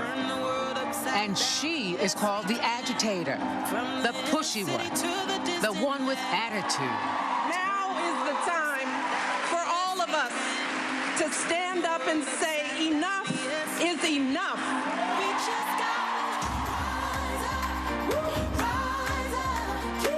From the ballot box to the factory floor, from her living room to the ER, she makes trouble, the good kind. She is the mother who cries out for sensible gun laws. This is about a right and wrong thing. The daughter who believes that equal justice means justice for all. We are America. The child who knows that Black lives matter. She is our warrior on the front lines, challenging authority to make the world safe. Nobody is above the law. Refusing to be told who makes decisions about her body or anyone else's. These women and men of all ages, races, and backgrounds don't come to Planned Parenthood to make a political statement. They come to get quality, affordable health care. You are disadvantaging her because of her sex.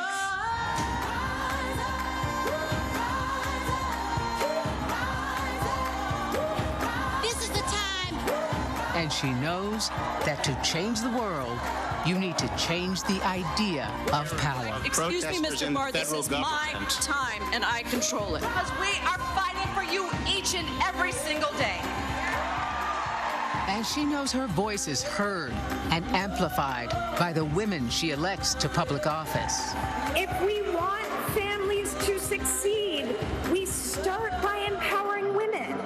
When I first got elected, I came to Washington, D.C. to fight for the issues that are so important in our community. We look forward, though, to making sure that this district is finally well represented. The things that we ran on going into November, we are doing that. Women don't just fight for women. They fight for families. They fight for fairness, inclusion, justice. To make our nation a more perfect union, especially for those people who are the most marginal. If we're going to jumpstart the middle class, we've got to ensure that college is affordable. Separation of families and children are detrimental to their health. Give the victims of gender bias in the workplace the tools they need to seek justice. Women are the most important political force in the United States of America. She represents her views on education. We've got to pay educators more, and we've got to hire more educators. We're going to raise up the profile of teachers and celebrate who they are and give them better pay. She represents her concerns about health care. Healthcare is the #1 issue in this election every day. Every day. She speaks out on equal pay. It's very frustrating for women everywhere because you're feeling like they aren't getting paid what they should be. And focuses on protecting our children. Let's give parents the peace of mind that their kids are safe and are being set up for success. Caring for our seniors and the people who care for them. She keeps this nation going even in challenging times. And while running for office is not easy, What's wrong with my running for president of this country? nevertheless, she persists. But we learned a long time ago, you don't get what you don't fight for. And perseveres. This is our time. And prevails. Although we weren't able to shatter that highest, hardest glass ceiling this time, it's got about 18 million cracks in it. A record-breaking number of women ran in the midterms and won. She builds coalitions, and she knows who her allies are. From the fight for health care to authoring the Violence Against Women's Act, to building a society where fairness and equality and opportunity applies to everyone. Joe Biden knows a stronger America is one that works for women. So go ahead and celebrate, you rabble-rouser, you rule-breaker, you force of nature. Our country, our world needs you. Keep rising and vote.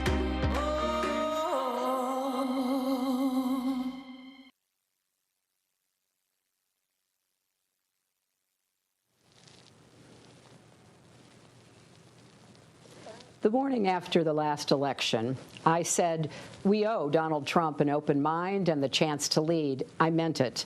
Every president deserves that. And Trump came in with so much set up for him: a strong economy, plans for managing crises, including a pandemic. Yes, we Democrats would have disagreed with him on many things, but if he had put his own interests and ego aside, seen the humanity in a child ripped from her parents at the border, or a protester calling for justice, or a family wiped out by natural disaster, that would have been a good thing for America and the world. I wish Donald Trump knew how to be a president, because America needs a president right now. Throughout this time of crisis, Americans keep going, checking on neighbors, showing up to jobs as first responders, hospitals, grocery stores, nursing homes. Yes, it still takes a village. And we need leaders equal to this moment of sacrifice and service. We need Joe Biden and Kamala Harris. Everyone has a story about Joe's caring and empathy. I remember him calling after my mother, Dorothy, died, and we talked about being raised by strong women. The best testament to Joe is how he's cared for his family. And how great is it that Dr. Jill Biden plans to keep teaching as First Lady. And Joe picked the right partner in Kamala. She's relentless in the pursuit of justice and equity, and she's kind. When her press secretary, Tyrone Gale, was dying of cancer, she dropped everything to be with him in his final moments. I know something about the slings and arrows she'll face, and believe me, this former district attorney and attorney general can handle them all.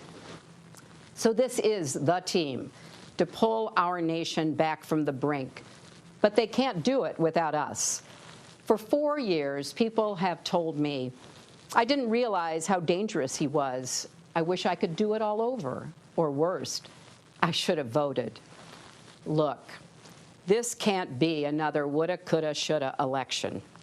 If you vote by mail, request your ballot now and send it back right away. If you vote in person, do it early.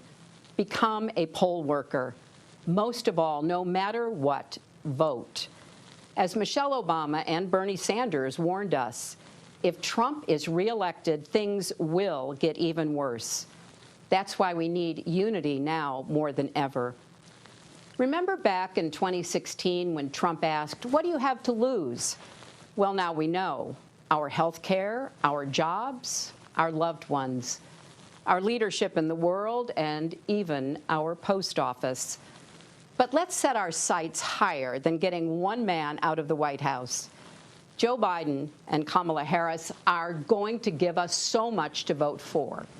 Let's vote for the jobs that Joe's plan will create. Clean energy jobs to fight climate change, caregiving jobs with living wages.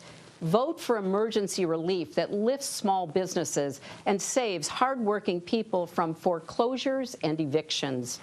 It's wrong that billionaires got $400 billion richer during the pandemic, while millions lost their $600 a week in extra unemployment.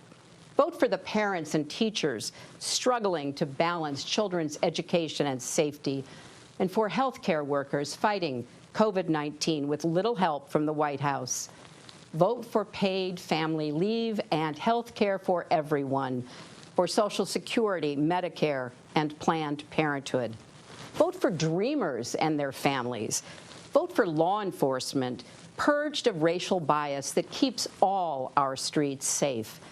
Vote for justice for George Floyd, Breonna Taylor, and Ahmaud Arbery, because Black lives matter. Vote for honest elections so we, not a foreign adversary, choose our president. Vote for the diverse, hopeful America we saw in last night's roll call. And don't forget, Joe and Kamala can win by 3 million votes and still lose. Take it from me. So we need numbers overwhelming so Trump can't sneak or steal his way to victory. Text VOTE 30330 to get started. 100 years ago yesterday, the 19th Amendment to the Constitution was ratified. It took 7 decades of suffragists marching, picketing, and going to jail to push us closer to a more perfect union. 55 years ago, John Lewis marched and bled in Selma because that work was unfinished. Tonight, I'm thinking of the girls and boys who see themselves in America's future because of Kamala Harris, a Black woman, the daughter of Jamaican and Indian immigrants, and our nominee for vice president. This is our country's story, breaking down barriers and expanding the circle of possibility.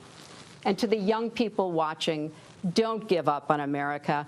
Despite our flaws and problems, we've come so far. We can still be a more just, equal country with opportunities previous generations could never have imagined. There's a lot of heartbreak in America now. And the truth is, many things were broken before the pandemic. But as the saying goes, the world breaks everyone, and afterward, many are strong at the broken places. That's Joe Biden. He knows how to keep going, unify, and lead, because he's done that for his family and country. So come November, if we're strong together, we'll heal together. We'll redeem the soul and the promise of our country, led by President Joe Biden and Vice President Kamala Harris.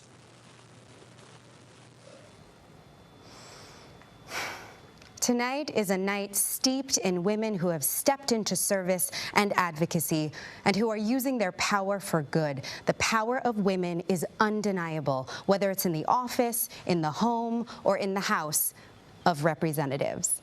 It is my honor to introduce the Speaker of the House, Nancy Pelosi.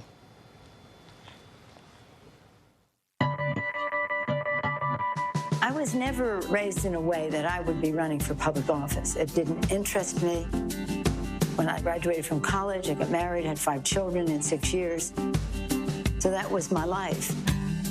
When the children were grown, the opportunity to run for Congress came along. She ran because another woman said, run. And she won, starting on a path that would make history, the first woman Speaker of the House. For our daughters and our granddaughters, today we have broken the marble ceiling. In her, so many saw themselves. I did feel a real responsibility to other women as I stood on the shoulders of those who went before. Now it was her turn to say, run. And run they did, winning and making her Speaker once again. We didn't have a speaker who would bring a gun bill to the floor. We didn't have a speaker who would bring a Dreamers issue to the floor. We do now. And that's good for every American.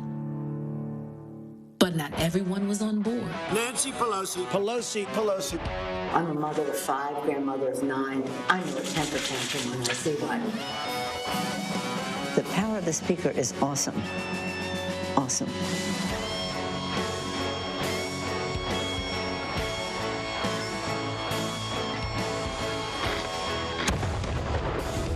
if you want to go into the arena, you have to be prepared to take a punch. But you also have to be prepared to throw a punch for the children. Throw a punch for the children. From running the House to Speaker of the House and taking on the White House, unapologetic, unafraid. Madam Speaker. Congratulations, Madam Speaker. Madam Speaker. Madam Speaker. Madam Speaker. Madam Speaker.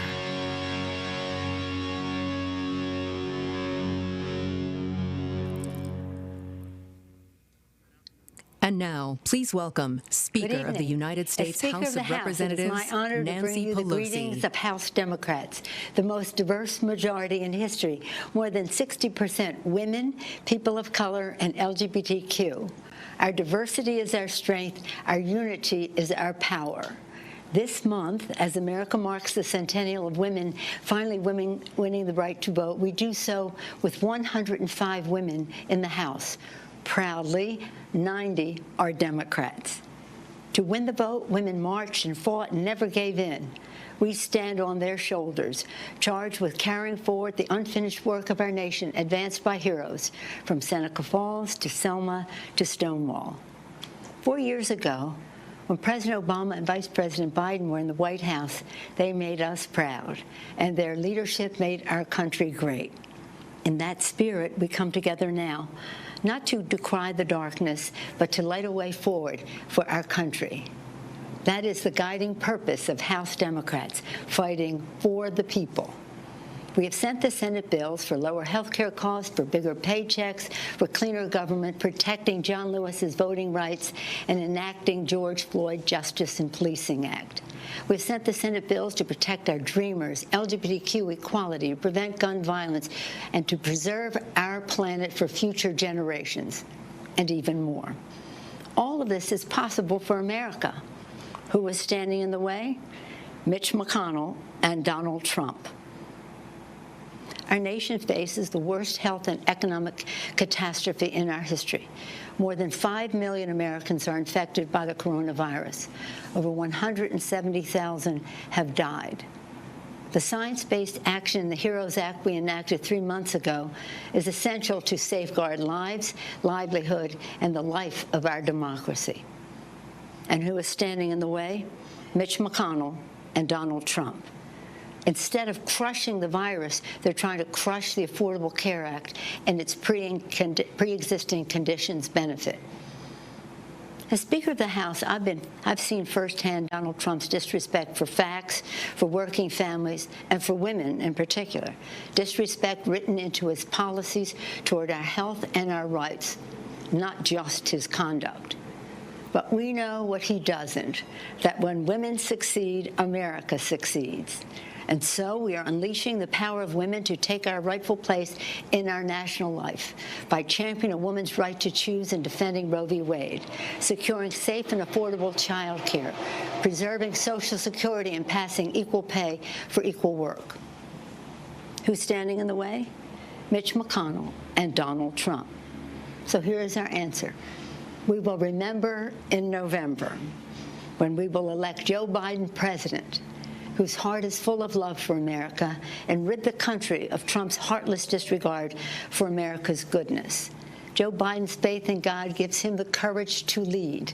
Joe Biden's love gives him the strength to persevere. Joe Biden is the president we need right now, battle-tested, forward-looking, honest, and authentic.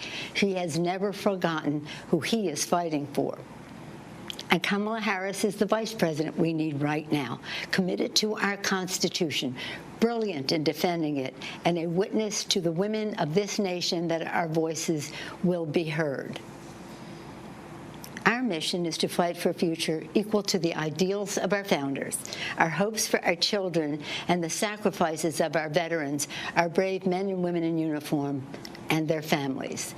We will increase our majority in the House. We will win a Democratic majority in the Senate. We will elect Kamala Harris vice president, and we will elect Joe Biden president of the United States of America. God bless you, and God bless America.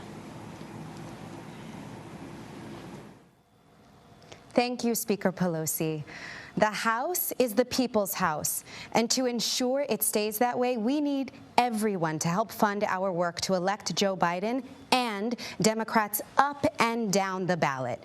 If you are able, please go to joebiden.com now and chip in whatever you can to support this campaign. Last year, under Speaker Pelosi's leadership, the House reauthorized the Violence Against Women Act. Joe Biden wrote that landmark law nearly 30 years ago. Since then, he and other leaders have built on it. But for all of this work, women are still not entirely safe. So the work must continue. Joe Biden knows that, and he is committed to doing that work, to making sure that women are safe and to making sure our voices are heard. Let's listen. My name is Ruth Glenn. In 1992, my husband shot me and left me for dead. For 13 years, my son and I had been abused by him. We finally escaped, but he tracked us down. Back then, there was limited help available and no national hotline to call. Local shelters were full. I didn't even know the name for what was happening to me then: domestic violence. Now, working to end domestic violence is my life's work. I'm Mariska Hargitay.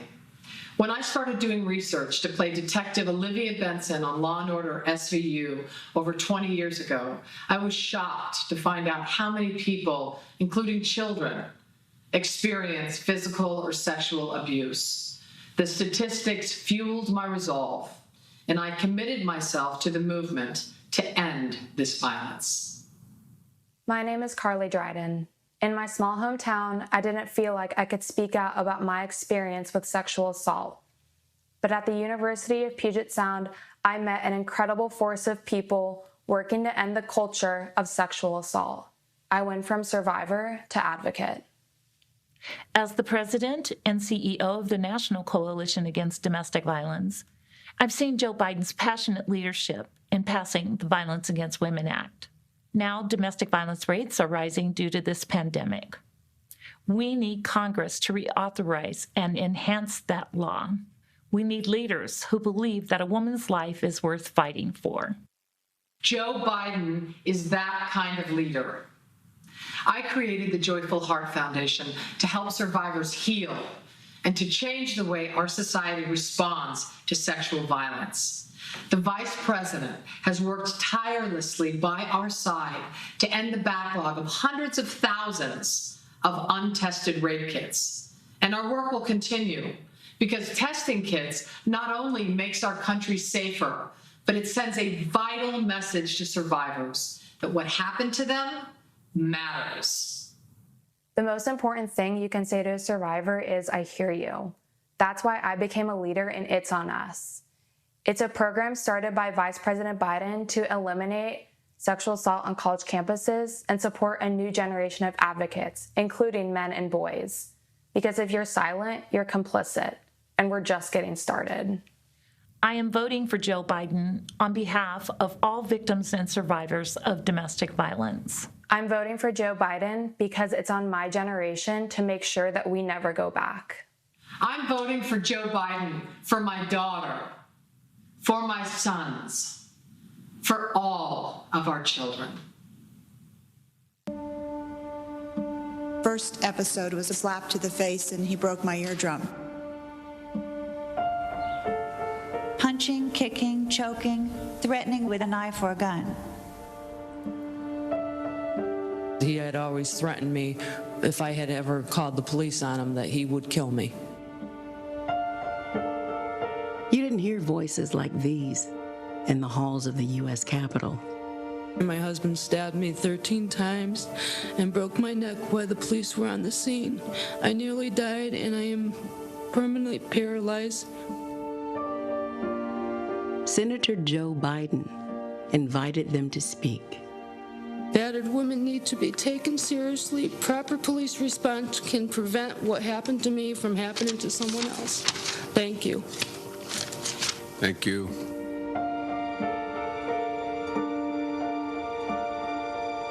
At the time, the police considered domestic violence something that was not a crime. In the home, it's a private matter. And so women were responsible for their own injuries. I was about to say I know. Well, I don't know. I can only guess how painful that is. Growing up, our father said that the greatest of all sins was the abuse of power. He told us when a bully, when someone bigger or stronger takes advantage of you, that is a really grave sin. The expectation was for all four of us to be a person of character. If you see something wrong, we were then expected to stand up and do something about it. When Joe introduced the legislation, few believed it could pass. Our bill is an ambitious undertaking. It is the first attempt to address violent crimes against women. It was hard to get the votes because you had some traditionalists who just didn't believe that there should be laws about this. But Joe doesn't give up. He's tenacious. Joe persevered, and he's very good at persuasion. They're doing nothing to help them. Nothing. He brought together law enforcement, prosecutors, advocates, and survivors. Thank you for giving me the opportunity to come and speak. In 1994, the Violence Against Women Act became law and protected millions of American women. A lot of the change in the attitudes we have about domestic violence were shaped by his leadership on this. If you see something wrong, we were then expected to stand up and do something about it. If you're just joining us, welcome. Coming up, we're going to hear from President Barack Obama and Senator Kamala Harris, who will talk about the Biden-Harris vision for the future. But in order to get to that more perfect union, we have to acknowledge where we are. Today in America, we are struggling. Unemployment has skyrocketed, and families are fighting to keep their jobs. As Joe Biden says, we need to build back better. To find out how you can join that effort, please text JOIN to 30330 to get plugged into this campaign and to get more information on how to vote and how to volunteer. Joe Biden has a plan to help working families and small businesses. Our next speaker, Hilda Solis, worked alongside him as Secretary of Labor to make sure that there were good American jobs and that Americans were safe on the job. To hear more about the Biden-Harris economic plan, please welcome Hilda Solis. Hello, I'm Hilda Solis. The day Vice President Biden swore me in as Secretary of Labor was one of the proudest moments of my life. My parents realized they had achieved their American dream because the daughter of two blue-collar immigrants would make history and give voice to people just like them.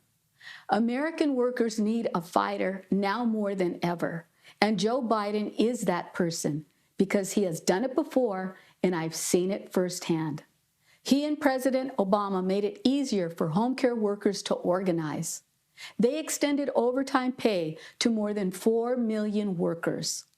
They saved the automobile industry and a whole lot of good union jobs with it.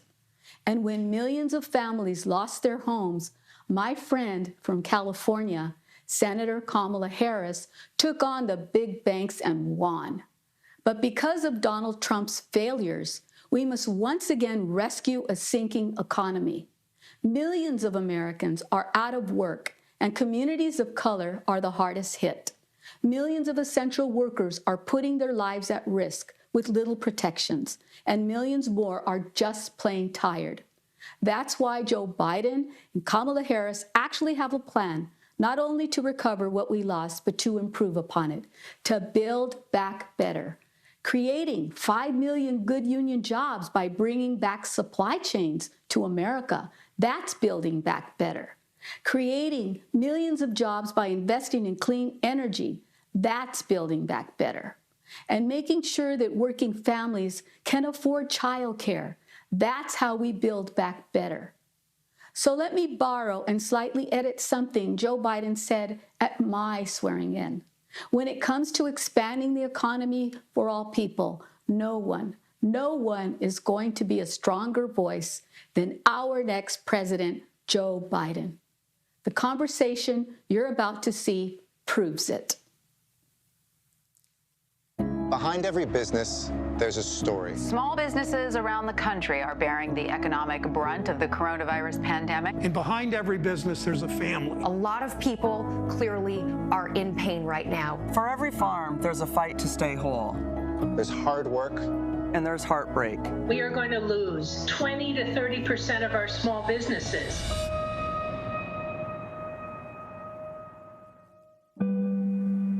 This is the story of Kevin and Molly Johnson, a family-owned business in Lake County, Ohio. We have 10 to 12 employees on a given day. When COVID-19 hit, it was a lot of confusion. I remember being scared and being uncertain. We shut down last week because we ran out of work, and we had enough to come in for another week. If we don't get additional orders in, we're going to have to look at another shutdown. You can't make a big purchase, equipment, you can't plan for the future. We don't even know if we can cover payroll. When this isn't going well, it's scary. You're kind of forgotten, right? The president always bragging about the stock market sort of leaves a lot of small manufacturing companies behind. We could use a little help right now, and it just seems like we get one step forward and then 2 steps back. This is the story of Jernay Green, who just started a clothing store and then COVID hit. Fashion has been a love of mine since I was a kid. I worked really hard to save money to open this store. Did my ribbon cutting December 14th of 2019, and it was booming, and then bam, here's COVID. It was scary. No one was buying anything. My employees, they're gone. I reached out to my bank, but they stated that they had no more money. It's gone to a lot of the bigger businesses, the $1 million businesses who get the bailout. And a small business like myself is just left to struggle. Being an African-American female business owner under President Trump, I feel, how can I say, I'm alone. I'm alone. This is the story of Lynn Ta and her 2 restaurants, one closed and one still open. It's always really hard for restaurants to begin. It would be crowded in here with babies and families and crowds outside waiting to get in. It was pretty exciting. And on the day of the shutdown, we were actually reviewed in the Los Angeles Times.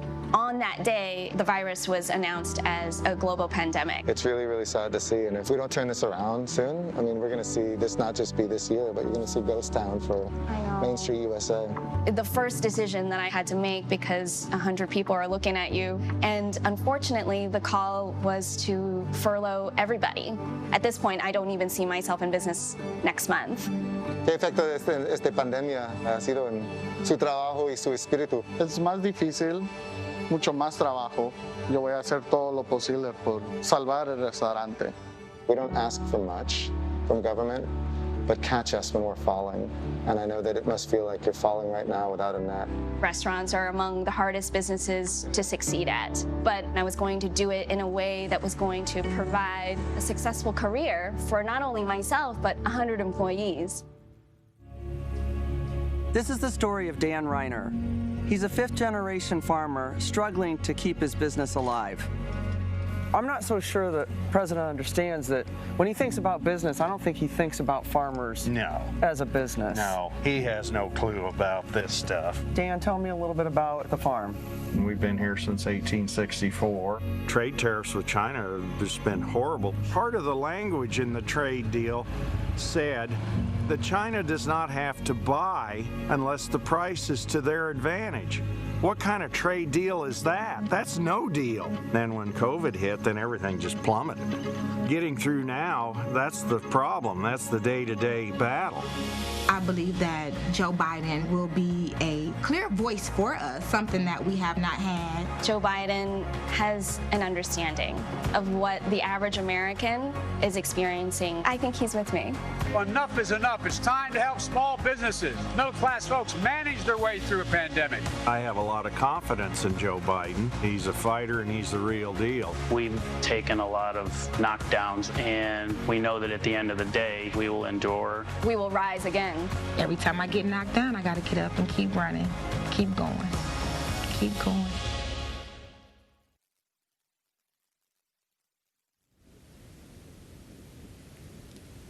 Tonight, we've heard from the people who make America work, people who put their lives on the line to keep our country going. And since COVID-19 hit, they've taken one gut punch after another.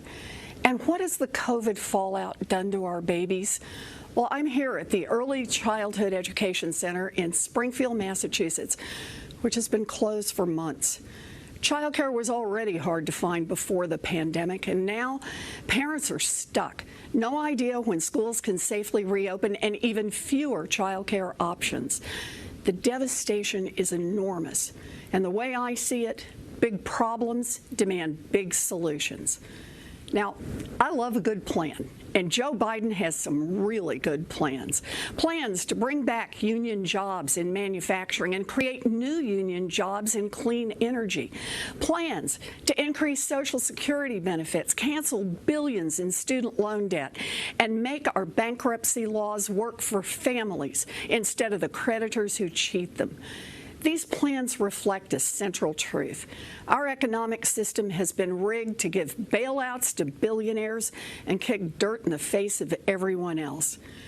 But we can build a thriving economy by investing in families and fixing what's broken.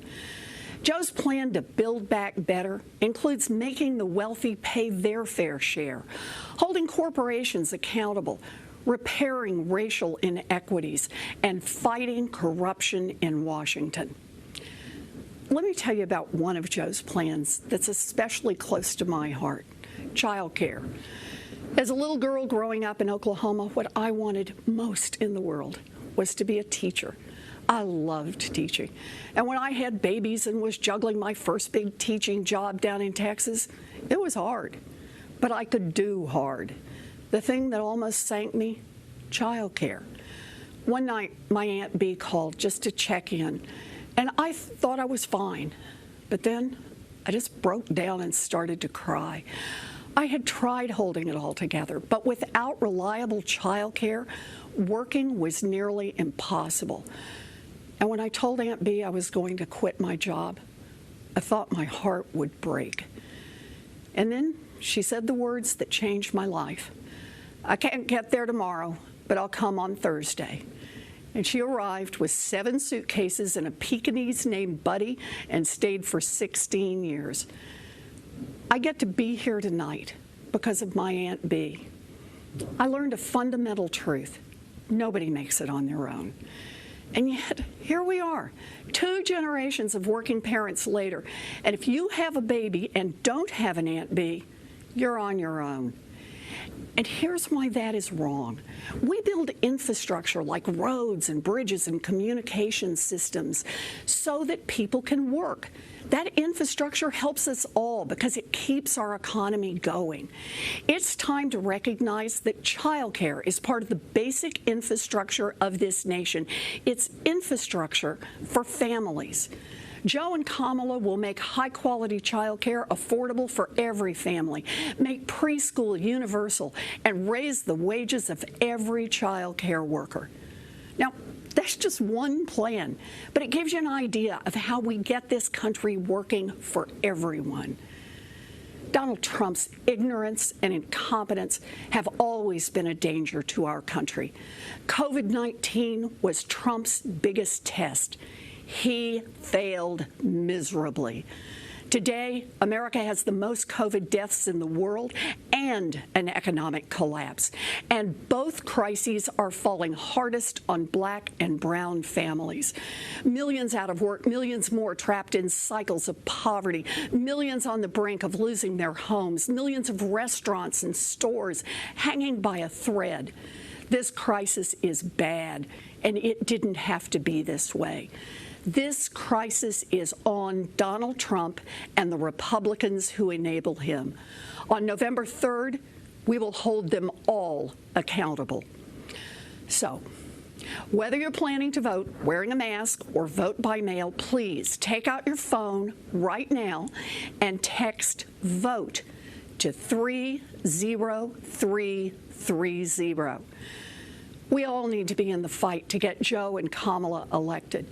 And after November, we all need to stay in the fight to get big things done.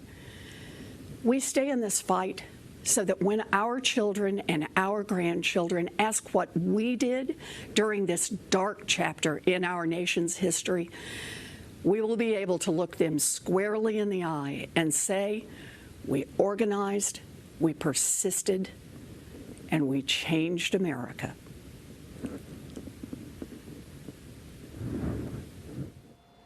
Former President Barack Obama has said that choosing Joe Biden to be his vice president was one of the best decisions he ever made. And this is a man who has made a lot of good decisions, making health care more affordable and accessible, rescuing our economy, protecting American jobs, marrying Michelle Obama. And through it all, Joe Biden was by his side, except for maybe marrying Michelle. You can witness their mutual respect and affection in this clip. Take a look. So, Joe, for your faith in your fellow Americans, for your love of country, and for your lifetime of service that will endure through the generations, I'd like to ask the military aide to join us on stage.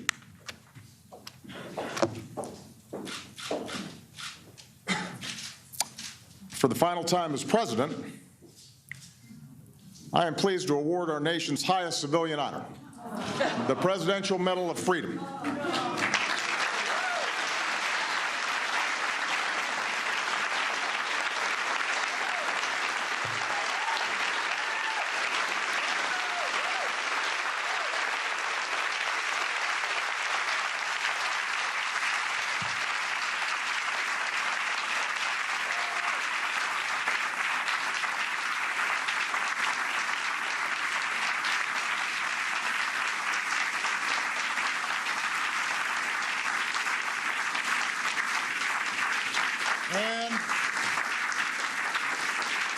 And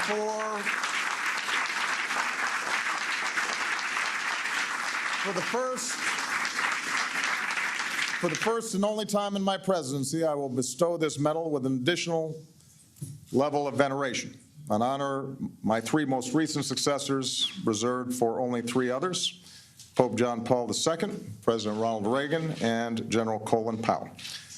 Ladies and gentlemen, I am proud to award the Presidential Medal of Freedom with distinction to my brother, Joseph Robinette Biden, Jr.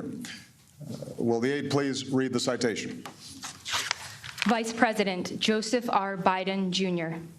In a career of public service spanning nearly half a century, Vice President Joseph R. Biden, Jr. has left his mark on almost every part of our nation, fighting for a stronger middle class, a fairer judicial system, and a smarter foreign policy, providing unyielding support for our troops, combating crime and violence against women, leading our quest to cure cancer, and safeguarding the landmark American Recovery and Reinvestment Act from corruption. With his charm, candor, unabashed optimism, and deep and abiding patriotism, Joe Biden has garnered the respect and esteem of colleagues of both parties, and the friendship of people across the nation and around the world, while summoning the strength, faith, and grace to overcome great personal tragedy. This son of Scranton, Claymont, and Wilmington has become one of the most consequential vice presidents in American history, an accolade that nonetheless rests firmly behind his legacy as husband, father, and grandfather. A grateful nation thanks Vice President Joseph R. Biden, Jr. for his lifetime of service on behalf of the United States of America.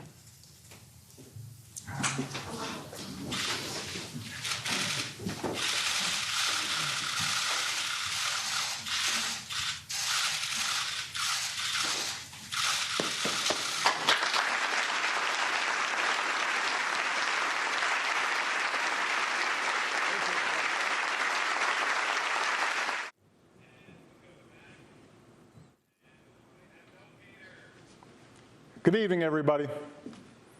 As you've seen by now, this isn't a normal convention. It's not a normal time. So tonight, I want to talk as plainly as I can about the stakes in this election. Because what we do these next 76 days will echo through generations to come. I'm in Philadelphia, where our Constitution was drafted and signed. It wasn't a perfect document. It allowed for the inhumanity of slavery and failed to guarantee women, and even men who didn't own property, the right to participate in the political process. But embedded in this document was a North Star that would guide future generations. A system of representative government, a democracy, through which we could better realize our highest ideals. Through civil war and bitter struggles, we improved this Constitution to include the voices of those who'd once been left out.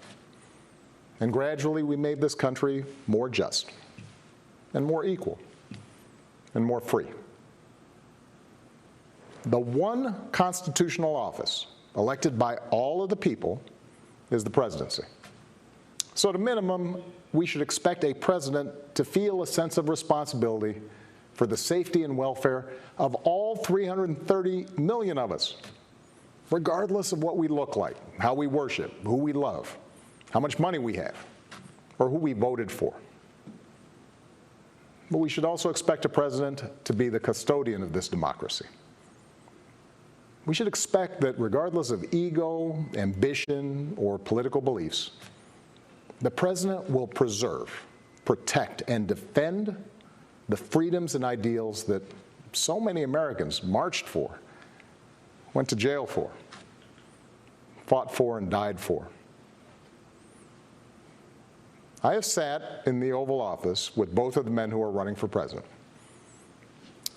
I never expected that my successor would embrace my vision or continue my policies. I did hope, for the sake of our country, that Donald Trump might show some interest in taking the job seriously, that he might come to feel the weight of the office and discover some reverence for the democracy that had been placed in his care. But he never did. For close to 4 years now, he has shown no interest in putting in the work, no interest in finding common ground, no interest in using the awesome power of his office to help anyone but himself and his friends.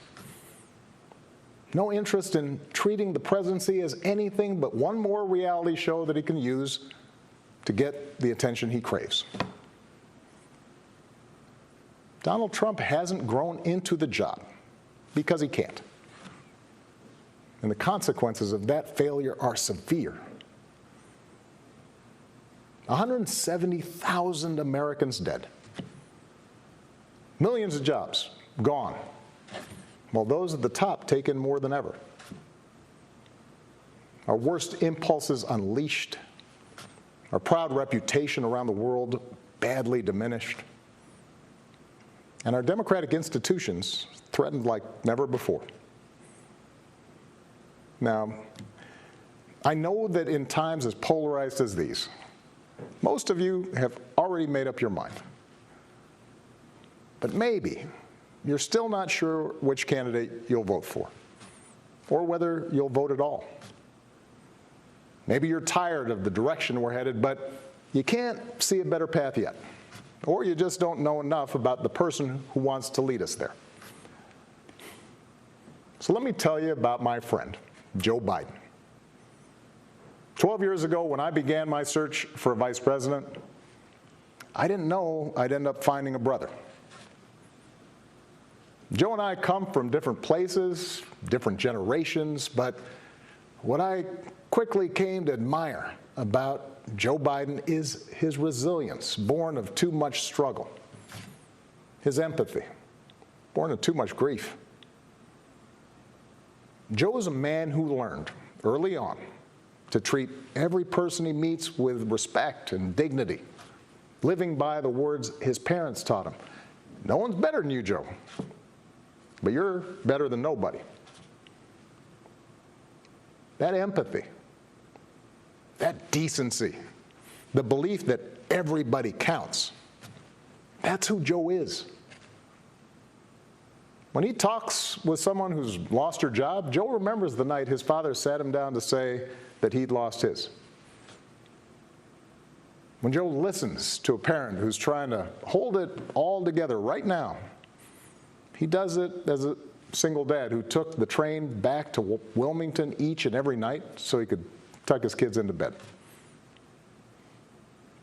When he meets with military families who've lost their hero, he does it as a kindred spirit, the parent of an American soldier, somebody whose faith has endured the hardest loss there is. For 8 years, Joe was the last one in the room whenever I faced a big decision. He made me a better president, and he's got the character and the experience to make us a better country. And in my friend Kamala Harris, he's chosen an ideal partner who is more than prepared for the job. Someone who knows what it's like to overcome barriers and who's made a career fighting to help others live out their own American dream. Along with the experience needed to get things done, Joe and Kamala have concrete policies that will turn their vision of a better, fairer, stronger country into reality. They will get this pandemic under control, like Joe did when he helped me manage H1N1 and prevent an Ebola outbreak from reaching our shores. They'll expand health care to more Americans, like Joe and I did 10 years ago, when he helped craft the Affordable Care Act and nail down the votes to make it the law. They'll rescue the economy, like Joe helped me do after the Great Recession. I asked him to manage the Recovery Act, which jump-started the longest stretch of job growth in history. And he sees this moment now, not as a chance to get back to where we were, but to make long overdue changes so that our economy actually makes life a little easier for everybody. Whether it's the waitress trying to raise a kid on her own, or the shift worker always on the edge of getting laid off, or the student figuring out how to pay for next semester's classes. Joe and Kamala will restore our standing in the world. And as we've learned from this pandemic, that matters. Joe knows the world, and the world knows him. He knows that our true strength comes from setting an example that the world wants to follow. A nation that stands with democracy, not dictators. A nation that can inspire and mobilize others to overcome threats like climate change and terrorism, poverty and disease. But more than anything, what I know about Joe, what I know about Kamala, is that they actually care about every American, and that they care deeply about this democracy. They believe that in a democracy, the right to vote is sacred, and we should be making it easier for people to cast their ballots, not harder. They believe that no one, including the president, is above the law, and that no public official, including the president, should use their office to enrich themselves or their supporters. They understand that in this democracy, the commander-in-chief does not use the men and women of our military who are willing to risk everything to protect our nation as political props to deploy against peaceful protesters on our own soil. They understand that political opponents aren't un-American just because they disagree with you. A free press isn't the enemy, but the way we hold officials accountable. That our ability to work together to solve big problems like a pandemic depend on a fidelity to facts and science and logic, and not just making stuff up. None of this should be controversial. These shouldn't be Republican principles or Democratic principles. They are American principles. But at this moment, this president and those who enable him have shown they don't believe in these things. Tonight, I'm asking you to believe in Joe and Kamala's ability to lead this country out of these dark times and build it back better. But here's the thing. No single American can fix this country alone, not even a president. Democracy was never meant to be transactional. You give me your vote, I make everything better. It requires an active and informed citizenry. So I'm also asking you to believe in your own ability, to embrace your own responsibility as citizens, to make sure that the basic tenets of our democracy endure. Because that's what's at stake right now. Our democracy. Look, I understand why a lot of Americans are down on government. The way the rules have been set up and abused in Congress make it easier for special interests to stop progress than to make progress. Believe me, I know it. I understand why a white factory worker who's seen his wages cut or his job shipped overseas might feel like the government no longer looks out for him, and why a black mom might feel like it never looked out for her at all. I understand why a new immigrant might look around this country and wonder whether there's still a place for him here. Why a young person might look at politics right now, the circus of it all, the meanness and the lies and conspiracy theories, and think, what is the point? Well, here's the point.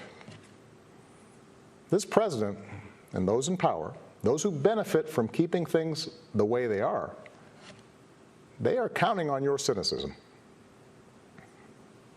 They know they can't win you over with their policies.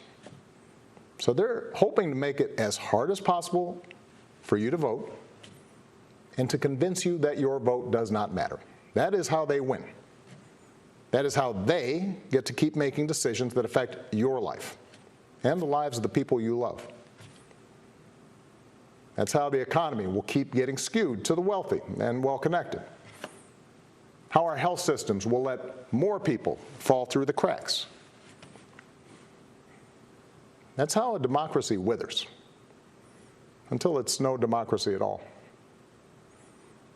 And we cannot let that happen. Do not let them take away your power. Do not let them take away your democracy. Make a plan right now for how you are going to get involved and vote. Do it as early as you can and tell your family and friends how they can vote too. Do what Americans have done for over 2 centuries when faced with even tougher times than this. All those quiet heroes who found the courage to keep marching, keep pushing in the face of hardship and injustice. Last month, we lost a giant of American democracy in John Lewis. And some years ago, I sat down with John and a few remaining leaders of the early civil rights movement.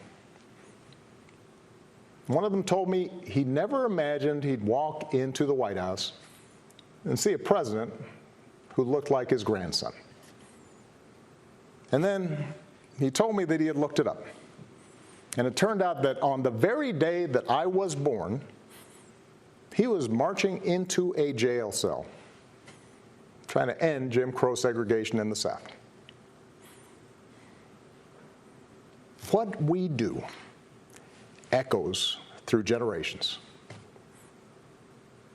Whatever our backgrounds, we are all the children of Americans who fought the good fight. Great-grandparents working in fire traps and sweatshops without rights or representation. Farmers losing their dreams to dust.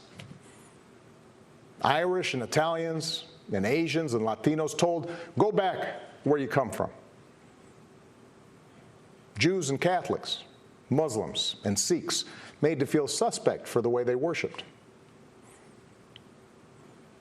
Black Americans chained and whipped and hanged, spit on for trying to sit at lunch counters, beaten for trying to vote. If anyone had a right to believe that this democracy did not work and could not work, it was those Americans, our ancestors. They were on the receiving end of a democracy that had fallen short all their lives. They knew how far the daily reality of America strayed from the myth. And yet, instead of giving up, they joined together. And they said, somehow, some way, we are going to make this work. We are going to bring those words in our founding documents to life.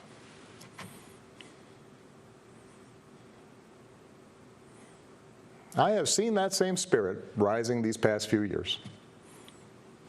Folks of every age and background who packed city centers and airports and rural roads so that families wouldn't be separated, so that another classroom wouldn't get shot up, so that our kids won't grow up on an uninhabitable planet.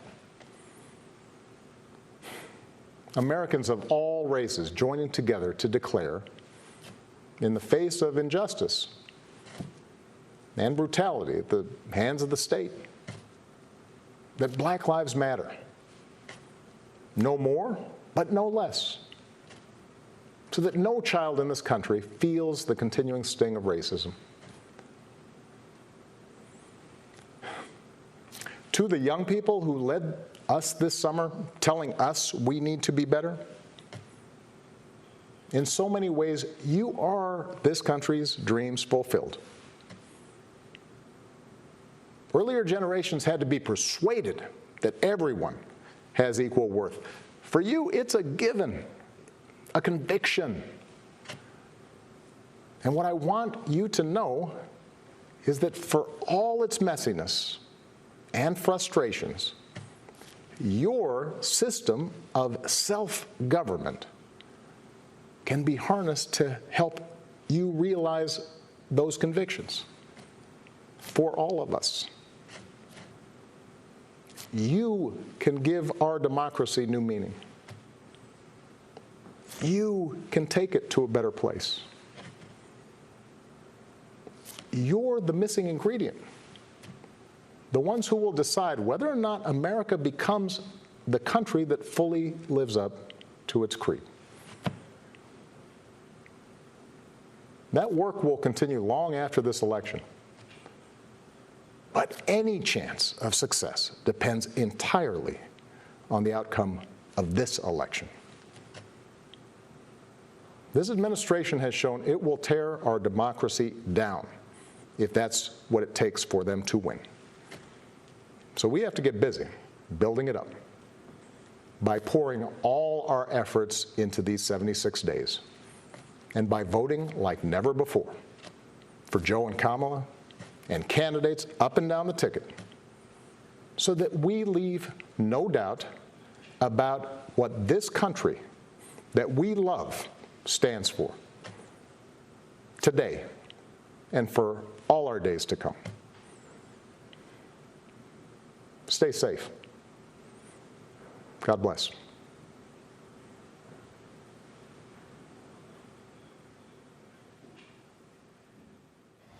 Thank you, President Obama, thank you for your brilliant leadership. Joe Biden has chosen an extraordinary woman to be his running mate. Kamala Harris is a fighter and a trailblazer, using her groundbreaking ideas to protect families and keep them together by reducing recidivism. I am so thrilled for her to become the Vice President of the United States. Now, please welcome our convention chair, Congressman.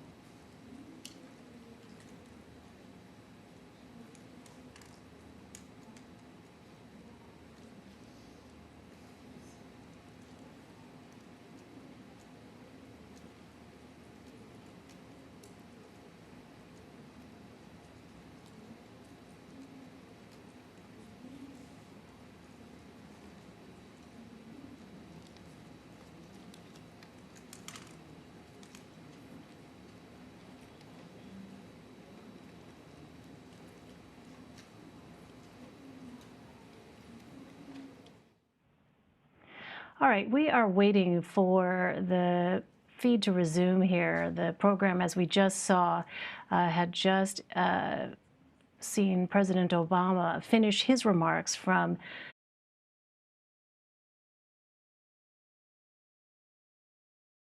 here. We're anticipating Senator Kamala Harris. We want to let folks know this is the feed we are getting from the Democratic National Convention. Unclear at this time. Looking to see in my email here if there's any guidance on what may be happening here behind the scenes. I don't see anything in control room. We have no word yet on what may be going on. Is that right? All right, we are going to obviously stay with this here, but what we heard a moment ago, a very direct rebuke from former President Obama about Donald Trump's leadership as commander-in-chief. This was perhaps the most forceful condemnation of President Trump by President Obama since President Trump took office. We are, of course, standing by to see what happens here. This had been a question going into this virtual convention, whether or not things would go off flawlessly from a technical standpoint. As you can imagine, it is a major challenge. We've seen this time and time again in various other settings to make the technology all come together exactly right. And there you see the feed resuming. Let's go ahead and listen in. Senator Harris cares about people. There's no doubt about it. When she says for the people, it is in every ounce of who she is. She's for us. She's for us. She fights for women's rights. She fights to end mass incarceration. She is a fearless advocate for the voiceless. The litmus test for America is how we are treating black women. Now, I'm talking about someone who can fight for black people, brown people, undocumented people, LGBT people, disabled people, young people, old people, all of America. It's about all of us knowing our power, each of us, to lift people up, right? Yes. And to remind them that we see them and we hear them and that they matter.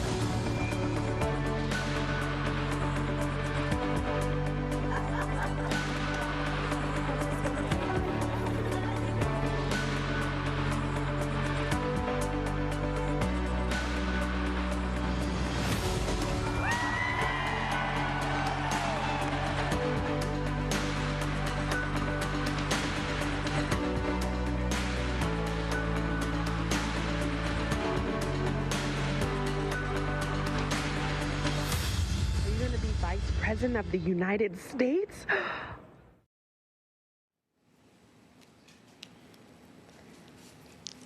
Greetings, America. America.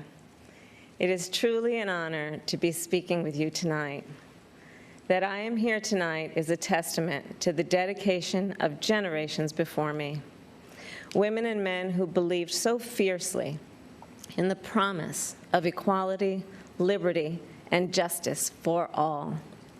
This week marks the 100th anniversary of the passage of the 19th Amendment, and we celebrate the women who fought for that right. Yet so many of the black women who helped secure that victory were still prohibited from voting long after its ratification. But they were undeterred. Without fanfare or recognition, they organized and testified and rallied and marched and fought, not just for their vote, but for a seat at the table. These women and the generations that followed worked to make democracy and opportunity real in the lives of all of us who followed. They paved the way for the trailblazing leadership of Barack Obama and Hillary Clinton. And these women inspired us to pick up the torch and fight on. Women like Mary Church Terrell, Mary Cloyd Bethune, Fannie Lou Hamer, and Diane Nash, Constance Baker Motley, and the great Shirley Chisholm. We're not often taught their stories, but as Americans, we all stand on their shoulders. And there's another woman whose name isn't known, whose story isn't shared, another woman whose shoulders I stand on. And that's my mother, Kamala Gopalan Harris. She came here from India at age 19 to pursue her dream of curing cancer. At the University of California, Berkeley, she met my father, Donald Harris, who had come from Jamaica to study economics. They fell in love in that most American way while marching together for justice in the civil rights movement of the 1960s.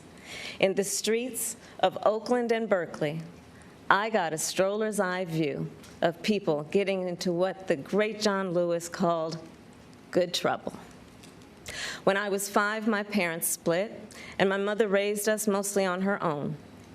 Like so many mothers, she worked around the clock to make it work, packing lunches before we woke up and paying bills after we went to bed, helping us with homework at the kitchen table and shuttling us to church for choir practice. She made it look easy, though it never was. My mother instilled in my sister Maya and me the values that would chart the course of our lives. She raised us to be proud, strong Black women, and she raised us to know and be proud of our Indian heritage. She taught us to put family first, the family you're born into, and the family you choose. Family is my husband, Doug, who I met on a blind date set up by my best friend. Family is our beautiful children, Cole and Ella, who call me Mamala. Family is my sister. Family is my best friend, my nieces, and my godchildren.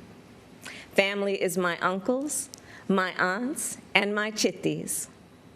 Family is Mrs. Shelton, my second mother who lived 2 doors down and helped raise me. Family is my beloved Alpha Kappa Alpha, our Divine Nine, and my HBCU brothers and sisters. Family is the friends I turn to when my mother, the most important person in my life, passed away from cancer. And even as she taught us to keep our family at the center of our world, she also pushed us to see a world beyond ourselves. She taught us to be conscious and compassionate about the struggles of all people, to believe public service is a noble cause, and the fight for justice is a shared responsibility. That led me to become a lawyer, a district attorney, attorney general, and a United States senator. And at every step of the way, I've been guided by the words I spoke from the first time I stood in a courtroom. Kamala Harris, for the people. I have fought for children and survivors of sexual assault. I fought against transnational criminal organizations. I took on the biggest banks and helped take down one of the biggest for-profit colleges. I know a predator when I see one. My mother taught me that service to others gives life purpose and meaning. And oh, how I wish she were here tonight, but I know she's looking down on me from above. I keep thinking about that 25-year-old Indian woman, all of 5 feet tall, who gave birth to me at Kaiser Hospital in Oakland, California. On that day, she probably could have never imagined that I would be standing before you now and speaking these words. I accept your nomination for Vice President of the United States of America. I do so committed to the values she taught me, to the word that teaches me to walk by faith and not by sight, and to a vision passed on through generations of Americans, one that Joe Biden shares. a vision of our nation as a beloved community where all are welcome, no matter what we look like, no matter where we come from or who we love. A country where we may not agree on every detail, but we are united by the fundamental belief that every human being is of infinite worth, deserving of compassion, dignity, and respect. A country where we look out for one another, where we rise and fall as one, where we face our challenges and celebrate our triumphs together. Today, that country feels distant. Donald Trump's failure of leadership has cost lives and livelihoods. If you're a parent struggling with your child's remote learning, or you're a teacher struggling on the other side of that screen, you know what we're doing right now is not working. And we are a nation that is grieving the loss of life, the loss of jobs, the loss of opportunities, the loss of normalcy, and yes, the loss of certainty. And while this virus touches us all, we got to be honest, it is not an equal opportunity offender. Black, Latino, and indigenous people are suffering and dying disproportionately. And this is not a coincidence. It is the effect of structural racism, of inequities in education and technology, healthcare and housing, job security and transportation, the injustice in reproductive and maternal health care, in the excessive use of force by police, and in our broader criminal justice system. This virus, it has no eyes, and yet it knows exactly how we see each other and how we treat each other. And let's be clear, there is no vaccine for racism. We've got to do the work. For George Floyd, for Breonna Taylor, for the lives of too many others to name, for our children, and for all of us. We've got to do the work to fulfill that promise of equal justice under law. Because here's the thing, none of us are free until all of us are free. So we're at an inflection point. The constant chaos leaves us adrift. The incompetence makes us feel afraid. The callousness makes us feel alone. It's a lot. And here's the thing, we can do better and deserve so much more. We must elect a president who will bring something different, something better, and do the important work. A president who will bring all of us together, Black, white, Latino, Asian, Indigenous, to achieve the future we collectively want. We must elect Joe Biden. And I will tell you, I knew Joe as vice president. I knew Joe on the campaign trail. And I first got to know Joe as the father of my friend. So Joe's son, Bo, and I served as attorneys general of our states, Delaware and California. During the Great Recession, he and I spoke on the phone nearly every day, working together to win back billions of dollars for homeowners from the big banks that foreclosed on people's homes. And Bo and I, we would talk about his family, how as a single father, Joe would spend 4 hours every day riding the train back and forth from Wilmington to Washington. Bo and Hunter got to have breakfast every morning with their dad. They went to sleep every night with the sound of his voice reading bedtime stories. And while they endured an unspeakable loss, those two little boys always knew that they were deeply, unconditionally loved. And what also moved me about Joe is the work that he did as he was going back and forth.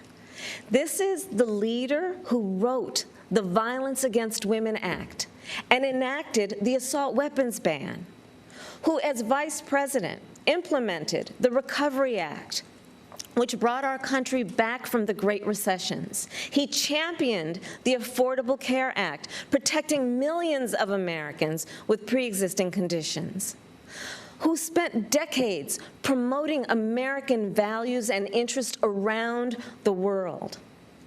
Joe, he believes we stand with our allies and stand up to our adversaries. Right now, we have a president who turns our tragedies into political weapons. Joe will be a president who turns our challenges into purpose. Joe will bring us together to build an economy that doesn't leave anyone behind, where a good-paying job is the floor, not the ceiling. Joe will bring us together to end this pandemic and make sure that we are prepared for the next one. Joe will bring us together to squarely face and dismantle racial injustice, furthering the work of generations. Joe and I believe that we can build that beloved community, one that is strong and decent, just and kind, one in which we can all see ourselves.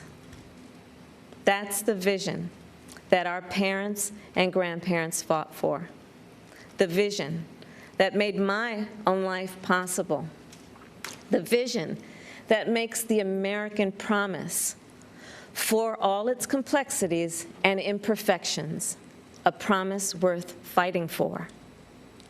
So make no mistake, the road ahead is not easy. We may stumble, we may fall short.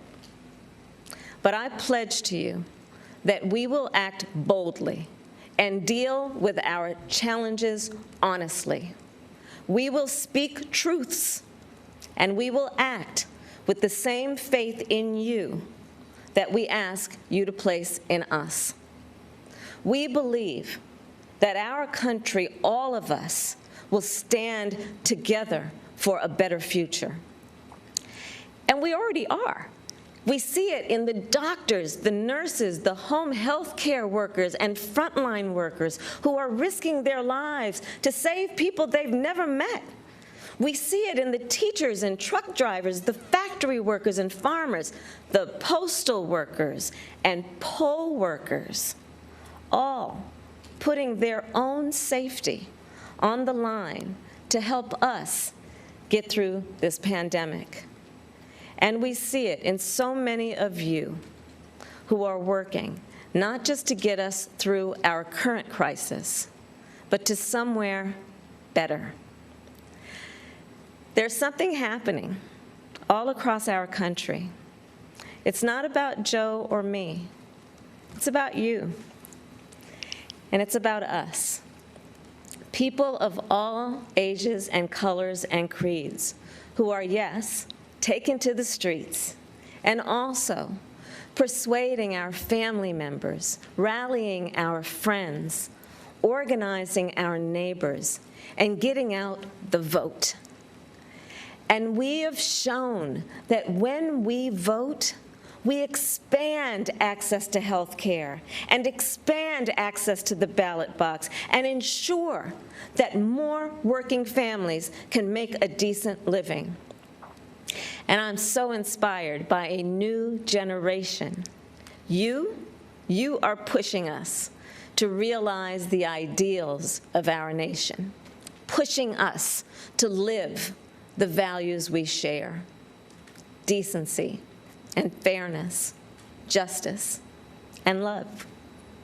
You are patriots who remind us that to love our country is to fight for the ideals of our country. In this election, we have a chance to change the course of history. We're all in this fight. You, me, and Joe, together. What an awesome responsibility. What an awesome privilege. So let's fight with conviction.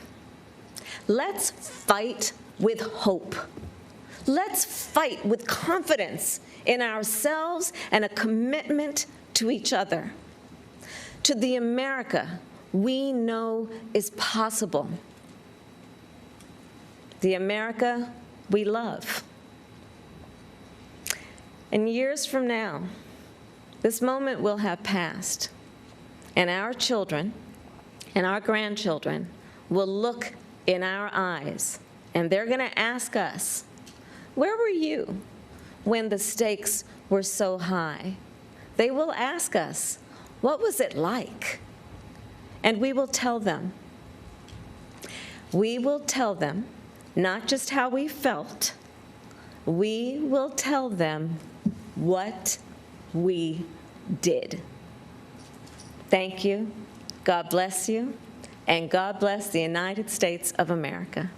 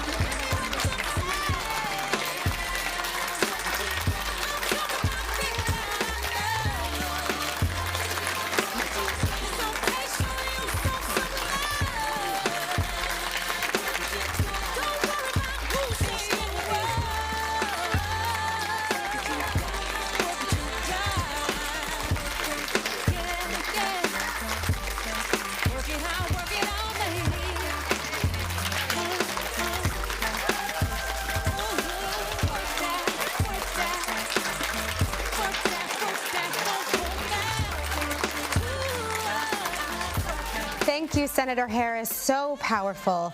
To close out the night, we've got some amazing music from the incomparable Jennifer Hudson, as well as some highlights from tonight. And then tomorrow, we'll hear from more Americans fighting for a more perfect union.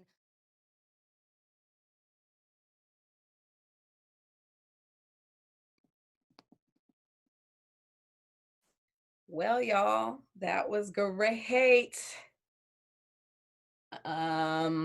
we are about to, like, I'm a little speechless, but we are about to do a Black woman spin room. We are fired up. I see that in the chat room. We are saying we are fired up and we ready to go. Black Women Lead 2020.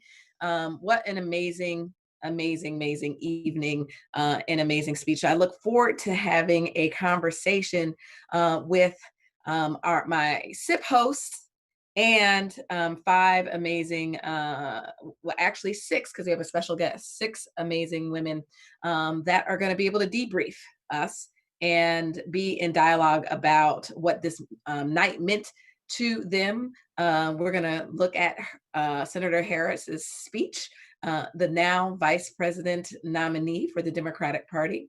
And we look forward to you being engaged in this conversation. So let's invite people back. Share this feed to your network and let them know that we're having a Black Women Lead spin room conversation about this evening. And use the hashtag Black Women Lead 2020. Let's see, I believe our hosts are back and will be coming on camera soon. That is Tracy Sturdivant, Adrian Shropshire, Judith Brown Dianis, and Fatima Gosgrave should be visiting us soon, but we're going to hold and we're going to start shortly.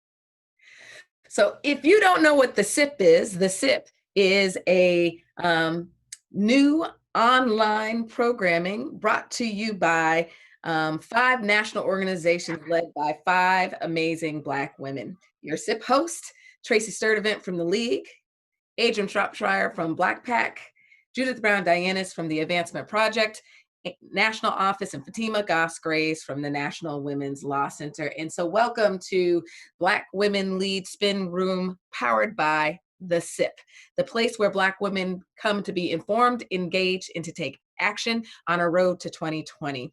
And so before we bring on our special guest, ladies, well, actually, don't even do that, because I love the special guest and we need her to come in and reflect. So we're going to bring in Congresswoman Lisa Blount Rochester from Delaware. Yay. Yay, Congresswoman. Goodness. Wow. Yeah. All the feels, all the feels. I have no words tonight. Yeah. I don't know about you, but when she said, I accept your nomination, Vice President of the United States, everything became real for me. I have no words tonight. The months leading up to this moment, the decades and centuries leading up to this moment, it all became real. And the way that she was able to communicate all of the things that many of us have been thinking and feeling and processing, and I mean, for years, whether you work in advocacy, whether you're a mom, whether you are just felt like nobody saw you or heard you, it was that full representation before the world on display, and all of the embodiment of all of us. And it finally hit me I feel like even through the convention and leading up to it, many of us kind of go, but it sunk in the importance of that moment. And even how she brought in the family aspect of it, and that the family that we have is broader than just our immediate family or our external family. It is HBCUs, it is the Divine Nine, it is the CBC, I mean, we have family. And this was a real moment for family. And it truly was spectacular. And then to go out on Mary J. Blige, I mean, you know, it is just, I want to thank you all so much again for being on this journey and for tonight, but also recognizing that she said something in there too about you and I at the back, and the fact that we're going to have their back. Yeah. And that was what the commitment was anyway. Right. We know what we do. Now it's time to do it. And so I just wanted to jump on tonight. I didn't know how I would feel in this moment, but I just wanted to say thank you, because as Kamala said, it's not about she and Joe, it's about you, it's about us, it's about we. And so I'm just grateful tonight. That's it. That's the word, grateful. Yeah. Grateful. And I'm trying to let this soak in. I'm not going to even, I just need to let this soak in. I'm going to dream about this. I'm going to feel all the feels. And I am just grateful to all of you for being a part and letting me be part of this journey as well. So turn it back over to you. Grateful to you for your leadership in this process, right? Yeah.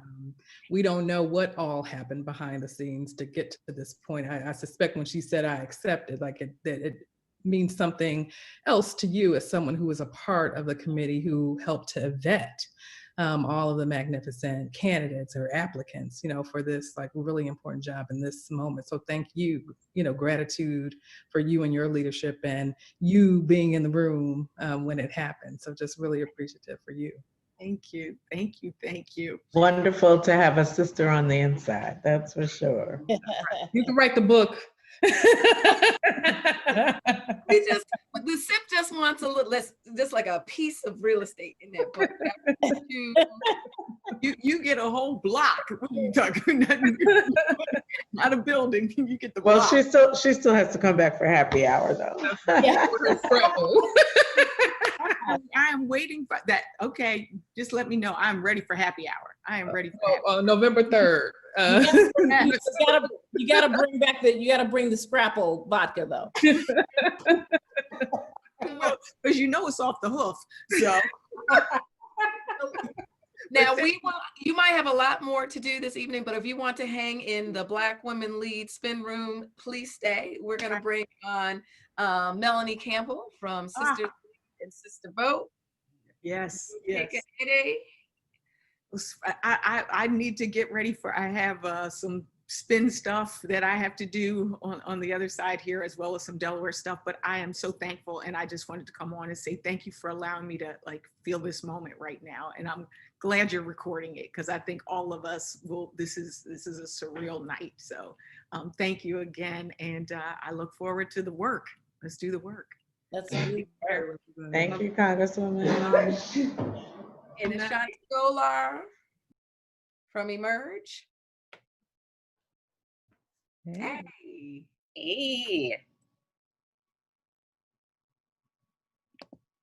Well, I don't know about you all. I mean, gratitude is one word, but definitely felt proud this evening, right? There was a sense of pride. Like I called my mama and we just sat and listened to it together. And when Maya and Mina, her daughter and sister, and then her niece and daughter, who calls her Mamala, you know, started to talk, I was like, oh Lord, oh Lord, it's the family. And then that sort of extended, but her bringing all of us into the room tonight and on the stage was that's the Kamala that many of us who have been walking with her and her journey and being a supporter to the advocacy work that we all do, like those, that's the Kamala Harris that we know. And I was so excited that she brought that Kamala out this evening for people to see, and introducing them to who didn't have a chance to actually listen to see that on the campaign trail when she was running for president, but got to see that tonight. So I was very proud of her, both talking about us and extended family and our issues, and making them front and center in her conversation. I think that, Tracy, I agree. I mean, one of the things that I thought was really, I mean, she did what she needed to do tonight. And one of those things that she needed to do was to introduce herself to the American people on her own terms, beyond the criticism and the wild attacks that we've seen over the last 3 weeks. It was really important for her to tell the American people who she was, who her family was, who her people are, and what issues both matter to her deeply, but that will also guide this administration. So I felt like she did absolutely what she had to do. But I want to just also bring into this conversation not only the hosts, but Joteka and Melanie, and ask you all sort of how you feel about this moment. And I'm sorry, Shanti, I missed you, about how you feel about this moment. What did this mean to you all tonight? And I'll start with you, Melanie. This is, I imagine, a culmination for you of a lot of work, and I can imagine, as Tracy said, the pride that you must feel in this moment as well. So I just want to make, and it's also Melanie's, like, she just had her anniversary at the National Coalition on Black Civic Participation. So she's been there for a minute. Yeah. So Don't just even want remind me. Oh my God, ladies. Young pups work with her. Right. But I want to. That's right. But I want to celebrate you for that, and so put it in that context of seeing it over a period of time. Yeah, some of us young pups cut our teeth. I'm gonna tell you, ladies, I've been walking around with, I brought the ancestors with me all day long today. I just feel so awesome. I'm like, Black women, when she just called the sisters' names, she spoke up. She was like unapologetically all that she is. That's right. Yeah. Black woman. She's a woman with the Indian background. She's a prosecutor. She's a mom. She's Mamala. She's Kamala. She's all those things. And she's the first Black woman vice presidential nominee. I said, thank you. All I can say is thank you, God. And at the end of the day, we all knew it. They said, we always used to say, try to tell you, follow Black women, we're not going to lead you wrong. And I thank Joe Biden for listening, and not listening to the other folks that was in his ear, that he listened to Black women. And I just felt good. I cried when I heard it. I didn't cry that. I was in there just jumping up and down up, sipping a little bit, since we come to the sip, right, to be honest, right? And just enjoying the moment, right? I was talking to Arlene Hope Baker earlier today. She sent me a picture right before, a couple hours before everything started, of her twin granddaughters standing there holding up the sign about us as a little Black girl saying, yes, Kamala Harris, vice president. And so that's what it's about. So I felt good. I'm really excited, enjoying the moment. And nonpartisanly speaking, for the lawyers, right? I'm just I can just be me. I'm ready to get ready on my off time and help get elected. We can appreciate the history. Appreciating the history does not have a tax status. This is important for all of us. That's why I'm off the clock. Hey, 25 years, I have orange in this necklace, but I know how to, that's what I'm saying. Joteka, I'm gonna come to you because you've been putting in hours and hours and hours over the last couple of weeks, and so there is a relief in today as well, and so just want to get your thoughts on what this means to you right now. I'm just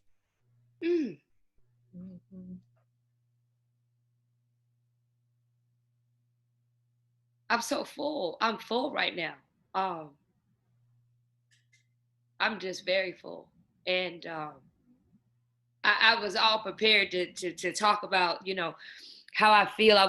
Didn't think that I would go into this mode, but this is really how I've been all day and all night. That speech was just so powerful to watch her walk onto that stage. And tonight I felt and I feel that Black women everywhere and little Black girls and grandmamas and aunties everywhere, they feel seen and heard. I feel the ancestors, their spirits. When she was calling the roll, when she called the names tonight, you could just feel the power. And right now I'm just overcome with emotion. I feel an incredible sense of gratitude. Mm-hmm. I feel pride, but I feel gratitude. I think when I think about the first thing that I feel right now, I feel gratitude.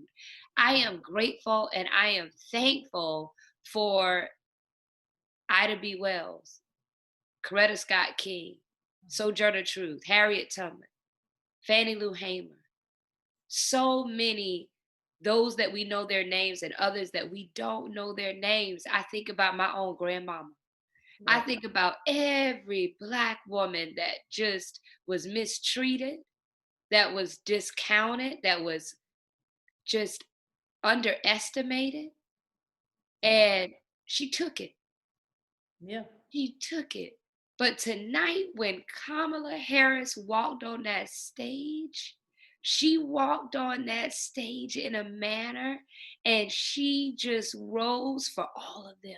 For every Black woman that's been pushed to the side, for every Black woman that someone tried to mute her, she was their voice tonight. She was them standing there tonight. And the fact that she recognized the shoulders for which she stood on, it just was a powerful moment for me personally. And I'm just grateful to just be present to witness it. And I'm grateful to those who made this moment possible, because it's been centuries and years of hard work of countless Black women who fought knowing that they would not even see this day.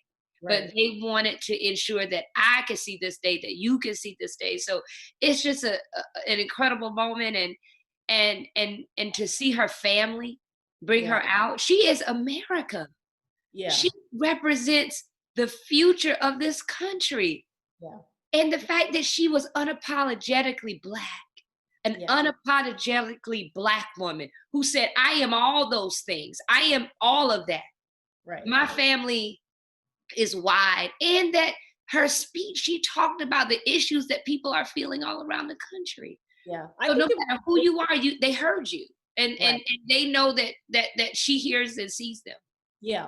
I mean, what was great is she said, I am all of these things and my family is wide, but be clear, I am Black. Right. And that was important. I think also the sort of, it's been centuries, countless centuries, but also countless hours and countless days and countless months and countless years. And Ashanti, particularly because talk to us about what this means for you personally, but also for women. I mean, part of your work is to ensure that women actually rise to this level of political leadership. And so this has to mean a lot for you just personally in terms of your, not personally, but also in terms of your professional work. Oh, absolutely. I just love the entire theme tonight, highlighting women's leadership, that montage of all the women. I was like, yes, like this is what I want people to see. Women are getting the stuff done. And when it comes to Kamala, the founders of our organization, she was their inspiration. They worked on her first DA race, and it was a race where she got counted out. No one believed she would win. She won. She went on to be Attorney General. They thought she couldn't win that. She went on to win her Senate race. She is everything that we want to see, because when it comes to Black women's leadership, once you win one office, they act like that's all you can do. That's where you need to stay. And she has continued to rise to this highest position. But I also think about Leslie Herod, who did her nomination as another Emerge alum. She is the first open Black woman LGBTQ legislator in Colorado, and they counted her out. So to see her nominate Kamala was everything. And I think about all the women who come to our network and Kamala is their inspiration. I think about the women that Kamala has brought to our network. London Breed, the mayor of San Francisco, she tells people, Kamala told me I was doing a merge and I was running for office, and I just didn't argue. Now we see all of her leadership. The same with Malia Cohen. She served with London, and London has elevated her in so many ways. So I'm thinking about this not only from the perspective of how she has overcome so much when people challenged what she did, but all of the women who are going to be inspired now to run for office because of her, and to continue this legacy, because now this is her legacy. We talk about Shirley so much, but now Kamala has a legacy.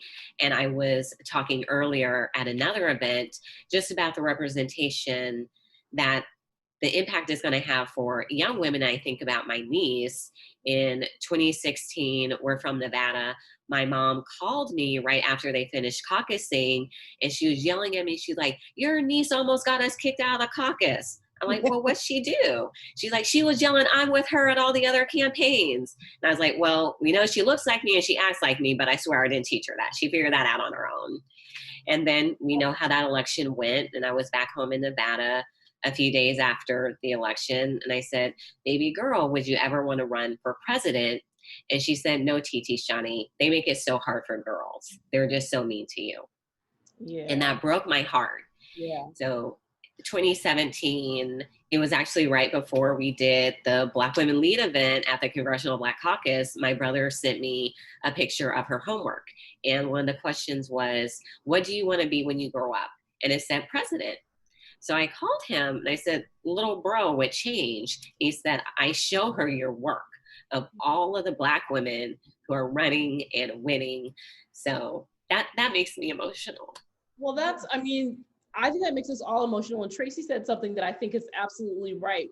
She said coattails. So when I think about, we're talking about the top of the ticket right now in terms of Black women's leadership, but we also can also imagine what this will mean for the record number of Black women who are running all across the country, for whom Kamala's presence at the top of this, at the top of the ballot, will have real meaning and impact impact in terms of their ability to say and to be and to step into their own power and their own leadership. And I do think that does say something, I think, about where we are in this moment in our country.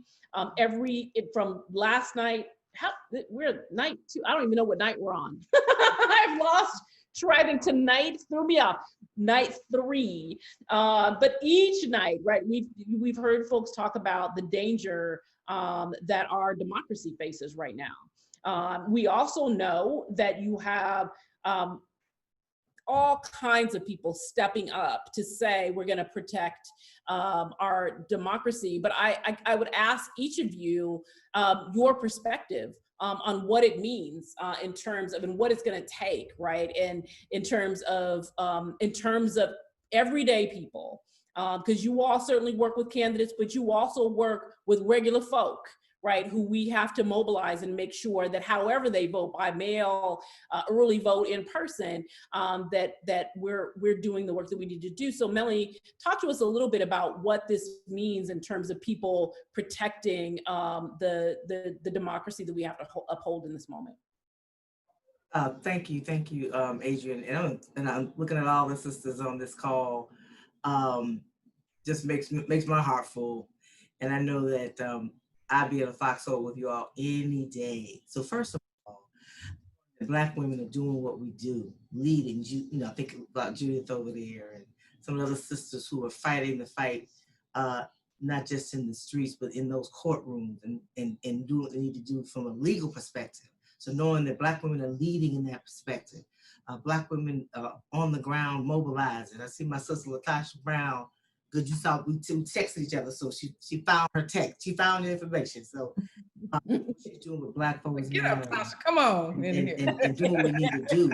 Right? You know, we got Black Pack over here. We got Higher Heights over here. So first and foremost, just being able to stay connected, making sure we got each other's back in this fight, because this is to me, it's more than a fight for the soul of America. It's a fight for our lives. So we got to use every tool in the toolbox and make sure our people know that they have the power to do what we need to do and be safe and live, because that's the reality of COVID-19. So early, you know, what we're doing and what a lot of us are doing is letting our folks know now is the time to get ready, right? We know this man is clear. One thing I know about 45 is whatever he says he's gonna do, he said it in the beginning in 2015, 2016, and he'll try it even if he can't go all the way through. But the damage that he does. So the fear people have now of even going and using vote by mail is its own challenge. So we've got to find a way to get the trusted voices out there. We're doing something on our end called, you know, Are You Vote Ready? Right, utilizing social media, but we also got to still knock on doors and give folks the information and wear the mask and do all of the PPEs and all those kinds of things that we have to do so they know, and especially our seniors, right, who we know we have to protect, making sure they get the ability to vote as a priority. So those who are listening out there, check on our elders, check on me on them, check on your moms and grandmamas and folks, and make sure that they're taken care of early, right, in this process, so they can get that vote in. We're gonna organize, and we say we're gonna organize around all of this voter suppression. We're gonna fight and support our legal powerhouses. But we're gonna fight from the streets and in the courtroom, and we're gonna win this. But it's gonna take all of us, and all of us having each other's back and organizing together so we can maximize the power that we already have and get across that finish line and make sure that this night is not the only historical night that we live through. That's right. That's right. I'm gonna Ashanti and Joe Teka. Let me bring in Latosha just to answer this question. Then I'll bring the two of you back in. Latosha, the question is, what does this mean in this moment in terms of us protecting our democracy and our ability to galvanize, right, and mobilize our people to protect what we have fought so hard to have, right, and also clearly maintain. Thank you, Lord. I just want to thank you, Lord. Thank you, Lord. I just want to thank you, Lord. I just wanted to start with that. Because that's what I'm feeling in my spirit, y'all. I know I got political analysis that I can give all day, but I'm sitting here on this phone with my sister, Melanie Campbell, who as a 20-something-year-old, like nobody, I'm down in Selma, Alabama, grinding, nobody know my name, but that sister, like said, come on, I got this thing called Black Youth Vote, and I want you to be on the advisory committee. And I got access to meet people and build relationships in DC that I wouldn't have had otherwise. There was a sister that opened the way for me. That when I was in Selma and I was working at a clothing store, right, and I knew I had something to offer, there was a sister that came and recruited me to be an organizer and show me the way. When I didn't have anything, when I was embarrassed because I was in college and I had to leave school because I got pregnant, it was a sister that said, baby, it ain't over. You got a lot to offer. When I was running for office, I had no money. I only had as my girlfriend, which was a sister who literally went to Kinko's with me. And we did my campaign space, create my whole campaign in Kinko's. The campaign office was her Jetta because my car was too raggedy to do it. And we literally almost won that thing. That was a sister. I'm saying that because there is something about the enormous power that we have as Black women that is not just about this moment of what it means to this system. It means what does it mean for us in this moment? And so I just hope that we really don't miss it, that we don't miss this moment. Is literally everything in the universe is showing us, everything is showing us about our power. I am one of those sisters from a state called Alabama, where they've done everything including try to kill us and do that, right? Yet it was sisters that in the midst of an election when nobody else could see there being a race where you're going to flip a Senate seat, there were Black women that did that. Like at the end of the day, everybody's saying that Kamala was safe now and she was the obvious choice. That ain't what folks said a month ago, y'all. You know that. That ain't even what people said a couple of weeks ago, right? But there were sisters that did that. I'm raising this because ultimately we can't miss this moment, women, that we are women, Black women are opening the way. We're opening the way, not just for each other, but for our families. We're going to transform this thing right now. So when I'm thinking about what is happening, I can give all of the political analysis of the speeches and whatever. But right now, y'all, we got to stand in the spirit of that. There's a Bible verse that my grandmother used to talk about that says, the last will be first and the first will be last. Like at the end of the day, they have done everything to us. They have raped us. They have ravaged us. They've lied on us. They've done all, and they can't stop us. It don't matter. They can call us whatever they want to. They can call us ambitious. They can call us hoes. They can call whatever. They can't stop us. The only thing that stops us is when we stop ourselves. So I'm just raising it that at this moment, if we could just turn up the vibration in terms of who we are and how unstoppable we are in every single system. It's not for us to get in place to replace the men. That ain't the goal. The goal is for us to come differently, for us to come in the space and crack that thing open. So I'm hoping that we see this moment ain't just about Kamala. This is our moment. Like there are millions of Black women who did not have this opportunity. This is our moment. And so in this space, I'll just say this. I know I'm talking too long. I'm just filled with spirit. And I just think that it's really important. The three quick things real quick, I'll say is one, standing in our power means just that, standing in our power. And the power does not necessarily start or end with this system. At the end of the day, there are components of this system we got to replace, right? Number two, that when we see women that are doing work, like Adrian, the work that you are doing, the work that you are doing, Tracy, the work that you are doing, Glenda, the work that you are doing, Melanie, that we need women to support these women and to have our back as we're on the front lines doing this and have the back of other sisters. The third and the last thing I'll say is let's not let the sisters be left behind at the bottom. That right now, 68% of Black women, I'm gonna keep saying this, and it's funny, I've said it in 3 interviews, y'all. I've done all kind of interviews, and I've said in 3 interviews, they will not print it. I keep saying it, and I don't know why, that 68% of Black women are hourly wage workers. So right now, the most unstable, right, where we're dealing with stability or instability around economics are our people. How are we looking out for those women? Those women who are in a very vulnerable position. And so I just offer that that we get this sister elected, but we don't stop there. That we literally have a complete different question and framing around what it means for a Black woman to exert and stand in our power. Right. So the goal is transformation. The goal isn't simply electing people to an office. Right? The goal is to transform the conditions for our people, and particularly in a moment where women are being affected most and suffering most under the current conditions that we're in. Ashanti and Joteka, let me bring you in, and I want to ask you a question that sort of builds off of what Latosha was just saying, which really is about how do we think about activating our networks. Joteka, you have activated a broad network or helped to activate a broad network over the last weeks in terms of bringing people in and organizing folks in a way that has been really quite phenomenal. So I want to ask you, and then also you, Ashanti, this question about how do we activate our networks, not only for the benefit of making sure that we move this ticket forward and move Kamala forward, but we actually make sure that we get what we need to get as a community on the other side of the election.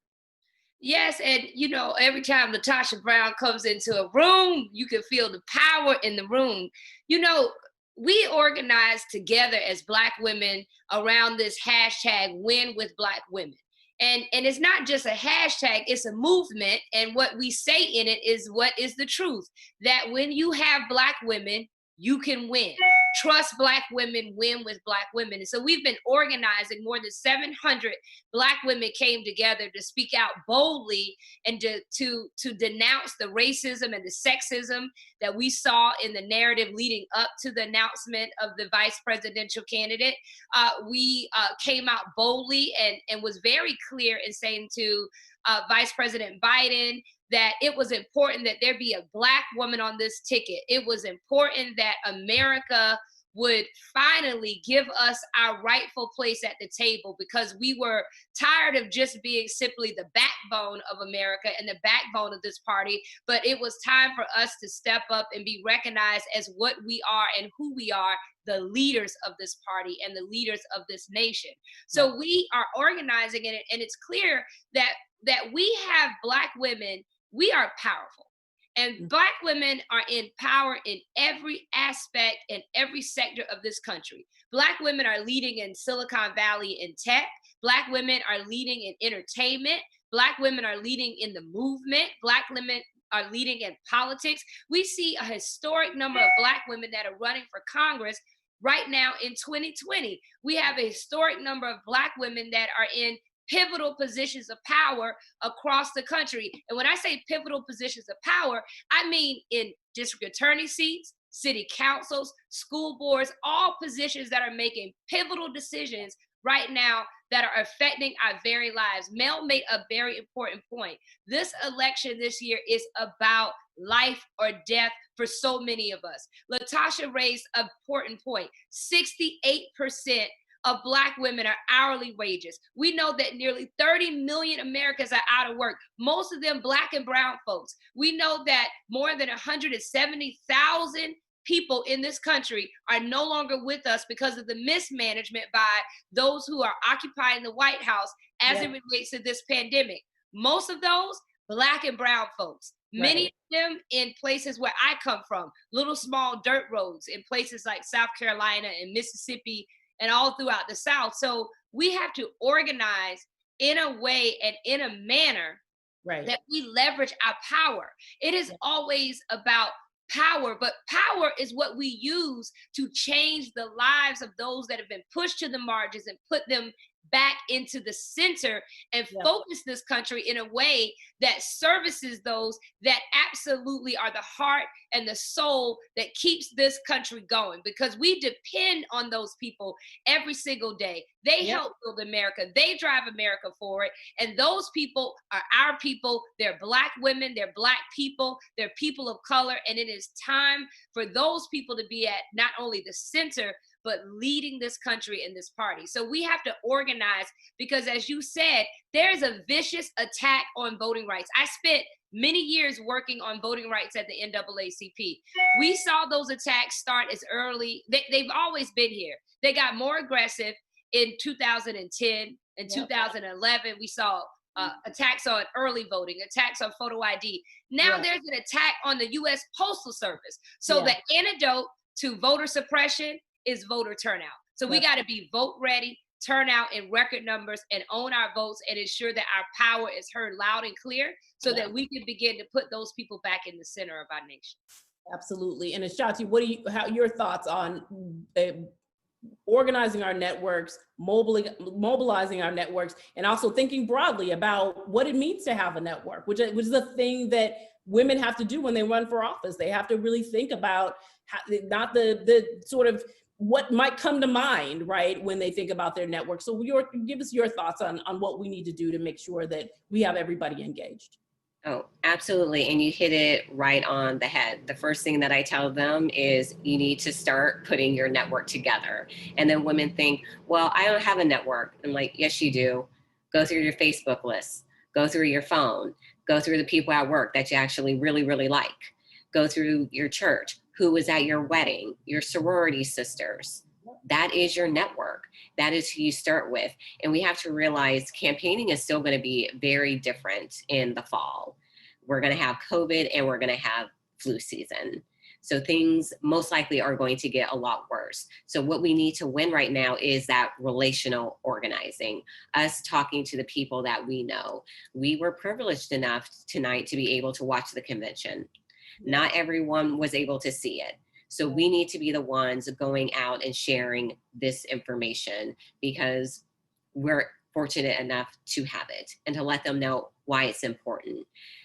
It was really shocking to me that so many people, we know they haven't even really tuned into politics until this convention. Most people didn't even know that Senator Harris was running for president, which sometimes I can't stand Twitter, but we know that's the reality of our world. So we need to make sure that we're talking about things, but then also it is those down ballot races. We have to make sure that they know that we need these local and state leaders too, because all of us know they have the biggest impact on our daily lives. And when we're talking about voter suppression, the people we're seeing fight back against it are really our attorneys general, and our secretaries of state. And for states that are lucky to have those people, they're doing fairly well, the people that want to defend voting rights. But we also know that they're standing up for all of us. Imagine if we don't have them, if this man gets elected another 4 years. We already know he will be completely insufferable. But imagine how worse it will be if we don't have our state and local leaders to defend us. So this is an election where, yeah, we need our top of the ticket, but we need all of those other people too, because we got too much at stake, too much to lose. We got to activate, we got to relational organize, tell them the information about, all right, can you request a mail-in ballot? If you do, what are the rules in your state for if you can vote absentee? It's so different. We need to just really get back to the basics with how we're talking to people about this election season. No, that's exactly right. In every election season, I mean, I was multitasking today and in focus groups while watching the convention. And what I think the point that you're making right now is so important, because it's not just about making sure that people have the information that they need, which is absolutely true, about who Kamala Harris is. And again, like, she did an amazing job of reintroducing herself to some, but also defining herself, right, for the rest of the country. But there are also all those down ballot races that people maybe aren't getting, like, they are not getting through the noise to know who those other folks are. And it's important. And I think for us and for all of our networks to make sure that we are getting that information to people, because all of it matters in this moment as we try and save our democracy, not just elect a president and a vice president. I think at this point, I'm handing it back over to Glenda. Glenda. Hey, Adrian, can I just say one quick, really quick? And y'all, we have to fight like heck against the tide of the attacks. Yeah. You know, I'm with the go high, you know, okay, so some folks gotta go low. So you can do the high, but we can I didn't say who low. I can go low. But not on our watch. No, I say we go hard. We have to go, Latosha, we gotta go hard in the paint. We gotta go hard. We gotta go hard, and we gotta go straight at them. Like, watch it. We watch it, and we're not having it, because that damage goes beyond November. Yes, that's right. Same old game. How they try to. You can't tell me it would have happened if it was a white woman standing up there. It wouldn't have happened. Yeah, no. We want to talk about calling out the name. We could have done that 2016, but we took the high road. Right. And to your point, Mel, we need our allies. What you said earlier today, we need our allies, white women, white men, standing with us, as you said earlier today, because these aren't my words, Mel, these are your words. Or this is Bishop Leah Daughtry's. I was going to say, This is Leah Daughtry's words. What she said earlier today is that we need our allies standing with us. We need you not just watching Black women fight against these attacks, but we need you to fight against these attacks as well. Because we know Fatima, you know who to pull together. You know. She's like, go get out. I'm gonna be quiet. I know y'all got time. But I'm just saying. I gather the way. There's a lot of craziness out there today. It's gonna get worse. There was a nominee, right? We said we see you. We see what was done. And it's also the media allowing it to just be okay. So every time they call her angry, every time, you know, she could have whispered her speech. I guarantee you in the morning, right? They're going to say that we can't let it go. Yeah. We can't let it go every single time. People will be there. Judith, do you want to weigh in there? Because I do think that that's part. I mean, even when we talked about that last question about networks, there is something about mobilizing the wide range of networks, not only to protect like Melanie's saying, to push back, but also to make sure that we are, you know, protecting the vote. And I also want to say this is called the SIP, and that's why Judith and I are sipping. Y'all can want to. I don't know about the rest of y'all, and I don't especially have anything to sip. I just got hand sanitizer. please, especially Latosha. Latosha just had a beautiful. Latosha had a beautiful drink on Sunday. Wasn't it pretty? It was so pretty. I worked hard. Of course, that's juice. It was pretty. I'm trying to figure out how to get one of those. Yeah, I mean, look, we don't have a lot of time, and we need to be pulling out all the stops, all the people who we, you know, don't pay attention to all the time. We talk about, yeah, Fatima, you know who those people are. Get them out there. But also for Black women in particular, you know who in your family ain't voting, ain't registered. You know, I consider this to be like, we know that we have to have extreme turnout. We have to make this a decisive election so that the man that lives in the White House has to know that he's got to pack up and leave. On election so that means on election night. And that means that all of the people that we know haven't filled out a census form yet are the same people who got to register, and we got to make sure they vote. Yeah. Well, thank you for joining this like marathon coverage, the hashtag Black Women Lead 2020. For y'all that know, I'm usually in bed, but Kamala Harris got me up. And I'll leave you with her words. And she said, let's fight for the America that we know is possible. And that means we all have different type of tools to be able to be in this fight. And so we look forward to and I haven't even been sipping, look at that. I look forward to you joining the road to 2020, because it is certainly powered by Black women, and we need our allies to be engaged in this work as well. And so thank you for joining. If you didn't know about the SIP, you know about the SIP now. We are not live late like this. We are on Wednesdays at 2 Eastern, and on Sundays for Sunday brunch. So meet us back this Sunday, because it is we are going to do a Democratic convention wind down, and then we're going to wind up, because next week is Republican. Yeah. And so I'm interested in a variety of things, particularly let's see what they're like. They're taking notes like, what did they do for that production? Anyway, so meet us on Sunday and bring a sip. It might be a cup of coffee, water, or something a little heavier for those who like. We are the SIP, and your hosts are Adrian Shropshire from Black PAC, Fatima Goss-Graves from the National Women's Law Center, Judith Brown-Dianis from the Advancement Project Action Fund, and Tracy Sturdivant from the League. And thank you to our guest, Melanie Campbell.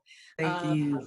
Lead Sister Vote, Ashanti Golar from Emerge, Joteka Ide, and Latosha Brown from Black Voters Matter. And I'm gonna let my tongue rest. So enjoy. Thank you for those ladies.